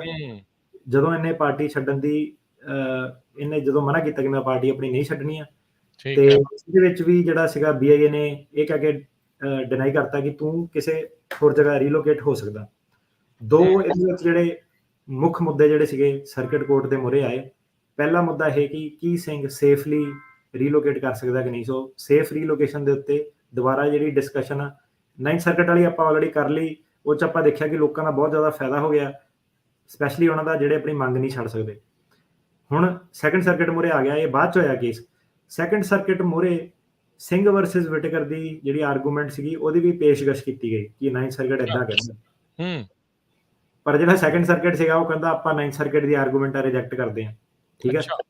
ਸੋ ਹਾਂਜੀ, ਸੋ ਪਹਿਲੀ ਗੱਲ ਤਾਂ ਕੈਲੀਫੋਰਨੀਆ ਲਿਬਰਲ ਆ, ਡੈਮੋਕ੍ਰੈਟਿਕ ਸਟੇਟ ਆ, ਮੋਸਟਲੀ ਜਿਹੜਾ as best as it gets ਜਿਹੜਾ ਹੈਗਾ ਲਿਬਰਲ ਪ੍ਰਿੰਸੀਪਲ ਪ੍ਰੋਗਰੈਸਿਵ ਲੋਕੀ ਜਿਹੜੇ ਆ ਕੈਲੀਫੋਰਨੀਆ ਦੇ ਵਿੱਚ ਆ। ਸੋ ਇਹ ਸਾਰਾ ਜੱਜਾਂ ਦੇ ਵਿੱਚ ਕੰਜ਼ਰਵੇਟਿਵ ਨਹੀਂ ਕੰਜ਼ਰਵੇਟਿਵ ਇਹ ਸਾਰਾ ਉਹਨਾਂ 'ਚ ਵੀ ਝਲਕਦਾ ਹੈ ਨਾ। ਸੋ ਇਹ ਹੈ ਕਿ ਇੱਕ ਕੈਲੀਫੋਰਨੀਆ ਦੀ ਤੁਹਾਨੂੰ ਹਮੇਸ਼ਾ ਇੱਕ ਉਹ ਵਾਲੀ ਐਡਵਾਂਟੇਜ ਜ਼ਰੂਰ ਰਹੂਗੀ, ਸਪੈਸ਼ਲੀ ਸੈਨ ਫਰਾਂਸਿਸਕੋ ਦੀ। ਤੁਸੀਂ ਦੇਖੋ ਏਰੀਆ ਕਿੱਦਾਂ ਦਾ, ਕਿੰਨਾ ਲਿਬਰਲ ਏਰੀਆ, ਜਿੰਨੀਆਂ ਸਿਵਲ ਰਾਈਟਸ ਦੀਆਂ ਮੂਵਮੈਂਟ ਹੋਈਆਂ, ਹਿੱਪੀ ਮੂਵਮੈਂਟ, LGBTQ ਇਹ ਉਹ ਸਾਰਾ ਕੁਛ ਜਿਹੜਾ ਸੀਗਾ ਸੈਨ ਫਰਾਂਸਿਸਕੋ ਜਿਹੜਾ ਸੀਗਾ ਗੜ੍ਹ ਸੀਗਾ। ਸੋ ਜਿਹੜਾ ਜੱਜ ਇੱਕ ਸੈਨ ਫਰਾਂਸਿਸਕੋ ਉਹ ਵਾਲੇ ਗੜ੍ਹ 'ਚ ਬੈਠਾ, ਇੱਕ ਉਹਦਾ ਤੁਸੀਂ ਰਵੱਈਆ ਸੋਚੋ ਕਿ ਜਿਹੜਾ ਬੰਦਾ ਇੱਕ ਜਾਰਜੀਆ 'ਚ ਬੈਠਾ, ਮਿਸੀਸਿਪੀ 'ਚ ਬੈਠਾ, ਨਿਊਯਾਰਕ ਵਰਗੇ ਬਿਜ਼ੀ ਸ਼ਹਿਰ 'ਚ ਬੈਠਾ, ਉੱਥੋਂ ਡਿਫਰੈਂਟ ਹੋਊਗਾ ਕਿ ਨਹੀਂ ਹੋਊਗਾ। ਇੱਕ ਬੰਦਾ ਸਮੁੰਦਰ ਦੇ ਕੰਢੇ ਬੈਠਾ, ਇੱਕ ਬੰਦਾ ਠੰਡੇ ਵੈਦਰ 'ਚ ਬੈਠਾ, ਤਾਂ ਉਹ ਫਰਕ ਜਿਹੜਾ ਉਹ ਰਹਿੰਦਾ। ਹੁਣ ਇਹਨੇ ਕੀ ਕਿਹਾ ਕਿ ਤੁਹਾਡਾ ਜਿਹੜਾ ਸਿੰਘ ਵਰਸਸ ਵਿਟੇਕਰ ਸੀਗਾ ਉਹ ਚੱਲਣਾ ਕੋਈ ਨਹੀਂ, ਆਪਾਂ ਦੁਬਾਰਾ ਸਾਰੀਆਂ ਆਰਗੂਮੈਂਟਾਂ ਕਰਨੀਆਂ। ਪਹਿਲਾ ਇਸ਼ੂ ਇਹ ਆਇਆ ਕਿ ਇਹ ਰੀਜ਼ਨੇਬਲੀ ਰੀਲੋਕੇਟ ਕਰ ਸਕਦਾ ਕਿ ਨਹੀਂ ਕਰ ਸਕਦਾ, ਤੇ ਫਿਊਚਰ ਪ੍ਰੋਸੀਕਿਊਸ਼ਨ ਅਵੋਇਡ ਕਰ ਸਕਦਾ ਕਿ ਨਹੀਂ ਕਰ ਸਕਦਾ। ਸੋ ਦੂਜਾ ਮੁੱਦਾ ਇਹਦੇ ਵਿੱਚ ਇਹ ਆ ਗਿਆ ਕਿ ਇੱਕ ਸੈਕਿੰਡ ਹੋਲਡ ਕਰਨਾ ਪਲੀਜ਼, ਸੌਰੀ ਮਾਫੀ ਚਾਹੁੰਦਾ। ਦੂਜਾ ਮੁੱਦਾ ਇਹਦੇ ਵਿੱਚ ਇਹ ਸੀਗਾ ਕਿ ਕੀ ਸਿੰਘ ਜਿਹੜਾ ਸੀਗਾ ਜਰਨਲ ਕੰਟਰੀ ਕੰਡੀਸ਼ਨ ਐਵੀਡੈਂਸ ਦੇ ਉੱਤੇ ਰਿਲਾਈ ਕਰ ਸਕਦਾ ਕਿ ਨਹੀਂ ਕਰ ਸਕਦਾ। ਠੀਕ ਹੈ, ਸੋ ਇਹ ਦੋ ਮੇਨ ਮੁੱਦੇ ਜਿਹੜੇ ਸੀਗੇ ਉਹ ਸਰਕਿਟ ਕੋਰਟ ਦੇ ਮੂਹਰੇ ਪਹੁੰਚੇ। ਸੋ ਇਹਦੀ ਡਿਟੇਲ 'ਚ ਥੋੜਾ ਜਿਹਾ ਜਾਵਾਂਗੇ ਕਿ ਕਿਉਂ ਇਹ ਮੁੱਦੇ ਸੀਗੇ, ਕਿੱਦਾਂ ਇਹ ਮੂਹਰੇ ਪਹੁੰਚੇ ਆ ਜੀ। ਸੋ ਕਾਫੀ ਇੰਟਰਸਟਿੰਗ ਜਿਹਾ ਇਹ ਮਸਲਾ ਜਿਹੜਾ ਉਹ ਲੱਗ ਰਿਹਾ ਹੈਗਾ ਆ। ਸੋ ਜੇ ਇਸ ਦੇ ਵਿੱਚ ਤੁਸੀਂ ਦੱਸੋ ਵੀ ਪੂਰੇ ਕੇਸ ਦੇ ਜਿਹੜੇ ਫੈਕਟ ਆ ਉਹ ਕੀ ਸੀਗੇ, ਤੇ ਇਸ ਤੋਂ ਪਹਿਲਾਂ ਆਪਾਂ ਕੇਸ ਦੇ ਫੈਕਟਸ ਵੱਲ ਨੂੰ ਜਾਈਏ ਤੇ ਆਪਣੇ ਸਰੋਤਿਆਂ ਨੂੰ ਆਪਾਂ ਦੱਸਦੇ ਜਾਂਦੇ ਆ। ਟਰਾਈ ਕਰਾਂਗੇ ਕਾਲਸ ਲੈਣ ਦੀ, ਪਰ ਲੱਗਦਾ ਮੁਸ਼ਕਲ ਆ ਕਿਉਂਕਿ ਕੇਸ ਥੋੜਾ ਜਿਹਾ ਡਿਸਕਸ਼ਨ ਦੇ ਵਿੱਚ ਲੰਬਾ ਵੀ ਆ। ਟਰਾਈ ਕਰਾਂਗੇ ਕਾਲਸ ਲੈਣ ਦੇ, ਪਰ ਇੰਤਜ਼ਾਰ ਕਰਿਓ, ਜੇ ਕਵਾਂਗੇ ਤਾਂ ਫਿਰ ਕਾਲਸ ਕਰ ਲਿਓ, ਅਦਰਵਾਈਜ਼ ਫਿਰ ਅੱਜ ਦੇ ਦਿਨ ਦੇ ਲਈ ਜਿਹੜਾ ਸਬਰ ਆ, ਪੇਸ਼ੈਂਸ ਜਿਹੜਾ ਉਹ ਤੁਸੀਂ ਰੱਖਿਓ। ਫਿਰ ਮੇ ਬੀ ਨੈਕਸਟ ਟਾਈਮ ਫਿਰ ਆਪਾਂ ਜਿਹੜੀਆਂ ਕਾਲਸ ਆ ਫਿਰ ਲਵਾਂਗੇ। ਸੋ ਕੀ ਹੈ ਜੀ ਇਸ ਕੇਸ ਦੇ ਫੈਕਟ? ਸੋ ਜੀ ਇਹ ਕੇਸ ਦੇ ਵਿੱਚ ਵੀ ਜਿਹੜਾ ਬੰਦਾ ਸੀਗਾ ਸਿਟੀਜ਼ਨ ਸੀਗਾ ਇੰਡੀਆ ਦਾ, ਟੈਕਸਸ ਹਿਡਾਲਗੋ ਬਾਰਡਰ ਰਾਹੀਂ ਇਹ ਨਵੰਬਰ 5 2014 ਵਿੱਚ ਆਇਆ ਬਿਨਾਂ ਵੀਜ਼ੇ ਦੇ, ਤੇ ਇਮੀਗ੍ਰੇਸ਼ਨ ਜਿਹੜਾ ਜੱਜ ਸੀਗਾ ਉਹਨੇ ਇਹਦਾ ਚੇਂਜ ਆਫ ਵੈਨਿਊ ਗ੍ਰਾਂਟ ਕਰਤਾ ਕਿਉਂਕਿ ਇਹ ਨਿਊਯਾਰਕ ਮੂਵ ਹੋ ਗਿਆ ਸੀਗਾ। ਤੇ ਨਵੰਬਰ 2017 ਦੇ ਵਿੱਚ ਇਹਦੀ ਇਮੀਗ੍ਰੇਸ਼ਨ ਜੱਜ ਮੂਹਰੇ ਹੀਅਰਿੰਗ ਸੀਗੀ, ਜਿੱਥੇ ਕਿ ਇਹਦੀ ਅਸਾਈਲਮ ਦੀ, ਵਿਦਹੋਲਡਿੰਗ ਦੀ, ਕੈਟ ਦੀ ਜਿਹੜੇ ਸਾਰੇ ਕਲੇਮ ਇਹਦੇ ਸੀਗੇ ਸਾਰੇ ਇਮੀਗ੍ਰੇਸ਼ਨ ਜੱਜ ਨੇ ਡਿਨਾਈ ਕਰਤੇ। ਸੋ ਸਿੰਘ ਨੇ ਇਸ ਕੇਸ ਦੇ ਵਿੱਚ, ਜਗਦੀਪ ਸਿੰਘ ਨੇ ਇਹ ਆਰਗਿਊ ਕੀਤਾ ਕਿ ਇਹਨੇ ਇੰਡੀਆ ਛੱਡਿਆ ਕਿਉਂਕਿ ਇਹਨੂੰ ਜਿਹੜੀ ਸਿਆਸੀ ਪਾਰਟੀ ਆ, ਬਾਦਲ ਦੀ ਜਿਹੜੀ ਪਾਰਟੀ ਆ, ਉਤੋਂ ਖਤਰਾ। ਇਹਨੇ ਸ਼੍ਰੋਮਣੀ ਅਕਾਲੀ ਦਲ ਮਾਨ ਪਾਰਟੀ 2013 'ਚ ਜੁਆਇਨ ਕੀਤੀ। ਹੁਸ਼ਿਆਰਪੁਰ ਜ਼ਿਲ੍ਹੇ 'ਚ, ਸਾਡਾ ਵੀ ਹੁਸ਼ਿਆਰਪੁਰੀ ਜ਼ਿਲ੍ਹਾ ਉਹਦਾ, ਹੁਸ਼ਿਆਰਪੁਰ ਜ਼ਿਲ੍ਹੇ 'ਚ ਇਹ ਕੰਮ ਕਰਦਾ ਸੀਗਾ ਐਜ਼ ਅ ਵਰਕਰ, ਜਿਹਦੇ ਵਿੱਚ ਕਿ ਇਹ ਫੂਡ ਵੰਡਦਾ ਸੀਗਾ ਤੇ ਟੈਂਟ ਲਾਉਂਦਾ ਸੀਗਾ, ਇਵੈਂਟਸ ਦੇ ਵਿੱਚ ਟੈਂਟ ਲਾਉਂਦਾ ਸੀਗਾ। ਇਹਦੇ ਕੰਮ ਸੀਗੇ। ਤੇ ਇਹਦੀ ਜਿਹੜੀ ਪਾਰਟੀ ਆ ਇਹ ਇੰਡੀਪੈਂਡੈਂਟ ਸਟੇਟ ਖਾਲਿਸਤਾਨ ਦੀ ਮੰਗ ਕਰਦੀ ਆ, ਤੇ ਸਿੱਖਾਂ ਦੀ, ਜਿਹੜੇ ਸਿੱਖ ਪ੍ਰਿਜ਼ਨਰ ਆ ਉਹਦੀ ਰਿਹਾਈ ਦੀ ਜਿਹੜੀ ਮੰਗ ਕਰਦੀ ਆ। ਇਹਨੇ ਕਿਹਾ ਕਿ ਖਾਲਿਸਤਾਨ ਦੀ ਤੇ ਸਿੱਖ ਜਿਹੜੇ ਪ੍ਰਿਜ਼ਨਰ ਆ ਉਹਨੂੰ ਰਿਹਾਈ ਦੀ ਮੰਗ ਕਰਦੀ ਆ। ਉਹਨੇ ਕਿਹਾ ਕਿ ਇਹਦਾ ਕੋਈ ਲੀਡਰਸ਼ਿਪ ਰੋਲ ਨਹੀਂ ਸੀਗਾ ਪਾਰਟੀ ਦੇ ਵਿੱਚ। ਠੀਕ ਆ, ਉਸ ਤੋਂ ਬਾਹਰ ਇਹਨੇ ਕੋਈ ਵੀ ਸਿਆਸੀ ਜਾਂ ਧਾਰਮਿਕ ਐਕਟੀਵਿਟੀ ਵਿੱਚ ਪਾਰਟਿਸਿਪੇਟ ਨਹੀਂ ਕੀਤਾ। ਤੇ ਜਦੋਂ ਦੂਜੀ ਵਿਰੋਧੀ ਪਾਰਟੀ ਦੇ ਜਿਹੜੇ ਬੰਦੇ ਸੀਗੇ ਉਹਨੇ ਇਹਨੂੰ ਪੋਸਟਰ ਲਾਉਂਦੇ ਦੇਖ ਲਿਆ, ਤੇ ਇਹਨੂੰ ਜਦੋਂ ਪੁੱਛਿਆ ਗਿਆ ਕਿ ਕਿਸੇ ਹੋਰ ਪਾਰਟੀ ਵਰਕਰ ਤੇ ਵੀ ਹਮਲਾ ਹੋਇਆ ਕਿ ਨਹੀਂ ਹੋਇਆ, ਇਹ ਕਹਿੰਦਾ ਮੈਨੂੰ ਨਹੀਂ ਪਤਾ ਕਿ ਕਿਸੇ ਹੋਰ ਵਰਕਰ ਤੇ ਵੀ ਹਮਲਾ ਹੋਇਆ, ਮੈਨੂੰ ਸਿਰਫ ਆਪਣਾ ਪਤਾ। ਤੇ ਕਹਿੰਦਾ ਕਿ ਜਦੋਂ ਜੁਲਾਈ 2014 ਵਿੱਚ ਇਹ ਪਾਰਟੀ ਦੀਆਂ ਰੈਲੀਆਂ ਅਟੈਂਡ ਕਰਦਾ ਸੀਗਾ, ਇਹਦੇ ਸੈੱਲਫੋਨ ਤੇ ਕਾਲ ਆਈ, ਤੇ ਅਕਾਲੀ ਦਲ ਪਾਰਟੀ ਜਿਹੜੇ ਸੀਗੇ ਪੋਲੀਟੀਕਲ ਪਾਰਟੀ ਦੇ ਲੋਕ, ਉਹਨਾਂ ਨੇ ਆਇਡੈਂਟੀਫਾਈ ਕੀਤਾ ਕਿ ਉਹ ਅਕਾਲੀ ਦਲ ਪੋਲੀਟੀਕਲ ਪਾਰਟੀ ਦੇ ਬੰਦੇ ਆ, ਤੇ ਉਹਨਾਂ ਨੇ ਇਹਨੂੰ ਕਿਹਾ ਕਿ ਤੂੰ ਸਾਡੇ ਲਈ ਕੰਮ ਕਰ, ਨਸ਼ੇ ਵੇਚ, ਨਹੀਂ ਤਾਂ ਤੈਨੂੰ ਮਾਰ ਦੇਵਾਂਗੇ। ਇਹਨੇ ਜਿਹੜੀ ਆ ਸਾਰੀ ਕਨਵਰਸੇਸ਼ਨ ਇਹਨੇ ਜਾ ਕੇ ਪੁਲਿਸ ਨੂੰ ਦੱਸੀ। ਪੁਲਿਸ ਨੇ ਇਹਦੀ ਕੋਈ ਹੈਲਪ ਨਹੀਂ ਕੀਤੀ। ਪੁਲਿਸ ਨੇ ਇਹਨੂੰ ਕਿਹਾ ਕਿ ਅਸੀਂ ਸਰਕਾਰ ਲਈ ਕੰਮ ਕਰਦੇ ਹਾਂ, ਤੇ ਜੇ ਤੂੰ ਆਪਾਂ ਇਸ ਬਾਰੇ ਕੁਝ ਨਹੀਂ ਕਰ ਸਕਦੇ। ਤੇ ਇਹ ਕਹਿੰਦਾ ਕਿ ਅਗਸਤ 2014 ਦੇ ਵਿੱਚ 5 ਬੰਦਿਆਂ ਨੇ ਇਹਨੂੰ ਅਪਰੋਚ ਕੀਤਾ ਜਿਹੜੇ ਕਿ ਬਾਦਲ ਪਾਰਟੀ ਦੇ ਬੰਦੇ ਸੀਗੇ। ਉਹਨਾਂ ਨੇ ਇਹਨੂੰ ਕਿਹਾ ਕਿ ਆ ਸਾਡੇ ਨਾਲ ਕੰਮ ਕਰ, ਨਸ਼ੇ ਨੁਸ਼ੇ ਵੇਚ, ਤੇ ਮੈਂ ਮਨਾ ਕਰਤਾ। ਇਹਨਾਂ ਨੇ ਇਹਨੂੰ ਕੁੱਟਿਆ, ਤਦ ਤੱਕ ਕੁੱਟਿਆ ਜਦ ਤੱਕ ਕਿ ਇਹ ਬੇਹੋਸ਼ ਨਹੀਂ ਹੋ ਗਿਆ। ਤੇ ਇਹਨੂੰ ਫਿਰ ਜਿਹੜੇ ਲਾਗੇ ਖੇਤਾਂ ਖੁੱਤਾਂ ਦੇ ਵਿੱਚ ਲੋਕੀ ਜਿਹੜੇ ਕੰਮ ਕਰਦੇ ਸੀਗੇ, ਪਾਸ ਕਰ ਰਹੇ ਸੀਗੇ, ਉਹਨਾਂ ਨੇ, ਇੱਕ ਬੰਦੇ ਨੇ ਇਹਨੂੰ ਪਹਿਚਾਣ ਲਿਆ ਤੇ ਉਹ ਫਿਰ ਇਹਨੂੰ ਘਰੇ ਲੈ ਗਿਆ। ਤੇ ਫਿਰ ਬਾਪੂ ਇਹਨੂੰ ਹਸਪਤਾਲ ਲੈ ਕੇ ਗਿਆ, ਉੱਥੇ ਇਹਨੂੰ IV ਵਗੈਰਾ ਲੱਗੀ। ਹਸਪਤਾਲ ਇਹ 6 ਤੋਂ 7 ਘੰਟੇ ਸੀਗਾ। ਤੇ ਇਹਨੇ ਕਿਹਾ ਕਿ ਇਹਨੇ ਕਦੀ ਪੁਲਿਸ ਨੂੰ ਇਸ ਬੀਟਿੰਗ ਬਾਰੇ ਨਹੀਂ ਦੱਸਿਆ ਕਿਉਂਕਿ ਪਹਿਲਾਂ ਪੁਲਿਸ ਨੇ ਇਹਨੂੰ ਮਨਾ ਕੀਤਾ ਸੀਗਾ, ਤੇ ਇਹਦੇ ਬਾਪੂ ਨੇ ਫਿਰ ਇਹਨੂੰ ਮਨਾ ਕੀਤਾ ਕਿ ਕਿਉਂਕਿ ਪਿਛਲੀ ਵਾਰੀ ਵੀ ਜਦੋਂ ਧਮਕੀਆਂ ਆਉਂਦੀਆਂ ਸੀਗੀਆਂ ਉਦੋਂ ਨਹੀਂ ਪੁਲਿਸ ਨੇ ਤੇਰੀ ਕੋਈ ਹੈਲਪ ਕੀਤੀ, ਹੁਣ ਉਹਨੇ ਤੇਰੀ ਹੈਲਪ ਜਿਹੜੀ ਆ ਉਹ ਕੀ ਕਰਨੀ ਹੈ।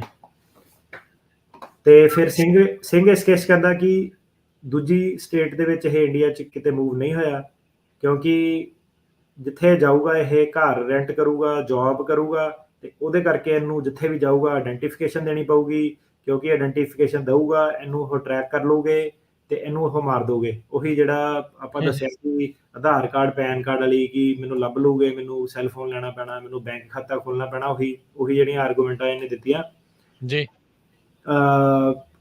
ਜਿਹੜਾ ਸਰਕਾਰੀ ਵਕੀਲ ਸੀਗਾ ਉਹ ਕਹਿੰਦਾ ਕਿ ਜਿਹੜੇ ਆਈਡੀ ਕਾਰਡ ਆ ਉਹ ਤੋਂ ਕਿੱਦਾਂ ਪਤਾ ਲੱਗੂਗਾ ਕਿ ਤੂੰ ਮਾਨ ਪਾਰਟੀ ਦਾ ਬੰਦਾ, ਕਿ ਉੱਤੇ ਕਿੱਦਾਂ ਲਿਖਿਆ, ਕਿ ਉੱਤੇ ਲਿਖਿਆ ਹੋਇਆ ਕਿ ਤੂੰ ਮਾਨ ਪਾਰਟੀ ਦਾ ਬੰਦਾ, ਕਿ ਉੱਤੇ ਜਿਹੜੇ ਆਧਾਰ ਕਾਰਡ, ਪੈਨ ਕਾਰਡ ਆ, ਕਿ ਉਹ ਤੋਂ ਕਿੱਦਾਂ ਪਤਾ ਲੱਗੂਗਾ ਕਿ ਤੂੰ ਕਿੱਥੋਂ ਆਇਆ, ਕੀ ਆ, ਇਹ ਤੂੰ ਕਿੱਦਾਂ ਸ਼ੋਅ ਕਰ ਸਕਦਾ। ਤੇ ਸਿੰਘ ਨੇ ਉਹਦਾ ਜਵਾਬ ਦਿੱਤਾ ਕਿ ਨਹੀਂ, ਏਦਾਂ ਹੀ ਆ, ਬਸ ਇੰਡੀਆ 'ਚ ਏਦਾਂ ਹੀ ਲੱਭਦੇ ਆ ਤੇ ਏਦਾਂ ਹੀ ਲੋਕਾਂ ਨੂੰ ਟਰੈਕ ਕਰਦੇ ਆ ਤੇ ਉਹਨਾਂ ਨੂੰ ਮਾਰ ਦਿੰਦੇ ਆ। ਤੇ ਉਹਨੇ ਕਿਹਾ ਕਿੱਦਾਂ ਕਰਦੇ ਆ ਨਾ, ਸੋ ਉਹਦਾ ਸਿੰਘ ਜਵਾਬ ਨਹੀਂ ਦੇ ਪਾਇਆ ਕਿ ਆਧਾਰ ਕਾਰਡ, ਪੈਨ ਕਾਰਡ ਨਾਲ ਕਿੱਦਾਂ ਲੱਭਦੇ ਆ। ਸੋ ਸਿੰਘ ਨੇ ਕਿਹਾ ਕਿ ਨਹੀਂ, ਏਦਾਂ ਹੀ ਲੱਭਦੇ ਆ, ਦੇਣਾ ਪੈਂਦਾ ਤੇ ਸਰਕਾਰ ਕੁਛ ਵੀ ਕਰ ਸਕਦੀ ਆ, ਤੇ ਪੁਲਿਸ ਕੋਲ ਇਨਫੋਰਮੇਸ਼ਨ ਹੁੰਦੀ ਆ ਤੇ ਫਿਰ ਮੈਨੂੰ ਲੱਭ ਲੋਗੇ, ਮਾਰ ਦੋਗੇ। ਤੇ ਉਹ ਕਹਿੰਦਾ ਕਿ ਜਿਹੜੇ ਸਿੰਘ ਕਹਿੰਦਾ ਕਿ ਜਿਹੜੇ ਅਪੋਜ਼ਿੰਗ ਪਾਰਟੀ ਦੇ ਮੈਂਬਰ ਆ ਉਹਨੂੰ ਪਛਾਣ ਲਓਗੇ ਇੰਡੀਆ 'ਚ ਕਿਤੇ ਵੀ, ਤੇ ਕਿਉਂਕਿ ਉਹ ਜਿਹੜਾ ਕੰਮ ਕਰਦਾ ਸੀ ਹੁਸ਼ਿਆਰਪੁਰ 'ਚ, ਪੋਸਟਰ ਲਾਉਂਦਾ ਸੀ, ਫਲੈਗ ਲਾਉਂਦਾ ਸੀ, ਇਹਦੇ ਕਰਕੇ ਉਹਨੂੰ ਇੰਡੀਆ 'ਚ ਕਿਤੇ ਵੀ ਉਹ ਪਛਾਣ ਲਓਗੇ, ਇਹਨੂੰ ਲੱਭ ਲਓਗੇ ਤੇ ਮਾਰ ਦੋਗੇ। ਸੋ ਇਹਦੇ ਵਿੱਚ 2-3 ਚੀਜ਼ਾਂ ਆ ਗਈਆਂ। ਪੁਲਿਸ ਨੇ ਨਹੀਂ ਇਹਨੂੰ ਕੁੱਟਿਆ, ਇਹ ਕੰਮ ਸਿਰਫ ਪੋਸਟਰ ਲਾਉਣ ਦੇ ਕਰਦਾ ਸੀਗਾ, ਸਿਰਫ ਹੁਸ਼ਿਆਰਪੁਰ ਜ਼ਿਲ੍ਹੇ 'ਚ ਹੀ ਕਰਦਾ ਸੀਗਾ, ਲੋਕਲ ਸੀਗਾ, ਉਸੇ ਏਰੀਆ ਦੇ ਵਿੱਚ ਇਹਦੀ ਉਹ ਸੀਗੀ। ਤੇ ਉਹਨੂੰ ਹੁਣ ਇਹ ਕਹਿ ਰਿਹਾ ਕਿ ਮੈਂ ਇੰਡੀਆ 'ਚ ਕਿਤੇ ਹੋਰ ਜਾਊਂਗਾ ਤੇ ਉੱਥੇ ਵੀ ਮੈਨੂੰ ਲੱਭ ਲਓਗੇ ਤੇ ਪਛਾਣ ਲਓਗੇ ਤੇ ਮਾਰ ਦੋਗੇ, ਹੈ ਨਾ। ਸੋ ਫੈਕਟ ਪੈਟਰਨ ਡਿਫਰੈਂਟ ਹੋ ਗਿਆ। ਮੇ ਬੀ ਇਹਦਾ ਫੈਕਟ ਪੈਟਰਨ ਕੋਈ ਹੋਰ ਹੁੰਦਾ ਤਾਂ ਕੁਛ ਇਹਦੇ ਨਾਲ ਹੋਰ ਵੱਧ ਘੱਟ ਹੋਇਆ ਹੁੰਦਾ, ਸ਼ਾਇਦ ਇਹ ਇਦਾਂ ਦਾ ਫੈਸਲਾ ਨਹੀਂ ਹੁੰਦਾ, ਪਰ ਕਿਉਂਕਿ ਇੰਨਾ ਹੋਇਆ ਇਹ ਆ ਤੇ ਸਿਰਫ ਇਹਨੇ ਹੁਸ਼ਿਆਰਪੁਰ 'ਚ ਕੰਮ ਕੀਤਾ ਸੀਗਾ। ਹੁਣ ਮੁੱਦਾ ਇਹ ਆ ਗਿਆ ਕਿ ਸਿਰਫ ਇਹਨੂੰ ਗਤੀਵਿਧੀਆਂ ਨੂੰ ਮੱਦੇਨਜ਼ਰ ਰੱਖਦੇ ਹੋਏ ਕਿ ਸਿਰਫ ਲੋ ਲੈਵਲ ਵਰਕਰ ਸੀਗਾ, ਸਿਰਫ ਪੋਸਟਰ ਇੱਦਾਂ ਦੇ ਬੇਸਿਕ ਚੀਜ਼ਾਂ ਲਾਉਂਦਾ ਸੀਗਾ, ਸਿਰਫ ਇੱਕੋ ਜ਼ਿਲ੍ਹੇ 'ਚ ਲਾਉਂਦਾ ਸੀਗਾ, ਕੀ ਇਹ ਕਿਤੇ ਹੋਰ ਰੀਲੋਕੇਟ ਕਰ ਸਕਦਾ ਕਿ ਨਹੀਂ ਕਰ ਸਕਦਾ। ਤਾਂ ਇਹ ਇਮੀਗ੍ਰੇਸ਼ਨ ਜੱਜ ਮੋਰੇ ਜਿਹੜਾ ਸੀਗਾ ਫੈਸਲਾ ਆ ਗਿਆ ਜੀ। ਸੋ ਉਹਨਾਂ ਨੂੰ ਸਾਰਿਆਂ ਨੂੰ ਇਮੀਗ੍ਰੇਸ਼ਨ ਜੱਜ ਦੇ ਸਾਹਮਣੇ ਉਹਨਾਂ ਨੂੰ ਇਹ ਸਾਰਾ ਫੈਕਟ ਪੈਟਰਨ ਪਤਾ ਲੱਗ ਗਿਆ। ਸੋ ਇਮੀਗ੍ਰੇਸ਼ਨ ਜੱਜ ਨੇ ਫਿਰ ਕੀ ਫੈਸਲਾ ਲਿਆ ਜੀ? ਇਮੀਗ੍ਰੇਸ਼ਨ ਜੱਜ ਨੇ ਇਹਦੀ ਸਾਰੀ ਟੈਸਟੀਮਨੀ ਸੁਣੀ। ਇਮੀਗ੍ਰੇਸ਼ਨ ਜੱਜ ਨੇ ਇਹਦੇ ਸਾਰੇ ਅਸਾਈਲਮ, ਵਿਥਹੋਲਡਿੰਗ, ਕੈਟ, ਹਰੇਕ ਚੀਜ਼ ਜਿਹੜੀ ਡਿਨਾਈ ਕਰਤੀ। ਇਮੀਗ੍ਰੇਸ਼ਨ ਜੱਜ ਕਹਿੰਦਾ ਕਿ ਜਿਹੜੀ ਬਾਦਲ ਵੱਲੋਂ ਇਹਦੀ ਮਿਸਟ੍ਰੀਟਮੈਂਟ ਸੀਗੀ ਉਹ ਇਸ ਲੈਵਲ ਤੇ ਨਹੀਂ ਪਹੁੰਚੀ ਕਿ ਸਾਨੂੰ ਲੱਗਦਾ ਕਿ ਇਹਨੂੰ ਉਹ ਇੰਡੀਆ ਦੇ ਵਿੱਚ ਹਰ ਕਿਤੇ ਜਾ ਕੇ ਲੱਭੂਗੇ। ਇਮੀਗ੍ਰੇਸ਼ਨ ਜੱਜ ਨੇ ਇਹ ਜ਼ਰੂਰ ਮੰਨ ਲਿਆ ਕਿ ਇਹਨਾਂ ਪਿੱਛੇ ਧੱਕਾ ਹੋਇਆ, ਪਾਸ ਪਰਸੀਕਿਊਸ਼ਨ ਇਹਨਾਂ ਹੋਈ ਆ। ਠੀਕ ਆ। ਪਰ ਉਹ ਕਹਿੰਦਾ ਕਿ ਜਿਹੜਾ ਇਮੀਗ੍ਰੇਸ਼ਨ ਜੱਜ ਸੀਗਾ ਉਹ ਕਹਿੰਦਾ ਕਿ ਇਹਦਾ ਮਤਲਬ ਇਹ ਨਹੀਂ ਹੈਗਾ ਕਿ ਫਿਊਚਰ ਦੇ ਵਿੱਚ ਵੀ ਇੰਨਾ ਪਰਸੀਕਿਊਸ਼ਨ ਹੋ ਪਾਊਗੀ, ਕਿਉਂਕਿ ਉਹ ਇਮੀਗ੍ਰੇਸ਼ਨ ਜੱਜ ਕੀ ਕਹਿੰਦਾ ਕਿ ਜਿਹੜਾ ਇਹਨਾਂ ਧੱਕਾ ਹੋਇਆ ਉਹ ਸਰਕਾਰ ਦੇ ਨਾਲ ਨਹੀਂ ਹੋਇਆ, ਉਹ ਗਵਰਨਮੈਂਟ ਉਹਦੇ ਵਿੱਚ ਇਨਵੋਲਵ ਨਹੀਂ ਸੀਗੀ। ਸੋ ਜਿਹੜਾ ਇਮੀਗ੍ਰੇਸ਼ਨ ਜੱਜ ਸੀਗਾ ਉਹ ਕੀ ਕਹਿੰਦਾ ਕਿ ਜਿਹੜੇ ਇਹਨੂੰ ਹੁਸ਼ਿਆਰਪੁਰ ਦੇ ਵਿੱਚ ਲੋ ਲੈਵਲ ਵਰਕਰ ਸੀਗਾ ਪਾਰਟੀ ਦਾ, ਤੇ ਇਹਨੂੰ ਵਿਰੋਧੀ ਪਾਰਟੀ ਵਾਲੇ ਸਿਰਫ ਇਸ ਗੱਲੋਂ ਤੰਗ ਕਰਦੇ ਸੀਗੇ ਕਿ ਇਹ ਪੋਸਟਰ ਲਾਉਂਦਾ ਸੀਗਾ, ਤਾਂ ਕਰਕੇ ਸਿਰਫ ਉਨੀ ਕੀ ਗੱਲ ਆ, ਤਾਂ ਕਰਕੇ ਆਪਾਂ ਇਹ ਨਹੀਂ ਕਹਿ ਸਕਦੇ ਕਿ ਇਹ ਗਵਰਨਮੈਂਟ ਸਪਾਂਸਰਡ ਐਕਟੀਵਿਟੀ ਆ ਤੇ ਇਹਨੂੰ ਸਰਕਾਰ ਤੰਗ ਕਰਦੀ ਆ। ਸਾਨੂੰ ਨਹੀਂ ਲੱਗਦਾ ਕਿ ਇਹਨੂੰ ਸਰਕਾਰ ਜਿਹੜੀ ਤੰਗ ਕਰਦੀ ਆ, ਕਿਉਂਕਿ ਇਹਨੂੰ ਸਰਕਾਰ ਤੰਗ ਨਹੀਂ ਕਰਦੀ ਸੀਗੀ। ਜਿਹੜਾ ਮੈਂ ਪਹਿਲਾਂ ਲਾਅ ਦੱਸਿਆ ਸੀਗਾ 1208.13B, ਉਸ ਲਾਅ ਦੇ ਅੰਦਰ ਇਹ ਕਿਹਾ ਜਾਂਦਾ ਕਿ ਜਦੋਂ ਤੁਹਾਨੂੰ ਸਰਕਾਰ ਨਹੀਂ ਤੰਗ ਕਰਦੀ ਆ ਤਾਂ ਜਿਹੜਾ ਬਰਡਨ ਆ ਉਹ ਸਰਕਾਰ DHS ਵੱਲ ਨਹੀਂ ਸ਼ਿਫਟ ਹੁੰਦਾ, ਤੁਹਾਨੂੰ ਹੀ ਪ੍ਰੂਵ ਕਰਨਾ ਪੈਂਦਾ ਕਿ ਤੁਸੀਂ ਕਿਸੇ ਹੋਰ ਸਟੇਟ 'ਚ ਕਿਉਂ ਨਹੀਂ ਜਾ ਸਕਦੇ ਹੋ। ਸੋ ਕੀ ਸੀਗਾ ਕਿ ਉਹ ਕਹਿੰਦਾ ਕਿ ਇਸ ਕੇਸ ਦੇ ਵਿੱਚ ਜਿਹੜਾ ਬਰਡਨ ਸੀਗਾ ਵਾਪਸ ਸਿੰਘ ਤੇ ਆ ਗਿਆ, ਉਹੀ ਪ੍ਰੂਵ ਕਰੇ। ਤੇ ਉਹ ਕਹਿੰਦਾ ਕਿ ਜਿਹੜਾ ਸਟੇਟ ਡਿਪਾਰਟਮੈਂਟ ਨੇ ਇੱਕ ਰਿਪੋਰਟ ਪਬਲਿਸ਼ ਕੀਤੀ ਆ ਅਮਰੀਕਾ ਦੇ ਵਿੱਚ, ਜਿਹੜੀ ਕਿ ਸਿੱਧੇ ਦੱਸਦੀ ਆ ਕਿ ਹੁਣ ਫੋਰ ਐਗਜ਼ਾਮਪਲ ਚਾਈਨਾ ਦੇ ਵਿੱਚ ਤੁਸੀਂ ਇੱਕ ਪ੍ਰੋਵਿੰਸ ਤੋਂ ਦੂਜੇ ਪ੍ਰੋਵਿੰਸ ਜਾ ਨਹੀਂ ਸਕਦੇ, ਤੁਸੀਂ ਪੜ ਨਹੀਂ ਸਕਦੇ, ਉੱਥੇ ਤੁਹਾਨੂੰ ਰਾਈਟਸ ਨਹੀਂ ਮਿਲਦੇ, ਸਿਰਫ ਪ੍ਰੋਵਿੰਸ ਵਾਲਿਆਂ ਨੂੰ ਮਿਲਦੇ ਆ, ID ਸਿਸਟਮ ਵਗੈਰਾ ਹੁੰਦੇ ਆ। ਉਹ ਕਹਿੰਦਾ ਕਿ ਇੰਡੀਆ ਦੇ ਵਿੱਚ ਇਸ ਦਾ ਕੁਝ ਨਹੀਂ ਹੈਗਾ, ਫਰੀडम ਆਫ ਮੂਵਮੈਂਟ ਹੈਗੀ ਕਿ ਕੋਈ ਵੀ ਬੰਦਾ ਕਿਤੇ ਵੀ ਜਾ ਕੇ ਕਿੱਥੇ ਵੀ ਰਹਿ ਸਕਦਾ। ਤੇ ਜਿਹੜੀ ਪੁਲਿਸ ਹੈਗੀ ਆ ਇੱਕ ਸਟੇਟ ਦੀ ਦੂਜੀ ਸਟੇਟ ਦੀ ਪੁਲਿਸ ਦੇ ਨਾਲ ਕੋਈ ਕਮਿਊਨੀਕੇਸ਼ਨ ਨਹੀਂ, ਉਹਨਾਂ ਦੀ ਆਪਣੀ ਲੈਂਗੁਏਜ ਆ, ਸਾਰੇ ਆਪਣੇ ਕੰਮਾਂ 'ਚ ਆਪਣੀ ਕਰਪਸ਼ਨ 'ਚ ਲੱਗੇ। ਆਪਾਂ ਮੰਨਦੇ ਆ ਕਿ ਕਰਪਟ ਆ, ਪਰ ਉਹਨਾਂ ਦਾ ਆਪਸ 'ਚ ਕੋਈ ਇਦਾਂ ਦਾ ਸਹਿਯੋਗ ਨਹੀਂ ਹੈਗਾ ਕਿ ਬਿਲਕੁਲ ਇੱਕ ਛੋਟੇ ਜਿਹੇ ਵਰਕਰ, ਲੋ ਰੈਂਕਡ ਵਰਕਰ ਨੂੰ ਵੀ ਉਹ ਇੰਨੀ ਡਿਟੇਲ 'ਚ ਲੱਭੂਗੇ ਜਾਂ ਕੋਆਰਡੀਨੇਟ ਕਰੂਗੇ ਜਿਹੜਾ ਇਮੀਗ੍ਰੇਸ਼ਨ ਜੱਜ। ਸੋ ਇਹਦੇ ਵਿੱਚ ਕੀ ਸੀਗਾ ਕਿ ਇਹ ਸਰਕਾਰੀ ਵਕੀਲ ਵੀ ਤਕੜੇ ਮਿਲ ਗਿਆ। ਉਹਨੇ ਫਿਰ ਕੈਨੇਡੀਅਨ ਰਿਫਿਊਜੀ ਬੋਰਡ ਦੀ ਰਿਪੋਰਟ ਲਾਤੀ, ਉਹਦੇ ਵਿੱਚ ਇਹ ਲਾਇਆ ਕਿ ਜਿਹੜੇ ਸਿੱਖ ਆ ਉਹ ਕਿੱਥੇ ਜਾ ਕੇ ਰਹਿੰਦੇ ਆ, ਕਿ ਸਿੱਖਾਂ ਨੂੰ ਕੋਈ ਨੁਕਸਾਨ ਨਹੀਂ ਹੈਗਾ ਕਿਤੇ ਵੀ, ਤੇ ਸਿੱਖ ਹਰੇਕ ਜਗ੍ਹਾ ਰਹਿੰਦੇ ਆ, ਬਿਜ਼ਨਸ ਕਰਦੇ ਆ, ਹੁਣ ਅਦਾਰਿਆਂ 'ਚ ਹੈਗੇ ਆ, ਸਰਕਾਰ ਦੇ ਵਿੱਚ ਹੈਗੇ ਆ, ਫਿਲਮ ਇੰਡਸਟਰੀ ਦੇ ਵਿੱਚ ਹੈਗੇ ਆ, ਹਰ ਕਿਤੇ ਹੈਗੇ ਆ।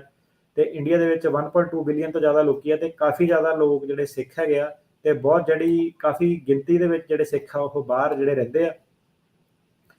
ਤੇ ਇਸ ਲਈ ਸਾਨੂੰ ਨਹੀਂ ਲੱਗਦਾ ਕਿ ਐਸ ਸੱਚ ਸਿੱਖਾਂ ਨੂੰ ਕੋਈ ਜਿਹੜੀ ਹੈਗੀ ਆ ਉਹ ਪ੍ਰੋਬਲਮ ਹੈਗੀ ਆ, ਕਿਉਂਕਿ ਇਹ ਤਾਂ ਸਿਰਫ ਪੋਸਟਰ ਹੀ ਲਾਉਂਦਾ ਸੀਗਾ। ਸੋ ਕਹਿੰਦੇ ਕਿ ਜਿਹੜਾ ਇਹਨੇ ਆਈਡੀ ਕਾਰਡ ਦੀ ਗੱਲ ਦੱਸੀ ਆ, ਸੋ ਜਿਹੜਾ ਸਰਕਾਰੀ ਵਕੀਲ ਸੀਗਾ ਉਹਨੇ ਕੀ ਕੀਤਾ ਕਿ ਯੂਕੇ ਦੀ ਹੋਮ ਆਫਿਸ ਦੀ ਰਿਪੋਰਟ ਵੀ ਉਹਨੇ ਪੇਸ਼ ਕੀਤੀ। ਸੋ ਇਹ ਬੰਦਾ ਵਾਧੂ ਤੇਜ਼ ਸੀਗਾ, ਇਹਨੇ Canada the, US the, library of Congress the, country report, Canada ਦੀ, ਇਹਨੇ ਸਾਰੀ ਪੇਸ਼ ਕੀਤੀ। ਹੁਣ ਇਹ ਤਾਂ ਬਾਕੀ ਦੇਖ ਕੇ ਦੱਸਿਆ ਜਾਊਗਾ ਕਿ ਵਕੀਲ ਸਾਹਿਬ ਨੇ ਕੀ ਪੇਸ਼ ਕੀਤਾ ਸੀਗਾ। ਤਾਂ ਇਹਦੀ ਜਿਹੜੀ ਰਿਪੋਰਟ ਸੀਗੀ, ਕਹਿੰਦਾ ਕਿ ਸਰਕਾਰੀ ਵਕੀਲ ਕਹਿੰਦਾ ਕਿ ਜਿਹੜੀ ਯੂਕੇ ਦੀ ਹੋਮ ਆਫਿਸ ਦੀ ਰਿਪੋਰਟ ਆ ਉਹਦੇ ਵਿੱਚ ਇਹ ਸਟੱਡੀ ਕੀਤੀ ਗਈ ਆ ਕਿ ਇੰਡੀਆ ਦੇ ਵਿੱਚ ਇੱਕ ਇਨਫਰਾਸਟ੍ਰਕਚਰ ਜਿਹੜਾ ਲੈਕ ਕਰਦਾ, ਕਿ ਜਿਹੜੀ ਨੈਸ਼ਨਲ ਪੁਲਿਸ ਫੋਰਸ ਹੈਗੀ ਆ ਉਹ ਕੋਈ ਵੀ ਇਦਾਂ ਦਾ ਕੋਈ ਕ੍ਰਾਈਮ ਡੇਟਾਬੇਸ ਮੇਨਟੇਨ ਕਰਕੇ ਨਹੀਂ ਰੱਖਦੀ ਜਿਸ 'ਚ ਕਿ ਹਰੇਕ ਸਟੇਟ ਜਿਹੜੀਆਂ ਸੀਗੀਆਂ ਉਹ ਆਪਣੀਆਂ ਐਂਟਰੀਆਂ ਜਿਹੜੀਆਂ ਉਹ ਕਰ ਸਕਣ। ਠੀਕ ਹੈ। ਕਿ ਕੋਈ ਵੀ ਇਦਾਂ ਦਾ ਸਿਸਟਮ ਨਹੀਂ ਹੈਗਾ, ਰਜਿਸਟ੍ਰੇਸ਼ਨ ਸਿਸਟਮ ਨਹੀਂ ਹੈਗਾ ਜਿੱਥੇ ਕਿ ਤੁਸੀਂ ਜਿੱਦਾਂ ਫॉर ਐਗਜ਼ਾਮਪਲ ਯੂਐਸ 'ਚ ਸੋਸ਼ਲ ਸਿਕਿਉਰਿਟੀ ਆ, ਉਹ 'ਚ ਤੁਸੀਂ ਪਤਾ ਕਰ ਸਕਦੇ ਬੰਦਾ ਕਿੱਥੇ ਰਹਿੰਦਾ। ਉਹ ਕਹਿੰਦਾ ਕਿ ਇੰਡੀਆ ਦੇ ਵਿੱਚ ਕੋਈ ਵੀ ਇਦਾਂ ਦਾ ਸਿਸਟਮ ਨਹੀਂ ਹੈਗਾ ਜਿਹਦੇ ਵਿੱਚ ਵੀ ਕਿਸੇ ਵੀ ਕਿਸਮ ਦੇ ਤੁਸੀਂ ਟਰੈਕਿੰਗ ਸਿਸਟਮ ਨਾਲ ਇਹ ਪਤਾ ਕਰਾ ਸਕਦੇ ਹੋ ਕਿ ਬੰਦਾ ਕਿੱਥੇ ਰਹਿੰਦਾ। ਸੋ ਮੁੱਖ ਦੀ ਗੱਲ ਇਹ ਹੋ ਗਈ ਕਿ ਲਾਇਬ੍ਰੇਰੀ ਆਫ ਕਾਂਗਰਸ ਰਿਪੋਰਟ ਨਾਲ, ਕੈਨੇਡੀਅਨ ਰਿਫਿਊਜੀ ਬੋਰਡ ਦੀ ਰਿਪੋਰਟ ਨਾਲ ਤੇ ਯੂਨਾਈਟਿਡ ਯੂਕੇ ਦੀ ਹੋਮ ਆਫਿਸ ਦੀ ਰਿਪੋਰਟ ਦੇ ਨਾਲ ਇਹ ਸਾਬਿਤ ਹੋ ਜਾਂਦਾ ਕਿ ਆਧਾਰ ਕਾਰਡ, ਪੈਨ ਕਾਰਡ ਵਾਲੀ ਆਰਗੂਮੈਂਟ ਬਿਲਕੁਲ ਬੇਬੁਨਿਆਦ ਆ, ਫਜ਼ੂਲ ਆ। ਇਹਨੂੰ ਆਰਗੂ ਕਰਕੇ ਤੁਸੀਂ ਆਪਣਾ ਟਾਈਮ ਖਰਾਬ ਨਾ ਕਰੋ ਤੇ ਇਹ ਆਰਗੂਮੈਂਟ ਤੁਹਾਡੀ ਨਹੀਂ ਚੱਲ ਸਕਦੀ। ਠੀਕ ਹੈ। ਸੋ ਉਹ ਕੀ ਕਹਿੰਦਾ ਕਿ ਜਿਹੜਾ ਇਮੀਗ੍ਰੇਸ਼ਨ ਜੱਜ ਸੀਗਾ ਉਹ ਕਹਿੰਦਾ ਠੀਕ ਹੈ, ਇਹ ਰਿਪੋਰਟਾਂ ਸਾਰੀਆਂ ਨੂੰ ਆਪਾਂ ਮੱਦੇਨਜ਼ਰ ਰੱਖਾਂਗੇ। ਤੇ ਇਮੀਗ੍ਰੇਸ਼ਨ ਜੱਜ ਕਹਿੰਦਾ ਕਿ ਜਿਹੜਾ ਕੈਨੇਡੀਅਨ ਰਿਫਿਊਜੀ ਬੋਰਡ ਦੀ ਰਿਪੋਰਟ ਆ ਉਹ ਇਹ ਸ਼ੋ ਕਰਦੀ ਹੈ ਕਿ ਪੁਲਿਸ ਦਾ, ਇੰਟਰਸਟੇਟ ਪੁਲਿਸ ਦਾ ਕੋਈ ਵੀ ਆਪਸ 'ਚ ਕਮਿਊਨੀਕੇਸ਼ਨ ਐਕਚੁਅਲੀ ਹੁੰਦਾ ਹੀ ਨਹੀਂ ਹੈਗਾ, ਅਨਲੈਸ ਕਿ ਕੋਈ ਬਹੁਤ ਮੇਜਰ ਲੈਵਲ ਦਾ ਕ੍ਰਿਮੀਨਲ ਭਗੌੜਾ ਹੋਇਆ ਹੋਵੇ। ਤੇ ਸਿਰਫ ਸਮਗਲਿੰਗ ਦੇ ਕੇਸਿਸ ਦੇ ਵਿੱਚ, ਟੈਰਰਿਜ਼ਮ ਦੇ ਕੇਸਿਸ ਦੇ ਵਿੱਚ, ਜਾਂ ਜਿਹੜੇ ਹਾਈ ਪ੍ਰੋਫਾਈਲ ਆਰਗੇਨਾਈਜ਼ਡ ਕ੍ਰਾਈਮ ਆ ਉਹ ਕੇਸਿਸ ਦੇ ਵਿੱਚ ਜਿਹੜੀ ਇੰਡੀਅਨ ਪੁਲਿਸ ਆ ਇੱਕ ਸਟੇਟ ਦੂਜੀ ਸਟੇਟ ਨਾਲ ਕਮਿਊਨੀਕੇਟ ਕਰਦੀ ਆ। ਤੇ ਬਾਕੀ ਜਿਹੜੇ ਪੋਸਟਰ ਲਾਇਆ, ਉਹ ਲਾਇਆ, ਮੰਗਾਂ ਕੀਤੀਆਂ ਹੱਕਾਂ ਦੀਆਂ, ਸਿੱਖਾਂ ਦੀਆਂ, ਕਿਸਾਨਾਂ ਦੀਆਂ, ਉਹਦੇ ਬੇਸ ਦੇ ਉੱਤੇ ਜਿਹੜੀ ਪੁਲਿਸ ਆ ਉਹ ਆਪਸ ਦੇ ਵਿੱਚ ਕਮਿਊਨੀਕੇਟ ਨਹੀਂ ਕਰਦੀ। ਇਸ ਲਈ ਕਿਉਂਕਿ ਉਹ ਆਪਸ ਕਮਿਊਨੀਕੇਟ ਨਹੀਂ ਕਰਦੀ, ਬੰਦਾ ਕਿਤੇ ਹੋਰ ਜਾ ਕੇ ਰਹਿ ਸਕਦਾ। ਸੋ ਇਮੀਗ੍ਰੇਸ਼ਨ ਜੱਜ ਸੀਗਾ ਉਹਨੇ ਇਹ ਕਨਕਲੂਡ ਕੀਤਾ ਕਿ ਜਿਹੜਾ ਕੀ ਇਹਦੇ ਲਈ ਜੇ ਬਾਹਰ ਜਾ ਕੇ ਰਹਿੰਦਾ ਤੇ ਪੰਜਾਬ ਪੁਲਿਸ ਨੂੰ ਲੱਭ ਨਹੀਂ ਸਕਦੀ, ਪੰਜਾਬ ਪੁਲਿਸ ਲਈ ਮੁਸ਼ਕਿਲ ਹੈ ਇਹਨੂੰ ਲੱਭਣਾ। ਉਹ ਇਹ ਕਹਿੰਦਾ ਕਿ ਪਹਿਲੀ ਇਮੀਗ੍ਰੇਸ਼ਨ ਜੱਜ ਇਹ ਕਹਿੰਦਾ ਕਿ ਪਹਿਲੀ ਗੱਲ, ਸਿੰਘ ਤੇ ਇਹ ਕਹਿ ਵੀ ਨਹੀਂ ਰਿਹਾ ਕਿ ਪੰਜਾਬੀ ਪੁਲਿਸ ਨੇ ਪੰਜਾਬ ਪੁਲਿਸ ਨੂੰ ਕੁੱਟਦੀ, ਮਾਰਦੀ ਜਾਂ ਫੜੂਗੀ। ਉਹਨੇ ਤਾਂ ਇਹ ਕਿਹਾ ਕਿ ਪੰਜਾਬ ਪੁਲਿਸ ਕੋ ਗਿਆ ਸੀ, ਉਹਨੇ ਮੇਰੀ ਹੈਲਪ ਨਹੀਂ ਕੀਤੀ। ਸੋ ਕਹਿੰਦਾ ਪਹਿਲੀ ਗੱਲ ਤੇ ਕੋਈ ਇਹ ਮੁੱਦਾ ਹੀ ਨਹੀਂ ਹੈਗਾ, ਉਹਨੇ ਤੇ ਦੱਸਿਆ ਵੀ ਨਹੀਂ ਕਿ ਉਹਨੂੰ ਪੁਲਿਸ ਤੋਂ ਖਤਰਾ ਵਾ। ਤੇ ਦੂਜੀ ਗੱਲ ਇਹ ਹੈ ਕਿ ਜੇ ਉਹ ਦੱਸ ਵੀ ਦੇਵੇ ਕਿ ਉਹਨੂੰ ਪੁਲਿਸ ਤੋਂ ਖਤਰਾ ਵਾ, ਉਹ ਇਹ ਨਹੀਂ ਸ਼ੋਅ ਕਰ ਪਾਊਗਾ ਕਿਉਂਕਿ ਆ ਜਿਹੜੀਆਂ ਕਾਂਗਰਸ ਦੀ ਰਿਪੋਰਟ ਆ, ਯੂਕੇ ਦੀ ਰਿਪੋਰਟ ਆ, ਇਹ 'ਚ ਸਾਫ਼-ਸਾਫ਼ ਲਿਖਿਆ ਹੈ ਕਿ ਪੁਲਿਸ ਦਾ ਆਪਸ 'ਚ ਕੋਈ ਤਾਲਮੇਲ ਨਹੀਂ ਹੈਗਾ ਲੋ ਲੈਵਲ ਵਰਕਰ ਲਈ। ਤੇ ਪੁਲਿਸ ਨੇ ਇਹਨੂੰ ਫੋਨ ਥ੍ਰੈਟ ਦੇ ਬਾਰੇ ਪੁਲਿਸ ਨੇ ਕਿਹਾ ਕਿ ਆਪਾਂ ਐਕਸ਼ਨ ਨਹੀਂ ਲੈਣਾ। ਇਹਦਾ ਮਤਲਬ ਸਿਰਫ ਇਹੀ ਹੈਗਾ ਕਿ ਜਿਹੜੀ ਪੁਲਿਸ ਹੈਗੀ ਉਹ ਕਹਿੰਦੀ ਕਿ ਸਾਨੂੰ ਫਰਕ ਨਹੀਂ ਪੈਂਦਾ, ਆਪਾਂ ਤੇਰੀ ਕੋਈ ਹੈਲਪ ਨਹੀਂ ਕਰਨੀ। ਉਹਦਾ ਮਤਲਬ ਇਹ ਨਹੀਂ ਹੈਗਾ ਕਿ ਪੁਲਿਸ ਵੀ ਤੇਰੇ ਨਾਲ ਧੱਕਾ ਕਰੂਗੀ, ਸਪੈਸ਼ਲੀ ਦੂਜੀ ਸਟੇਟ 'ਚ ਜਾ ਕੇ ਧੱਕਾ ਕਰੂਗੀ।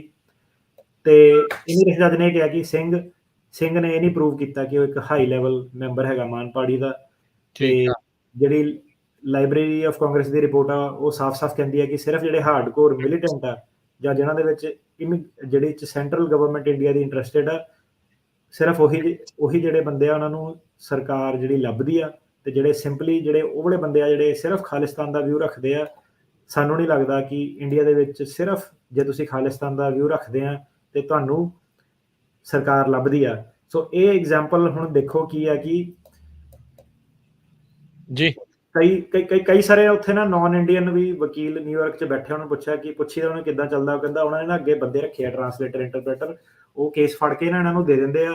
ਤੇ ਉਹ ਫਿਰ ਜਿਹੜਾ ਗੋਰਾ ਵਕੀਲ ਆ ਉਹ ਜਾ ਕੇ ਹਾਜ਼ਰੀ ਲਾ ਦਿੰਦਾ ਨਾ ਕੋਰਟ ਦੇ ਵਿੱਚ। ਹੁਣ ਕੀ ਹੈ ਕਿ ਪ੍ਰੋਬਲਮ ਇਹ ਹੈ ਕਿ ਜਿਹੜਾ ਟਰਾਂਸਲੇਟਰ, ਇੰਟਰਪ੍ਰੇਟਰ ਉਹਨਾਂ ਨੂੰ ਇਹ ਲਾਅ ਦਾ ਨਹੀਂ ਪਤਾ, ਜਿਹੜਾ ਗੋਰਾ ਵਕੀਲ ਆ ਉਹਨੂੰ ਲੋਕਲ ਸੀਨ ਦਾ ਨਹੀਂ ਪਤਾ ਨਾ। ਹੁਣ ਲੋਕਲ ਸੀਨ ਕੀ ਹੈ ਕਿ ਜੇ ਆਪਾਂ ਦੇਖੀਏ ਕਿ ਆਮ ਆਦਮੀ ਪਾਰਟੀ ਦਾ ਹੁਣੇ ਜਿਹੜਾ ਸੀਗਾ ਖਾਲਿਸਤਾਨ ਦੇ ਲੋਕਾਂ ਨੇ ਨਾਅਰੇ ਲਾਏ ਸੀਗੇ, ਤਾਂ ਉਹਨਾਂ ਨੇ ਜਿਹੜਾ ਸ਼ਿਵ ਸੈਨਾ ਵਾਲਾ ਬੰਦਾ ਸੀਗਾ ਉਹਨੂੰ ਉਹਨਾਂ ਨੇ ਅਰੈਸਟ ਕੀਤਾ ਸੀਗਾ ਕਿ ਤੂੰ ਗਲਤ ਪ੍ਰਮੋਟ ਕਰਦਾ। ਤੇ ਜਿਹੜੇ ਲੋਕੀ ਸੀਗੇ ਖਾਲਿਸਤਾਨ ਦੇ ਪ੍ਰੋ ਸੀਗੇ, ਉਹਨਾਂ ਨੇ ਪੰਜਾਬ ਦੇ ਵਿੱਚ ਉਹਨਾਂ ਨੂੰ ਅਰੈਸਟ ਨਹੀਂ ਕੀਤਾ। ਜਿਹੜੀ ਸੀਐਮ ਦੀ ਸਟੇਟਮੈਂਟ ਸੀ, ਉਹਨਾਂ ਨੇ ਸ਼ਿਵ ਸੈਨਾ ਦੇ ਬੰਦੇ ਨੂੰ ਅਰੈਸਟ ਕੀਤਾ ਸੀਗਾ। ਸੋ ਕਹਿਣ ਦਾ ਮਤਲਬ ਹੈ ਕਿ ਬਿਲਕੁਲ ਸਾਫ਼ ਉੱਥੇ ਪ੍ਰਗਟ ਹੋ ਗਿਆ, ਜੇ ਸਰਕਾਰੀ ਵਕੀਲ ਤੇਜ਼ ਆ ਗਿਆ ਮਾੜਾ ਵੀ, ਉਹਨੇ ਉਹ ਨਿਊਜ਼ ਪੇਸ਼ ਕਰਤੀ ਕਿ ਆਹ ਦੇਖੋ ਇਹਨਾਂ ਦਾ ਦੂਜਾ ਬੰਦਾ ਅਰੈਸਟ ਕੀਤਾ। ਸਿਰਫ ਪ੍ਰੋ ਖਾਲਿਸਤਾਨ ਵਿਚਾਰ ਰੱਖਣ ਨਾਲ ਜਿਹੜੀ ਸਰਕਾਰ ਉਹ ਅਰੈਸਟ ਨਹੀਂ ਕਰਦੀ, ਤਾਂ ਤੁਹਾਡਾ ਵਕੀਲ ਫਿਰ ਕੁਛ ਆਰਗਿਊ ਨਹੀਂ ਕਰ ਸਕਦਾ ਉਹਦੇ ਬੇਸ ਦੇ ਉੱਤੇ ਕਿ ਕਿ ਸਿਰਫ ਮੈਂ ਖਾਲਿਸਤਾਨੀ ਆ ਤਾਂ ਕਰਕੇ ਮੈਨੂੰ ਸਰਕਾਰ ਟੰਗਦੀ ਆ, ਕਿਉਂਕਿ ਹੁਣ ਸਬੂਤ ਹੀ ਹੋ ਗਿਆ, ਰਿਪੋਰਟ ਆ ਗਿਆ, ਕੰਟਰੀ ਕੰਡੀਸ਼ਨ ਆ ਗਿਆ। ਸੋ ਆ ਜਿਹੜੀਆਂ ਸਾਰੀਆਂ ਚੀਜ਼ਾਂ ਜਿਹੜੀਆਂ ਲੇਟੈਸਟ ਡਿਵੈਲਪਮੈਂਟ ਆ, ਛੋਟੀਆਂ ਛੋਟੀਆਂ ਖਬਰਾਂ ਸਾਰੀਆਂ, ਇਹਨੂੰ ਮੁੱਦੇ ਨਜ਼ਰ ਰੱਖਣਾ। ਤਾਂ ਪ੍ਰੋਬਲਮ ਜਿਹੜੀ ਉਹ ਇਹ ਆ ਰਹੀ ਆ ਕਿ ਇਹ ਜਿਹੜੇ ਕਮਿਊਨਿਟੀ 'ਚ ਮਿਲਦੇ ਵਿਚਰਦੇ ਆ, ਪੈਰਾਲੀਗਲ ਆ, ਇਹਨਾਂ ਨੇ ਆਪਣੀ ਜਿਹੜੀ ਦੁਕਾਨ ਚਲਾਈ ਹੋਈ ਆ ਤੇ ਆਪ ਇਹ ਕੋਰਟ 'ਚ ਜਾ ਨਹੀਂ ਸਕਦੇ। ਫਿਰ ਇਦਾਂ ਦਾ ਵਾ ਕਿ ਹੁਣ ਜਿਹੜਾ ਵੀ ਕੋਈ ਚੱਜ ਦਾ ਵਧੀਆ ਵਕੀਲ ਆ, ਈਗੋ ਵਾਲਾ ਵਕੀਲ ਆ, ਉਹ ਕਦੇ ਵੀ ਆਪਣੀ ਜ਼ਮੀਰ ਇੱਕ ਪੈਰਾਲੀਗਲ ਨੂੰ ਨਹੀਂ ਵੇਚੂਗਾ, ਹੋਊਗਾ ਨਹੀਂ ਮੈਂ ਮੇਨ ਆ, ਹੈਲਪ ਕਿਸੇ ਨੂੰ ਚਾਹੀਦੀ ਉਹ ਪੈਰਾਲੀਗਲ ਕੋ ਜਾਵੇ, ਨਾ ਕਿ ਅਦਰ ਵੇ ਅਰਾਊਂਡ ਕਿ ਪੈਰਾਲੀਗਲ ਕਵੇ ਕਿ ਮੇਰੇ ਕੋਲ ਆ ਜਾਓ, ਮੇਰਾ ਇਹ ਇਦਾਂ ਵਾ ਦਾ ਫਲਾਣਾ ਜਿਹਾ ਮੈਂ ਵਕੀਲ ਕੀਤਾ, ਇਹਨੂੰ ਮੈਂ ਕੋਰਟ ਦੇ ਵਿੱਚ ਭੇਜ ਕੇ ਤੁਹਾਡਾ ਕੰਮ ਕਢਾ ਦੂੰਗਾ। ਸੋ ਪਹਿਲਾਂ ਤਾਂ ਇਦਾਂ ਕਿ ਜਿਹੜੇ ਵੀ ਇਦਾਂ ਦੇ ਪੈਰਾਲੀਗਲ ਆ ਜਿਹੜੇ ਕਿ ਆਪਣੀ ਦੁਕਾਨ ਚਲਾਉਂਦੇ ਆ ਤੇ ਅੱਗੋਂ ਦੀ ਉਹਨਾਂ ਨੇ ਕਹਿ ਲਓ ਕਿ ਸਿਰਫ ਭਾੜੇ ਤੇ ਵਕੀਲ ਰੱਖੇ ਹੋਏ ਆ, ਉਹਨਾਂ ਤੋਂ ਬਚੋ। ਕਿਉਂ ਬਚੋ? ਕਿਉਂਕਿ ਜ਼ਿਆਦਾਤਰ ਤਾਂ ਜਿੱਥੇ ਕਿ ਤਾਂ ਮੇਨ ਜਿਹਾ ਆ ਗਿਆ ਉਹਨਾਂ ਦਾ, ਜਦੋਂ ਵੀ ਲਾਅ 'ਚ ਸਵਿਚ ਹੋਇਆ ਕੁਛ ਹੋਇਆ, ਉਹ ਚੀਜ਼ ਉਹ ਹੈਂਡਲ ਨਹੀਂ ਕਰ ਸਕਦੇ। ਤਾਂ ਕਰਕੇ ਜਿਹੜਾ ਮਾਸ ਵੋਲਿਊਮ ਦੇ ਵਿੱਚ ਜਿਹੜੇ ਕੇਸ ਉਹ ਡਿਨਾਈ ਹੋ ਜਾਂਦੇ ਆ। ਕਲਾਇੰਟ ਕਹਿੰਦਾ ਭਾਜੀ ਮੈਂ ਤਾਂ ਹੁਣ ਸਾਰਾ ਕੁਝ ਦੱਸਿਆ ਸੀਗਾ, ਸਾਰੇ ਬਿਆਨ ਮੇਰੇ ਵਧੀਆ ਸੀ, ਮੈਨੂੰ ਤਾਂ ਪਤਾ ਨਹੀਂ ਲੱਗਾ ਕੀ ਹੋ ਗਿਆ ਨਾ। ਸੋ ਆਹ ਜਿਹੜੀ ਪ੍ਰੋਬਲਮ ਜਿਹੜੀ ਕੋਰਟ ਰੂਮ ਦੇ ਵਿੱਚ ਆਉਂਦੀ ਆ। ਤੇ ਜਿਹੜਾ ਮੇਨ ਗੱਲ ਇਹ ਆ ਗਈ ਕਿ ਜਿਹੜਾ ਫਿਰ ਅੱਗੇ ਭਾੜੇ ਦਾ ਵਕੀਲ ਰੱਖਿਆ, ਉਹ ਕਹਿੰਦਾ ਯਾਰ ਮੇਰੀ ਕਿਹੜਾ ਆਪਣੀ ਰੈਪੂਟੇਸ਼ਨ ਸਟੇਕ ਤੇ ਆ, ਇਹ ਤਾਂ ਪੈਰਾਲੀਗਲ ਨੇ ਥੱਲੋਂ ਦੀ ਲੱਭ ਕੇ ਦਿੱਤਾ, ਇਹ ਤਾਂ ਉਹਦੀ ਉਹ ਆ। ਤਾਂ ਉਹ ਜਿਹੜੇ ਵਕੀਲ ਜਿਹੜੇ ਹੈਗੇ ਆ ਉਹ ਇੰਨੀ ਕੋਈ ਦਿਲਚਸਪੀ ਵੀ ਨਹੀਂ ਲੈਂਦੇ, ਕਿਉਂਕਿ ਉਹਨਾਂ ਦੀ ਆਪਣੀ ਰੈਪੂਟੇਸ਼ਨ ਜਿਹੜੀ ਲਾਈਨ ਤੇ ਨਹੀਂ ਹੈਗੀ। ਸੋ ਇਦਾਂ ਕਿ ਪਹਿਲਾਂ ਇਹ ਦੇਖੋ ਕਿ ਕਿਹੜਾ ਬੰਦਾ ਆਪਣੀ ਰੈਪੂਟੇਸ਼ਨ ਲਾਈਨ ਤੇ ਰੱਖਦਾ, ਉਹ ਤੁਹਾਡਾ ਹੱਥ ਉਹਦੇ ਨਾਲ ਜੁੜੋ। ਜਿਹੜਾ ਬੰਦਾ ਇਦਾਂ ਕਿ 2-2 3-3 4-4 ਜਣਿਆਂ ਦੀਆਂ ਅਰੇਂਜਮੈਂਟਾਂ ਮਿਡਲਮੈਨ ਵਿੱਚ ਬੈਠੇ ਆ, ਕਮਿਸ਼ਨ ਖਾ ਰਹੇ ਆ, ਉਹ ਸਾਰੀਆਂ ਅਰੇਂਜਮੈਂਟਾਂ ਤੋਂ ਦੂਰ ਰਹੋ। ਉਹ ਤੁਹਾਨੂੰ ਕਿਤੇ ਨਾ ਕਿਤੇ ਜਾ ਕੇ ਤੁਸੀਂ ਡੁੱਬੋਗੇ। ਸੋ ਮੂਵ ਕਰਦੇ ਜਾਈਏ। ਸੋ ਇਮੀਗ੍ਰੇਸ਼ਨ ਜੱਜ ਕੀ ਕਹਿੰਦਾ ਕਿ ਜਿਹੜੀ 2016 ਦੀ US department of state human right the report ਸੀਗੀ ਤੇ ਇੰਟਰਨੈਸ਼ਨਲ ਰਿਲੀਜੀਅਸ ਫਰੀडम ਰਿਪੋਰਟ ਜਿਹੜੀ ਸੀਗੀ, ਉਹਨੇ ਬੇਸਿਕਲੀ ਕੋਈ ਵੀ ਜ਼ਿਕਰ ਨਹੀਂ ਕੀਤਾ ਇਦਾਂ ਦਾ ਕਿ ਮਾਨ ਪਾਰਟੀ ਦੇ ਜਿਹੜੇ ਵਰਕਰ ਆ ਉਹਨਾਂ ਨਾਲ ਕੋਈ ਧੱਕਾ ਹੁੰਦਾ। ਸੋ ਜਿਹੜੀਆਂ ਰਿਪੋਰਟਾਂ ਇਹ ਸਾਇਲੈਂਟ ਆ। ਇਹ ਦਲਿਤ ਬਾਰੇ, ਇਹ ਨਕਸਲਾਈਟ ਬਾਰੇ, ਇਹ ਕਸ਼ਮੀਰੀਆਂ ਬਾਰੇ, ਇਹ ਅਸਾਮੀਆਂ ਬਾਰੇ, ਇਹ ਸਿੰਹਾਲੀਜ਼ ਬਾਰੇ, ਇਹ ਸਾਰਿਆਂ ਬਾਰੇ ਜਿਹੜਾ ਜ਼ਿਕਰ ਇਹ ਕਰਦੇ ਆ। ਪਰ ਇਹ ਮਾਨ ਪਾਰਟੀ ਦੇ ਵਰਕਰ ਬਾਰੇ ਜਿਹੜੀਆਂ ਰਿਪੋਰਟਾਂ ਇਹ ਜਿਹੜੀਆਂ ਸਾਇਲੈਂਟ ਹੈਗੀਆਂ, ਤੇ ਕੋਈ ਵੀ ਇਦਾਂ ਦਾ ਡੇਟਾ ਸਾਡੇ ਕੋਲ ਕੰਕਰੀਟ ਨਹੀਂ ਹੈਗਾ ਕਿ ਸਿੰਪਲੀ ਤੁਸੀਂ ਮਾਨ ਪਾਰਟੀ ਦੇ ਵਰਕਰ ਹੋ, ਤੁਹਾਡੇ ਨਾਲ ਧੱਕਾ ਹੋਊਗਾ। ਇਨਫੈਕਟ ਮਾਨ ਪਾਰਟੀ ਦੇ ਤਾਂ ਜਿਹੜੇ ਲੀਡਰ ਆ ਉਹ ਵੋਟਾਂ ਦੇ ਵਿੱਚ ਵੀ ਖੜਦੇ ਆ। ਸੋ ਸਿੰਪਲੀ ਕਿਉਂਕਿ ਤੁਸੀਂ ਮਾਨ ਪਾਰਟੀ ਦੇ ਇੱਕ ਮੈਂਬਰ ਹੋ, ਪੋਸਟਰ ਲਾਉਂਦੇ ਹੋ, ਉਹਦਾ ਮਤਲਬ ਇਹ ਨਹੀਂ ਹੈਗਾ ਕਿ ਤੁਹਾਡੇ ਨਾਲ ਧੱਕਾ ਹੋਊਗਾ। ਸੋ ਇਮੀਗ੍ਰੇਸ਼ਨ ਜੱਜ ਨੇ ਦਾ ਕੇਸ ਡਿਨਾਈ ਕਰਤਾ। ਬੋਰਡ ਆਫ ਇਮੀਗ੍ਰੇਸ਼ਨ ਅਪੀਲ ਨੇ ਵੀ ਇਹਦੀ ਜਿਹੜੀ ਅਪੀਲ ਸੀਗੀ ਡਿਸਮਿਸ ਕਰਤੀ। ਉਹਨੇ ਵੀ ਇਹੀ ਕਿਹਾ ਕਿ ਇਮੀਗ੍ਰੇਸ਼ਨ ਜੱਜ ਜਿਹੜਾ ਉਹ ਸਹੀ ਕਹਿੰਦਾ ਤੇ ਉਹਨੇ ਇਹ ਫਿਊਚਰ ਪ੍ਰੋਸੀਕਿਊਸ਼ਨ ਅਵੋਇਡ ਕਰ ਸਕਦਾ, ਇਹ ਕਿਸੇ ਹੋਰ ਸਟੇਟ 'ਚ ਜਾ ਕੇ ਰਹਿ ਸਕਦਾ। ਇਹਨਾਂ ਧੱਕਾ ਕਰਨ ਵਾਲੀ ਸਰਕਾਰ ਨਹੀਂ ਸੀਗੀ। ਸਰਕਾਰ ਪੁਲਿਸ ਜਿਹੜੀ ਸੀਗੀ ਉਹਨੇ ਸਿਰਫ ਇਹ ਕਿਹਾ ਕਿ ਆਪਾਂ ਤੇਰੀ ਮਦਦ ਨਹੀਂ ਕਰਨੀ, ਕਿਉਂਕਿ ਸਰਕਾਰ ਇਹਨਾਂ ਧੱਕਾ ਨਹੀਂ ਕਰ ਰਹੀ ਸੀਗੀ ਤੇ ਇਹ ਇੱਕ ਬਹੁਤ ਛੋਟਾ ਪਾਰਟੀ ਦਾ ਵਰਕਰ ਸੀਗਾ। ਤਾਂ ਕਰਕੇ ਇਹਦੀ ਕੋਈ ਇੰਨੀ ਇੰਪੋਰਟੈਂਟ ਪੋਜੀਸ਼ਨ ਵੀ ਨਹੀਂ ਸੀਗੀ। ਤਾਂ ਕਰਕੇ ਆਪਾਂ ਇਹ ਸਾਰੀਆਂ ਚੀਜ਼ਾਂ ਮੱਦੇ ਨਜ਼ਰ ਰੱਖਣੀਆਂ। ਤੇ ਜਦੋਂ ਤੋਂ ਪੁੱਛਿਆ ਗਿਆ ਕਿ ਗਤੀਵਿਧੀਆਂ ਕੀ ਕਰਦਾ ਸੀਗਾ, ਇਹ ਕਹਿੰਦਾ ਸੀ ਮੈਂ ਪੋਸਟਰ ਜਿਹੇ ਲਾਉਣਾ ਸੀਗਾ ਸਿਰਫ। ਤੇ ਤਾਂ ਕਰਕੇ ਸਾਨੂੰ ਨਹੀਂ ਲੱਗਦਾ ਕਿ ਕੋਈ ਵੀ ਬੰਦਾ ਇਸ ਬੰਦੇ ਦੇ ਵਿੱਚ ਇੰਟਰਸਟਿਡ ਆ। ਤੇ ਸਪੈਸ਼ਲੀ ਕਿਉਂਕਿ ਇਹ ਸਿਰਫ ਆਪਣੇ ਡਿਸਟ੍ਰਿਕਟ ਦੇ ਵਿੱਚ ਹੀ ਪੋਸਟਰ ਲਾਉਂਦਾ ਸੀਗਾ, ਤਾਂ ਕਰਕੇ ਇਹ ਈਜ਼ੀਲੀ ਕਿਸੇ ਵੀ ਸਟੇਟ 'ਚ ਜਾ ਸਕਦਾ। ਸਾਨੂੰ ਨਹੀਂ ਲੱਗਦਾ ਕਿ ਇਹ ਇਸ ਲੈਵਲ ਦਾ ਬੰਦਾ ਹੈਗਾ ਕਿ ਇਹਨੂੰ ਕੋਈ ਪਛਾਣੂਗਾ ਜਾਂ ਕਿ ਉਹ ਇਹਨੂੰ ਪਛਾਣੂਗਾ ਜਾਂ ਕਿ ਉਹ ਇਹਨੂੰ ਲੱਭੂਗਾ। ਸੋ ਬੋਰਡ ਆਫ ਇਮੀਗ੍ਰੇਸ਼ਨ ਅਪੀਲ ਨੇ ਇਹਦਾ ਜਿਹੜਾ ਇਮੀਗ੍ਰੇਸ਼ਨ ਜੱਜ ਦਾ ਡਿਸੀਜਨ ਸੀਗਾ ਉਹ ਅਫਰਮ ਕੀਤਾ ਤੇ ਬੋਰਡ ਆਫ ਇਮੀਗ੍ਰੇਸ਼ਨ ਅਪੀਲ ਨੇ ਵੀ ਇਹਦਾ ਕੇਸ ਜਿਹੜਾ ਡਿਨਾਈ ਕਰਤਾ ਤੇ ਹੁਣ ਇਹ ਸੈਕੰਡ ਸਰਕਟ ਦੇ ਮੂਹਰੇ ਪਹੁੰਚ ਗਿਆ। ਜੀ। ਸੋ ਕਈ ਤਰੀਕੇ ਦਾ ਜਿਹੜਾ ਫੈਕਟ ਪੈਟਰਨ ਆ ਉਹ ਇਸ ਦੇ ਵਿੱਚ ਆਇਆ। ਕੱਲਾ ਨੇ ਕਿਹਾ ਵੀ ਮੈਂ ਇੱਕੋ ਜ਼ਿਲ੍ਹੇ 'ਚ ਕੰਮ ਕਰਦਾ ਸੀ, ਸਿਰਫ ਪੋਸਟਰ ਵਗੈਰਾ ਹੀ ਜਿਹੜਾ ਉਹ ਲਾਉਂਦਾ ਸੀ। ਇਹ ਵੀ ਨਹੀਂ ਦੱਸ ਸਕਿਆ ਵੀ ਇਹਦੇ ਸਾਥੀਆਂ ਦੇ ਨਾਲ ਵੀ ਕਦੀ ਕੋਈ ਕੁੱਟਮਾਰ ਜਾਂ ਉਸ ਨੂੰ ਵੀ ਕਿਤੇ ਫੜੋ ਫੜਾਈ ਜਿਹੜੀ ਆ ਉਹ ਹੋਈ ਹੋਵੇ। ਸੋ ਇਹ ਸਾਰੇ ਮੱਦੇਨਜ਼ਰ ਫਿਰ 2 ਥਾਵਾਂ ਤੋਂ ਇਹਨੂੰ ਆਲਰੇਡੀ ਰਿਜੈਕਸ਼ਨ ਜਿਹੜੀ ਆ ਉਹ ਮਿਲ ਚੁੱਕੀ ਆ। ਹੁਣ ਸੈਕਿੰਡ ਸਰਕਟ ਦੇ ਵਿੱਚ ਜਦੋਂ ਜਾਂਦੇ ਆ, ਸੋ ਇਹਨਾਂ ਨੇ ਕਿਹੜਾ ਇਸ਼ੂ ਜਿਹੜਾ ਉਹ ਚੱਕ ਕੇ ਉੱਥੇ ਲੈ ਕੇ ਗਏ? ਜਿੱਦਾਂ ਲਾਸਟ ਟਾਈਮ ਰੀਲੋਕੇਸ਼ਨ ਦੇ ਮੁੱਦੇ ਨੂੰ ਲੈ ਕੇ ਉਹਨਾਂ ਨੇ ਗੱਲ ਨੂੰ ਜਿਹੜਾ ਉਹ ਚੱਕਿਆ ਸੀਗਾ ਵੀ ਉਹ ਜਿਹੜਾ ਇਸ਼ੂ ਆ ਵੀ ਸੇਫ ਨਹੀਂ, ਜਿਹੜਾ ਰੀਜ਼ਨੇਬਲ ਨਹੀਂ ਹੈਗਾ ਸੀਗਾ ਵੀ ਉਹ ਕਰਦਾ ਆਪਣੀ ਇਹ ਮੁੱਦੇ ਜਿਹੜੇ ਉਹ ਚੱਕਣੋਂ ਹਟ ਨਹੀਂ ਸੀ ਸਕਦਾ। ਸੋ ਇਸ ਸੈਕਿੰਡ ਸਰਕਟ ਨੇ ਫਿਰ ਕੀ ਆਖਿਆ ਕਿ ਕਿਹੜੇ ਇਸ਼ੂਜ਼ ਦੇ ਉੱਤੇ ਜਿਹੜੇ ਇੱਥੇ ਗੱਲਬਾਤ ਹੋਈ, ਜਿਹੜੇ ਆ ਆਰਗੂਮੈਂਟਸ ਹੋਏ? ਸੋ ਹੁਣ ਕੀ ਸੀਗਾ ਕਿ ਸੈਕੰਡ ਸਰਕਟ ਨੇ ਆਪਣਾ ਫੈਸਲਾ ਦੇ ਦਿੱਤਾ ਜੋ ਉਹਨਾਂ ਦੇ ਸਾਹਮਣੇ ਆਇਆ ਹੈ ਨਾ। ਕਿਉਂਕਿ ਇਹ ਬੰਦੇ ਦਾ ਕੇਸ ਛੋਟਾ ਸੀਗਾ। ਇਹਨੇ ਜਿੱਦਾਂ ਹੁਣ ਤੁਸੀਂ ਸਹੀ ਆਇਡੈਂਟੀਫਾਈ ਕੀਤਾ ਕਿ ਉਹਨੇ ਜਦੋਂ ਪੁੱਛਿਆ ਕਿ ਤੈਨੂੰ ਪਤਾ ਕਿਸੇ ਨਾਲ ਕੁਛ ਏਦਾਂ ਹੋਇਆ? ਇਹ ਕਹਿੰਦਾ ਨਹੀਂ ਮੈਨੂੰ ਨਹੀਂ ਪਤਾ। ਸੋ ਕਈ ਵਾਰੀ ਕੀ ਹੈ ਕਿ ਲੋਕਾਂ ਨੂੰ ਸਵਾਲ ਦਾ ਹੀ ਨਹੀਂ ਪਤਾ ਲੱਗਦਾ ਕਿ ਸਵਾਲ ਕੀ ਪੁੱਛਿਆ ਜਾ ਰਿਹਾ, ਕੀ ਮਕਸਦ ਕੀ ਆ। ਉਹਨਾਂ ਨੂੰ ਲੱਗਦਾ ਚੱਲ ਹਾਂ ਨਾ ਕਰਨੀ ਆ, 10-15 ਮਿੰਟ ਦੀ ਹੀਅਰਿੰਗ ਹੋਣੀ ਆ, ਜੱਜ ਨੇ ਕੇਸ ਮੇਰਾ ਗ੍ਰਾਂਟ ਕਰ ਦੇਣਾ ਜਿੱਦਾਂ ਮੇਰੇ ਦੋਸਤ ਦਾ ਕੀਤਾ। ਤੇ ਇਸ ਕੇਸ ਦੇ ਵਿੱਚ ਉਹੀ ਹੋਇਆ ਕਿ ਇਹਨੇ ਜਿਹੜੇ ਸਾਰੇ ਜਵਾਬ ਸੀਗੇ ਬੇਸਿਕਲੀ ਦਿੱਤੇ ਆਪਣੇ, ਕਿ ਨਹੀਂ ਕੁਛ ਨਹੀਂ ਹੋਇਆ, ਮੈਂ ਆਹੀ ਕੰਮ ਕਰਦਾ। ਹੁਣ ਕੋਈ ਹਾਈ ਲੈਵਲ ਕਰਦਾ ਸੀ, ਨਹੀਂ ਹੋਰ ਮੈਂ ਕੁਛ ਨਹੀਂ ਕਰਦਾ ਸੀਗਾ। ਤੇ ਸਿੰਘ ਜਿਹੜਾ ਸੈਕੰਡ ਸਰਕਟ ਸੀਗਾ, ਉਹ ਇਹ ਕਹਿੰਦਾ ਕਿ ਸਿੰਘ ਨੂੰ ਸਰਕਾਰ ਨੇ ਪ੍ਰੋਸੀਕਿਊਟ ਨਹੀਂ ਕੀਤਾ, ਇਹਨੂੰ ਸਿਰਫ ਪੋਲੀਟੀਕਲ ਪਾਰਟੀ ਦੇ ਮੈਂਬਰ ਨੇ ਪ੍ਰੋਸੀਕਿਊਟ ਕੀਤਾ। ਪੋਲੀਟੀਕਲ ਪਾਰਟੀ ਦੇ ਜਿਹੜੇ ਬੰਦੇ ਆ, ਵਰਕਰ ਜਿਹੜੇ ਹੈਗੇ, ਆਪਾਂ ਉਹਨਾਂ ਨੂੰ ਸਰਕਾਰ ਨਹੀਂ ਮੰਨਦੇ। ਸੋ ਮੇਨ ਜਿਹੜਾ ਮੁੱਦਾ ਆ ਗਿਆ ਉਹ ਕੀ ਪੋਲੀਟੀਕਲ ਪਾਰਟੀ ਦੇ ਬੰਦੇ ਸਰਕਾਰ ਹੈਗੇ ਕਿ ਨਹੀਂ ਹੈਗੇ। ਸੈਕੰਡ ਸਰਕਟ ਕਹਿੰਦਾ ਕਿ ਸਾਨੂੰ ਨਹੀਂ ਲੱਗਦਾ ਕਿ ਉਹ ਸਰਕਾਰ ਆ, ਕਿਉਂਕਿ ਜਿੱਦਾਂ ਦੇ ਕੰਮ ਦੱਸ ਰਿਹਾ ਕਿ ਪੋਸਟਰ ਲਾ ਕੇ ਆ ਰਿਹਾ ਸੀਗਾ, ਤੇ ਜਿਹੜੇ ਉਹ ਵਰਕਰ ਸੀਗੇ ਉਹ ਸਰਕਾਰੀ ਕਪੈਸਿਟੀ 'ਚ ਐਕਟ ਨਹੀਂ ਕਰ ਰਹੇ ਸੀਗੇ। ਹੁਣ ਪ੍ਰੋਬਲਮ ਬਾਕੀ ਲੋਕਾਂ ਲਈ ਇਹ ਪੈ ਗਈ ਕਿ ਸੈਕੰਡ ਸਰਕਟ ਨੇ ਤਾਂ ਇਹ ਕਹਿ ਦਿੱਤਾ, ਉਹਨਾਂ ਨੇ ਇਸ ਕੇਸ ਦੇ ਵਿੱਚ ਕਿਹਾ, ਪਰ ਜਿਹੜਾ ਥੱਲੇ ਇਮੀਗ੍ਰੇਸ਼ਨ ਕੋਰਟਸ ਦੇ ਵਿੱਚ ਹੋ ਰਿਹਾ ਉਹ ਇਹ ਹੋ ਰਿਹਾ ਕਿ ਉਹ ਬੇਸਿਕਲੀ ਕੀ ਕਹਿ ਰਹੇ ਕਿ ਅੱਛਾ ਇਹਨਾਂ ਨੂੰ ਪਾਰਟੀ ਨੇ ਕੁੱਟਿਆ, ਇੱਦਾਂ ਵਾ, ਇਹ ਤਾਂ ਸਰਕਾਰ ਹੀ ਨਹੀਂ ਹੈਗੇ, ਤੇ ਇਸ ਲਈ ਆਪਾਂ ਇਹਨਾਂ ਦਾ ਕੇਸ ਜਿਹੜਾ ਪ੍ਰੂਵ ਨਹੀਂ ਕਰ ਸਕਦੇ। ਸੈਕੰਡ ਸਰਕਟ ਇੱਦਾਂ ਕਹਿੰਦਾ। ਹੁਣ ਸੈਕੰਡ ਸਰਕਟ ਨੇ ਇਸ ਕੇਸ ਦੇ ਰਿਲੇਟਡ ਕਿਹਾ ਸੀਗਾ, ਪਰ ਪ੍ਰੋਬਲਮ ਇਹ ਪੈ ਰਹੀ ਹੈ ਕਿ ਹੁਣ ਜਿਹੜੇ ਬੰਦੇ ਹੋਰ ਵੀ ਵੱਧ ਕੇ ਪਾਰਟਿਸਿਪੇਟ ਕਰ ਰਹੇ ਆ, ਉਹ ਕਰ ਰਹੇ ਆ, ਉਹਨਾਂ ਲਈ ਵੀ ਵਿਪਤਾ ਬਣ ਗਈ ਆ ਕਿ ਬੇਸਿਕਲੀ ਉਹ ਇਸੇ ਚੀਜ਼ 'ਚ ਹੀ ਹੁਣ ਫਸੀ ਜਾਊਗੇ ਕਿ ਕੀ ਇਹਨਾਂ ਨਾਲ ਸਰਕਾਰ ਧੱਕਾ ਕਰਦੀ ਹੈ ਕਿ ਨਹੀਂ ਕਰਦੀ ਆ। ਕਿਉਂਕਿ ਉਹ ਸਿਰਫ ਹੁਣ ਇਹ ਦੱਸ ਸਕਦੇ ਆ ਕਿ ਉਹਨਾਂ ਨਾਲ ਹਾਰਮ ਹੋਇਆ ਸੀਗਾ, ਤੇ ਸਰਕਾਰ ਉਹ ਇਹ ਨਹੀਂ ਸ਼ੋਅ ਕਰ ਸਕਦੇ ਕਿ ਜਿਹੜੇ ਹਮਲਾਵਰ ਆ ਉਹ ਸਰਕਾਰ ਆ। ਇਸ ਲਈ ਜਿਹੜਾ ਬਰਡਨ ਹੈਗਾ ਉਹ ਉਹਨਾਂ ਦੇ ਉੱਤੇ ਹੀ ਰਹਿੰਦਾ। ਮਤਲਬ ਕਿ ਬਾਕੀ ਕੇਸਾਂ 'ਚ ਕੀ ਸੀਗਾ ਕਿ ਉਹ ਸਰਕਾਰ ਵੱਲ ਸ਼ਿਫਟ ਹੋ ਜਾਂਦਾ ਸੀਗਾ। ਸਰਕਾਰ ਥੋੜੀ ਕਹਿ ਲਓ ਕਈ ਵਾਰੀ ਲੇਜ਼ੀ ਹੁੰਦੀ, ਨਹੀਂ ਪ੍ਰੂਵ ਕਰ ਪਾਉਂਦੀ, ਤਾਂ ਲੋਕੀ ਕੇਸ ਜਿੱਤ ਜਾਂਦੇ ਸੀਗੇ। ਸੋ ਕੈਲੀਫੋਰਨੀਆ ਦੇ ਵਿੱਚ ਉਹ ਕੇਸ ਜਿੱਤ ਜਾਂਦੇ ਆ ਕਿਉਂਕਿ ਬਰਡਨ ਸਰਕਾਰ ਵੱਲ ਸ਼ਿਫਟ ਹੋ ਜਾਂਦਾ। ਸੈਕੰਡ ਸਰਕਟ 'ਚ ਕੀ ਸੀਗਾ ਕਿ ਜਿਹੜਾ ਬਰਡਨ ਹੈਗਾ ਉਹ ਬੰਦੇ ਦੇ ਉੱਤੇ ਰਹਿੰਦਾ। ਕਹਿਣ ਦਾ ਮਤਲਬ ਹੈਗਾ ਕਿ ਉਹਦੇ ਵਕੀਲ ਨੂੰ ਹੁਣ ਆਰਗਿਊ ਕਰਨਾ ਪੈਣਾ ਕਿ ਰੀਲੋਕੇਸ਼ਨ ਕਿਉਂ ਨਹੀਂ ਹੈਗੀ। ਉਹ ਸਿੱਧੇ ਇਹ ਨਹੀਂ ਜਾ ਕੇ ਕਿ ਤੁਸੀਂ ਗਏ ਆਪਣੀ ਕਹਾਣੀ ਦੱਸੀ ਤੇ ਕੇਸ ਅਪਰੂਵ ਹੋ ਗਿਆ, ਨਹੀਂ, ਉਸ ਤੋਂ ਬਾਅਦ ਗੱਲ ਫਿਰ ਉਹੀ ਆ ਗਈ ਕਿ ਅੱਛਾ ਰੀਲੋਕੇਸ਼ਨ ਪ੍ਰੂਵ ਕਰੋ। ਹੁਣ ਜਦੋਂ ਆ ਗਈ ਰੀਲੋਕੇਸ਼ਨ ਗੱਲ ਪ੍ਰੂਵ ਕਰਨ ਦੀ, ਉੱਥੇ 2-3 ਚੀਜ਼ਾਂ ਹੋ ਰਹੀਆਂ, ਜਾਂ ਤਾਂ ਵਕੀਲ ਨੂੰ ਪਤਾ ਨਹੀਂ, ਜਾਂ ਪ੍ਰਪੇਅਰਡ ਹੋ ਕੇ ਨਹੀਂ ਗਿਆ, ਜਾਂ ਉਹਨੇ ਆਪ ਨਹੀਂ ਪੜ੍ਹੇ ਡਿਸੀਜਨ ਕੀ ਹੈਗੇ ਆ। ਤੇ ਰੀਲੋਕੇਸ਼ਨ ਤੇ ਲੋਕੀ ਜਿਹੜੇ ਡਿਨਾਈ ਹੋ ਕੇ ਕੇਸ ਸਾਰੇ ਉਹੀ ਦੱਸ ਰਹੇ ਕਿ ਭਾਜੀ ਫਿਰ ਉਹਨਾਂ ਨੇ ਇਦਾਂ ਪੁੱਛਿਆ, ਫਿਰ ਵਕੀਲ ਨੇ ਪੁੱਛਿਆ, ਉਹ ਕਹਿੰਦਾ ਜੀ ਮੈਂ ਤਾਂ ਹੋਰ ਕੁਛ ਇਹਦੇ ਵਿੱਚ ਕਹਿ ਨਹੀਂ ਸਕਦਾ, ਤਾਂ ਫਿਰ ਭਾਜੀ ਉਹਨੇ ਮੇਰਾ ਕੇਸ ਜਿਹੜਾ ਸੀਗਾ ਡਿਨਾਈ ਕਰ ਦਿੱਤਾ, ਹੈ ਨਾ। ਸੋ ਡਿਨਾਈ ਇਸ ਲਈ ਕੀਤਾ ਕਿਉਂਕਿ ਜਿਹੜਾ ਬਰਡਨ ਸੀਗਾ ਉਹ ਵਾਪਸ ਤੁਹਾਡੇ ਵੱਲ ਸ਼ਿਫਟ ਹੋਇਆ, ਕਿਉਂਕਿ ਉਹ ਕਹਿੰਦਾ ਕਿ ਪਾਰਟੀ ਬੂਟੀ ਆਪਾਂ ਸਰਕਾਰ ਨਹੀਂ ਮੰਨਦੇ ਉਹਨਾਂ ਨੂੰ, ਉਹ ਆਪਣੀ ਅਫੀਸ਼ੀਅਲ ਕਪੈਸਿਟੀ ਦੇ ਵਿੱਚ ਐਕਟ ਨਹੀਂ ਕਰਦੇ ਪਏ ਸੀ, ਨਾ ਹੀ ਉਹ ਸਰਕਾਰ ਦੇ ਪੇਰੋਲ ਤੇ ਸੀਗੇ। ਇਸ ਲਈ ਤੁਹਾਡੀ ਜ਼ਿੰਮੇਵਾਰੀ ਬਣਦੀ ਆ, ਤੁਸੀਂ ਸ਼ੋਅ ਕਰੋ। ਸੋ ਜਿਹੜਾ ਸਿੰਘ ਵਰਸਸ ਗਾਰਲੈਂਡ ਜਿਹੜਾ ਸੀਗਾ, ਇਹ ਰੀਲੋਕੇਸ਼ਨ ਫੀਜ਼ੀਬਿਲਿਟੀ ਆਪਾਂ ਉਹ ਵੀ ਡਿਸਕਸ ਕਰੀਏ। ਸੋ ਸਰਕਾਰੀ ਵਕੀਲ ਤੇਜ ਮਿਲ ਗਿਆ, ਹੈ ਨਾ, ਉਹਨੇ ਸਾਰੀਆਂ ਰਿਪੋਰਟਾਂ ਦਿੱਤੀਆਂ। ਅੱਗੇ ਹੋਰ ਆ ਗਿਆ, ਉਹ ਕਹਿੰਦਾ ਕਿ ਉਹਨੇ ਬੀਜੇਪੀ ਦੇ ਅਕਾਲੀ ਦਾ ਗੱਠਜੋੜ ਕਦੋਂ ਟੁੱਟਿਆ, ਕਿਹੜੀ ਉਹਦੀ ਟਾਈਮਲਾਈਨ ਸੀਗੀ, ਉਹ ਸਾਰਾ ਦੱਸਤਾ ਬਿਲਕੁਲ ਡਿਟੇਲ ਦੇ ਵਿੱਚ ਕਿ ਇਹ ਪਾਰਟੀਆਂ ਦਾ ਆਪਸ 'ਚ ਕਿੰਨਾ ਕੁ ਤਾਲਮੇਲ ਹੈਗਾ, ਉਹ ਸਾਰਾ ਉਹਨੇ ਲੇ ਡਾਊਨ ਕਰਤਾ। ਤੇ ਕੋਰਟ ਨੇ ਇਹ ਵੀ ਨੋਟ ਕਰ ਲਿਆ ਕਿ ਇਹ ਪਾਰਟੀਆਂ ਦਾ ਹੁਣ ਆਪਸ 'ਚ ਕੋਈ ਤਾਲਮੇਲ ਨਹੀਂ ਹੈਗਾ। ਅਕਾਲੀ ਦਲ ਪਾਵਰ ਲੂਜ਼ ਕਰ ਰਿਹਾ, ਬੀਜੇਪੀ ਨੂੰ ਕੋਈ ਲੈਣਾ ਦੇਣਾ ਨਹੀਂ, ਉਹ ਇੰਡੀਪੈਂਡੈਂਟ ਇਲੈਕਸ਼ਨ ਆਪਣੀ ਖੜੀ ਕਰਨਾ ਚਾਹੁੰਦੇ ਆ। ਤੇ ਸਾਰਾ ਜਿਹੜਾ ਆਮ ਆਦਮੀ ਪਾਰਟੀ ਜਿਹੜੀ ਆਈ, ਸਾਰਾ ਹੁਣ ਉਹਨਾਂ ਕੋਲ ਸਾਰਾ ਜਿਹੜਾ ਪੋਲੀਟੀਕਲ ਸੀਨ ਆ ਉਹ ਆ ਗਿਆ। ਤੇ ਹੁਣ ਗੱਲ ਉਹ ਆ ਗਈ ਕਿ ਜਿਹੜੇ ਪੈਰਾਲੀਗਲ ਆ ਉਹ ਫਸੇ ਹੋਏ ਆ ਪੁਰਾਣੇ 1980-90 ਵਾਲੀਆਂ ਜਿਹੜੀਆਂ ਅਸਾਈਲਮ ਦੀ ਕਹਾਣੀਆਂ ਦੇ ਵਿੱਚ।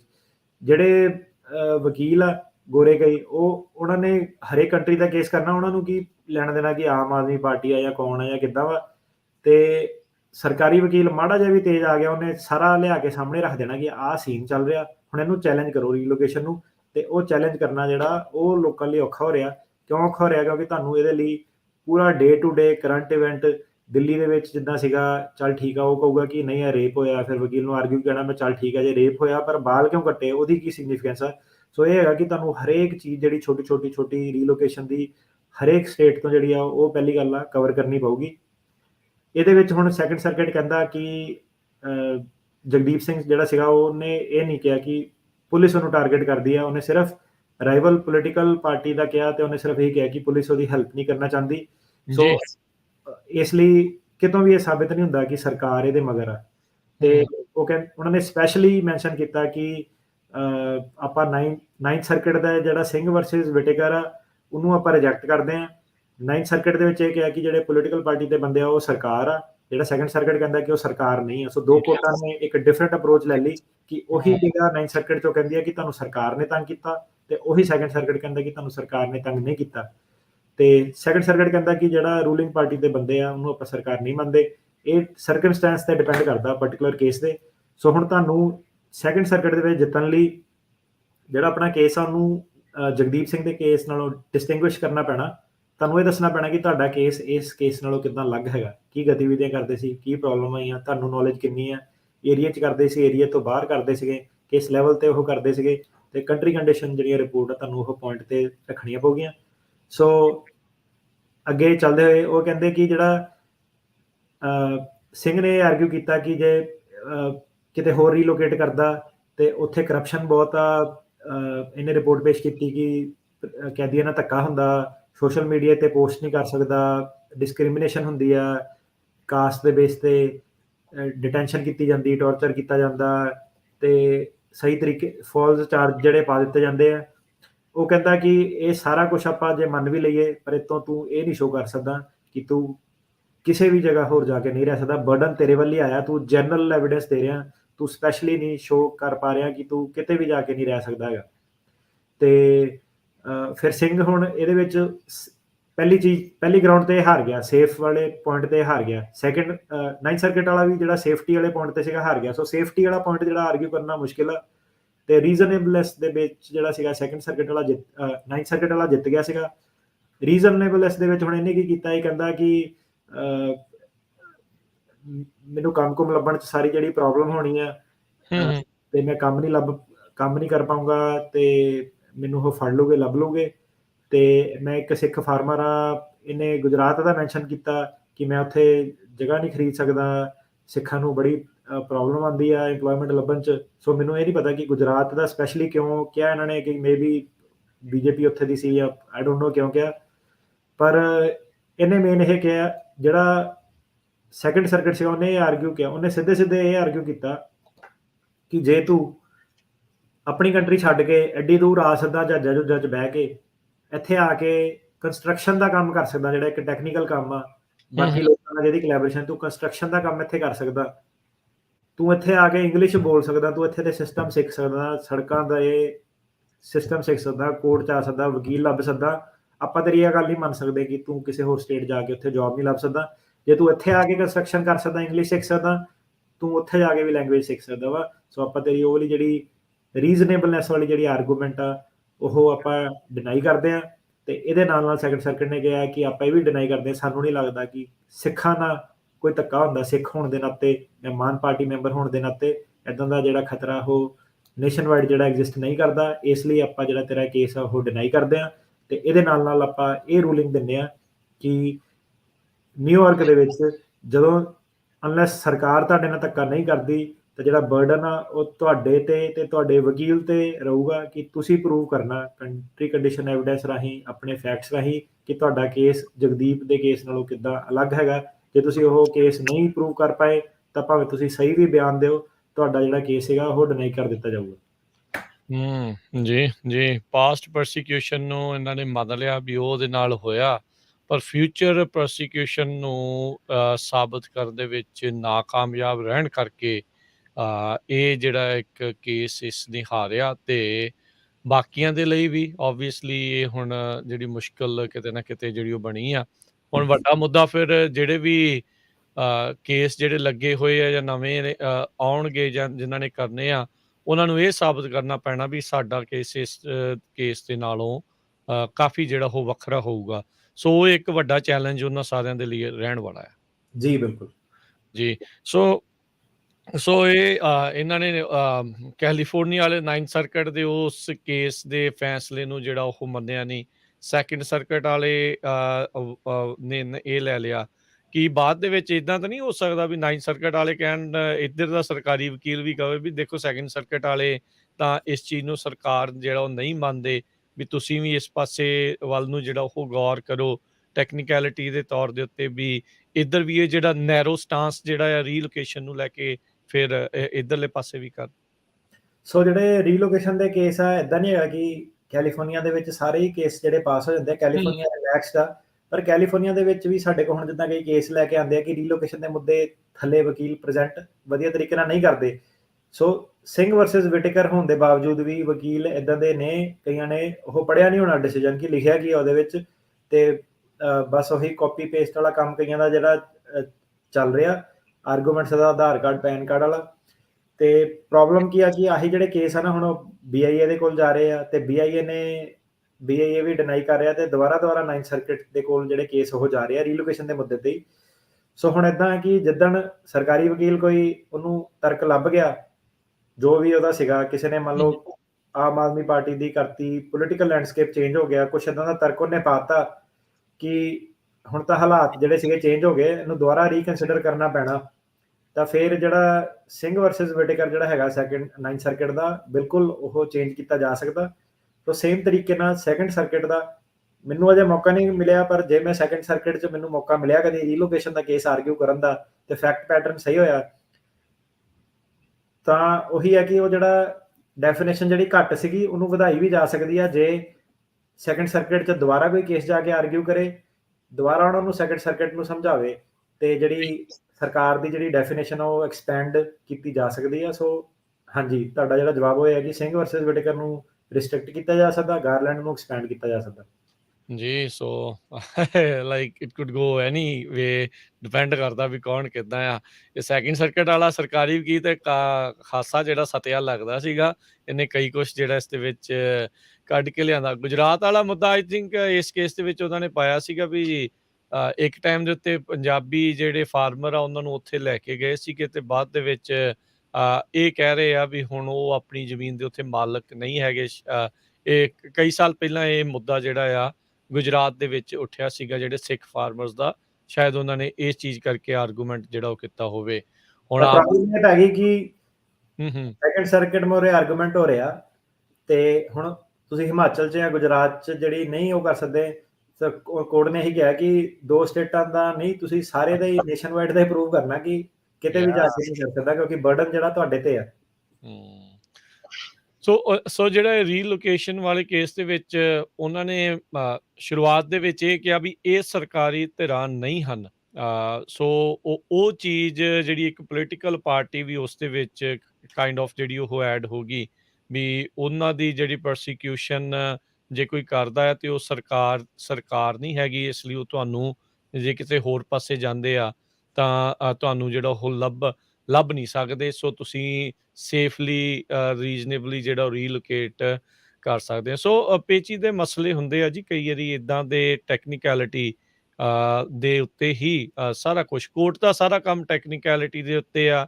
ਤੁਸੀਂ ਜਿਹੜਾ ਤਰਕ ਆ ਕਿਸ ਹਿਸਾਬ ਦੇ ਨਾਲ ਪੇਸ਼ ਕਰਦੇ ਆ, ਕੀ ਲਾਅ ਦੇ ਵਿੱਚ ਲਿਖਿਆ ਆ, ਉਹਨੂੰ ਕਿਸ ਹਿਸਾਬ ਦੇ ਨਾਲ ਤੁਸੀਂ ਆਪਣੇ ਕੇਸ ਦੇ ਬੈਨੀਫਿਟ ਦੇ ਲਈ ਯੂਜ਼ ਕਰ ਸਕਦੇ ਆ। ਆਈ ਥਿੰਕ ਉਹੀ ਇੱਕ ਸਭ ਤੋਂ ਔਖਾ ਕੰਮ ਆ, ਨਹੀਂ ਤੇ ਜਣਾ ਖਣਾ ਹੀ ਹਰ ਕੋਈ ਜਾਣਾ ਜਿਹੜਾ ਉਹ ਵਕੀਲ ਜਿਹੜਾ ਬਣ ਜਾਵੇ, ਪਰ ਇਸੇ ਚੀਜ਼ ਦਾ ਜਿਹੜਾ ਉਹ ਫਰਕ ਹੁੰਦਾ ਆ ਇੱਕ ਜਿਹੜੇ ਵਕੀਲ ਨੂੰ ਜਿਹੜਾ ਉਹ ਲੈ ਕੇ। ਸੋ ਜ਼ਰੂਰ ਸਰੋਤਿਓ, ਜੇ ਤੁਸੀਂ ਵੀ ਆਪਣੇ ਕੇਸ ਦੇ ਬਾਰੇ ਇਹਨਾਂ ਤੋਂ ਕਰਵਾਉਣਾ ਚਾਹੁੰਦੇ ਆ, ਆਲਦੋ ਉਹਨਾਂ ਨੇ ਕਿਹਾ ਵੀ ਕਾਲ ਵੋਲਿਊਮ ਬਹੁਤ ਆ, ਚਲੋ ਪਰ ਫਿਰ ਵੀ ਜੇ ਤੁਹਾਨੂੰ ਲੱਗਦਾ ਹੈ ਵੀ ਤੁਸੀਂ ਅਟਾਰਨੀ ਟਰਕਿਆਨਾ ਦੇ ਨਾਲ ਕੰਮ ਕਰਨਾ ਚਾਹੁੰਦੇ, ਇਹਨਾਂ ਤੋਂ ਆਪਣੇ ਕੇਸ ਦਾ ਕੰਮ ਕਰਵਾਉਣਾ ਚਾਹੁੰਦੇ ਆ, ਤਾਂ ਤੁਸੀਂ ਇਹਨਾਂ ਦੇ ਆਫਿਸ ਦੇ ਵਿੱਚ ਕਾਲ ਕਰ ਸਕਦੇ ਹੋ 4159090503 415-909-0503।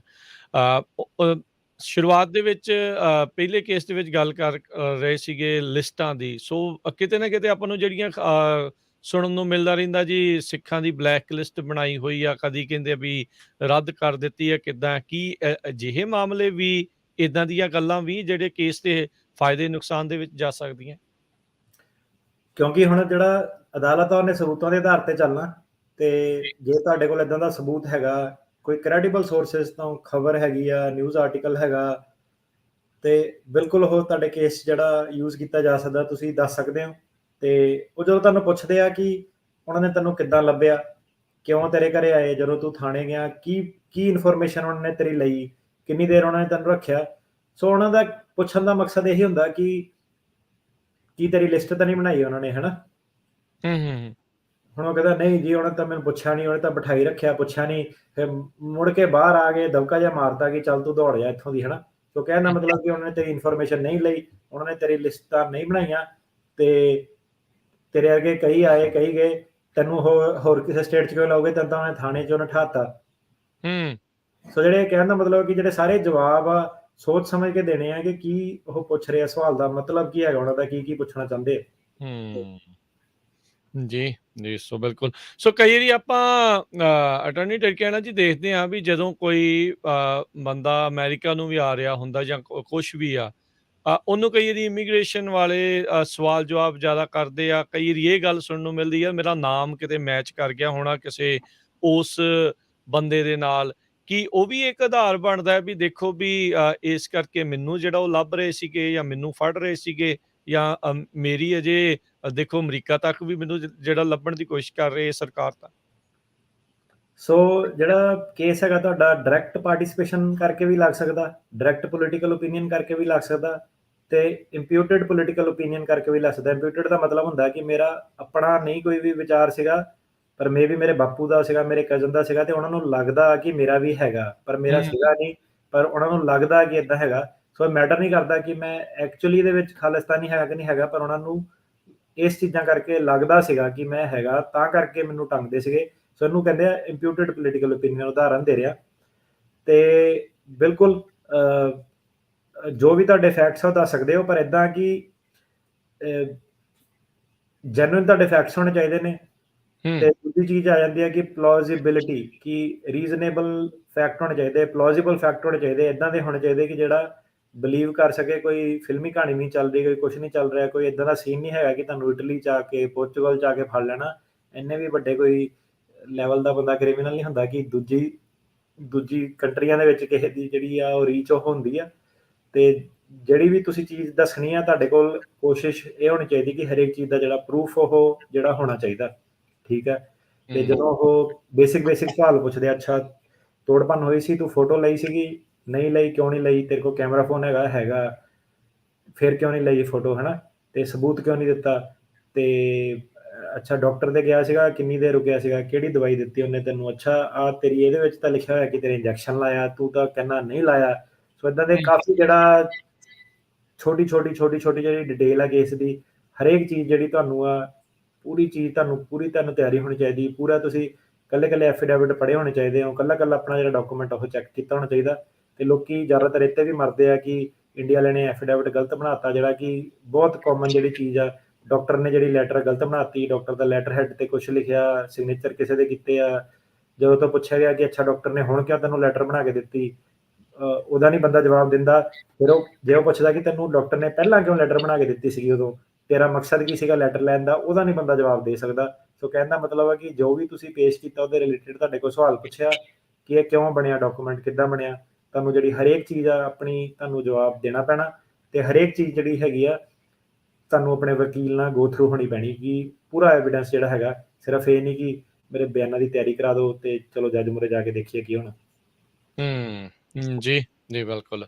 ਸੋ ਸਰੋਤਿਓ, ਅੱਜ ਦੇ ਜਿਹੜੇ ਆ ਟੌਪਿਕ ਦੇ ਵਿੱਚ ਆਪਣੀ ਗੱਲਬਾਤ ਜਿਹੜੀ ਉਹ ਹੋਈ ਆ ਰੀਲੋਕੇਸ਼ਨ ਦੇ ਦੋ ਜਿਹੜੇ ਕੇਸ, 9th ਸਰਕਟ ਦਾ ਜਿਹੜਾ ਕੈਲੀਫੋਰਨੀਆ ਦੇ ਵਿੱਚ, ਤੇ ਜਿਹੜਾ 2nd ਸਰਕਟ ਦਾ ਨਿਊਯਾਰਕ ਦੇ ਵਿੱਚ। ਵੀ ਇੱਕ ਪਾਸੇ ਥੋੜ੍ਹਾ ਬਰੋਡ ਮਾਈਂਡਡ, ਇੱਕ ਪਾਸੇ ਥੋੜ੍ਹਾ ਨੈਰੋ ਜਿਹੜਾ ਆ ਉਹ ਡਿਸੀਜਨ ਜਿਹੜੇ ਉਹ ਆਪਾਂ ਨੂੰ ਦੇਖਣ ਨੂੰ ਮਿਲੇ ਆ।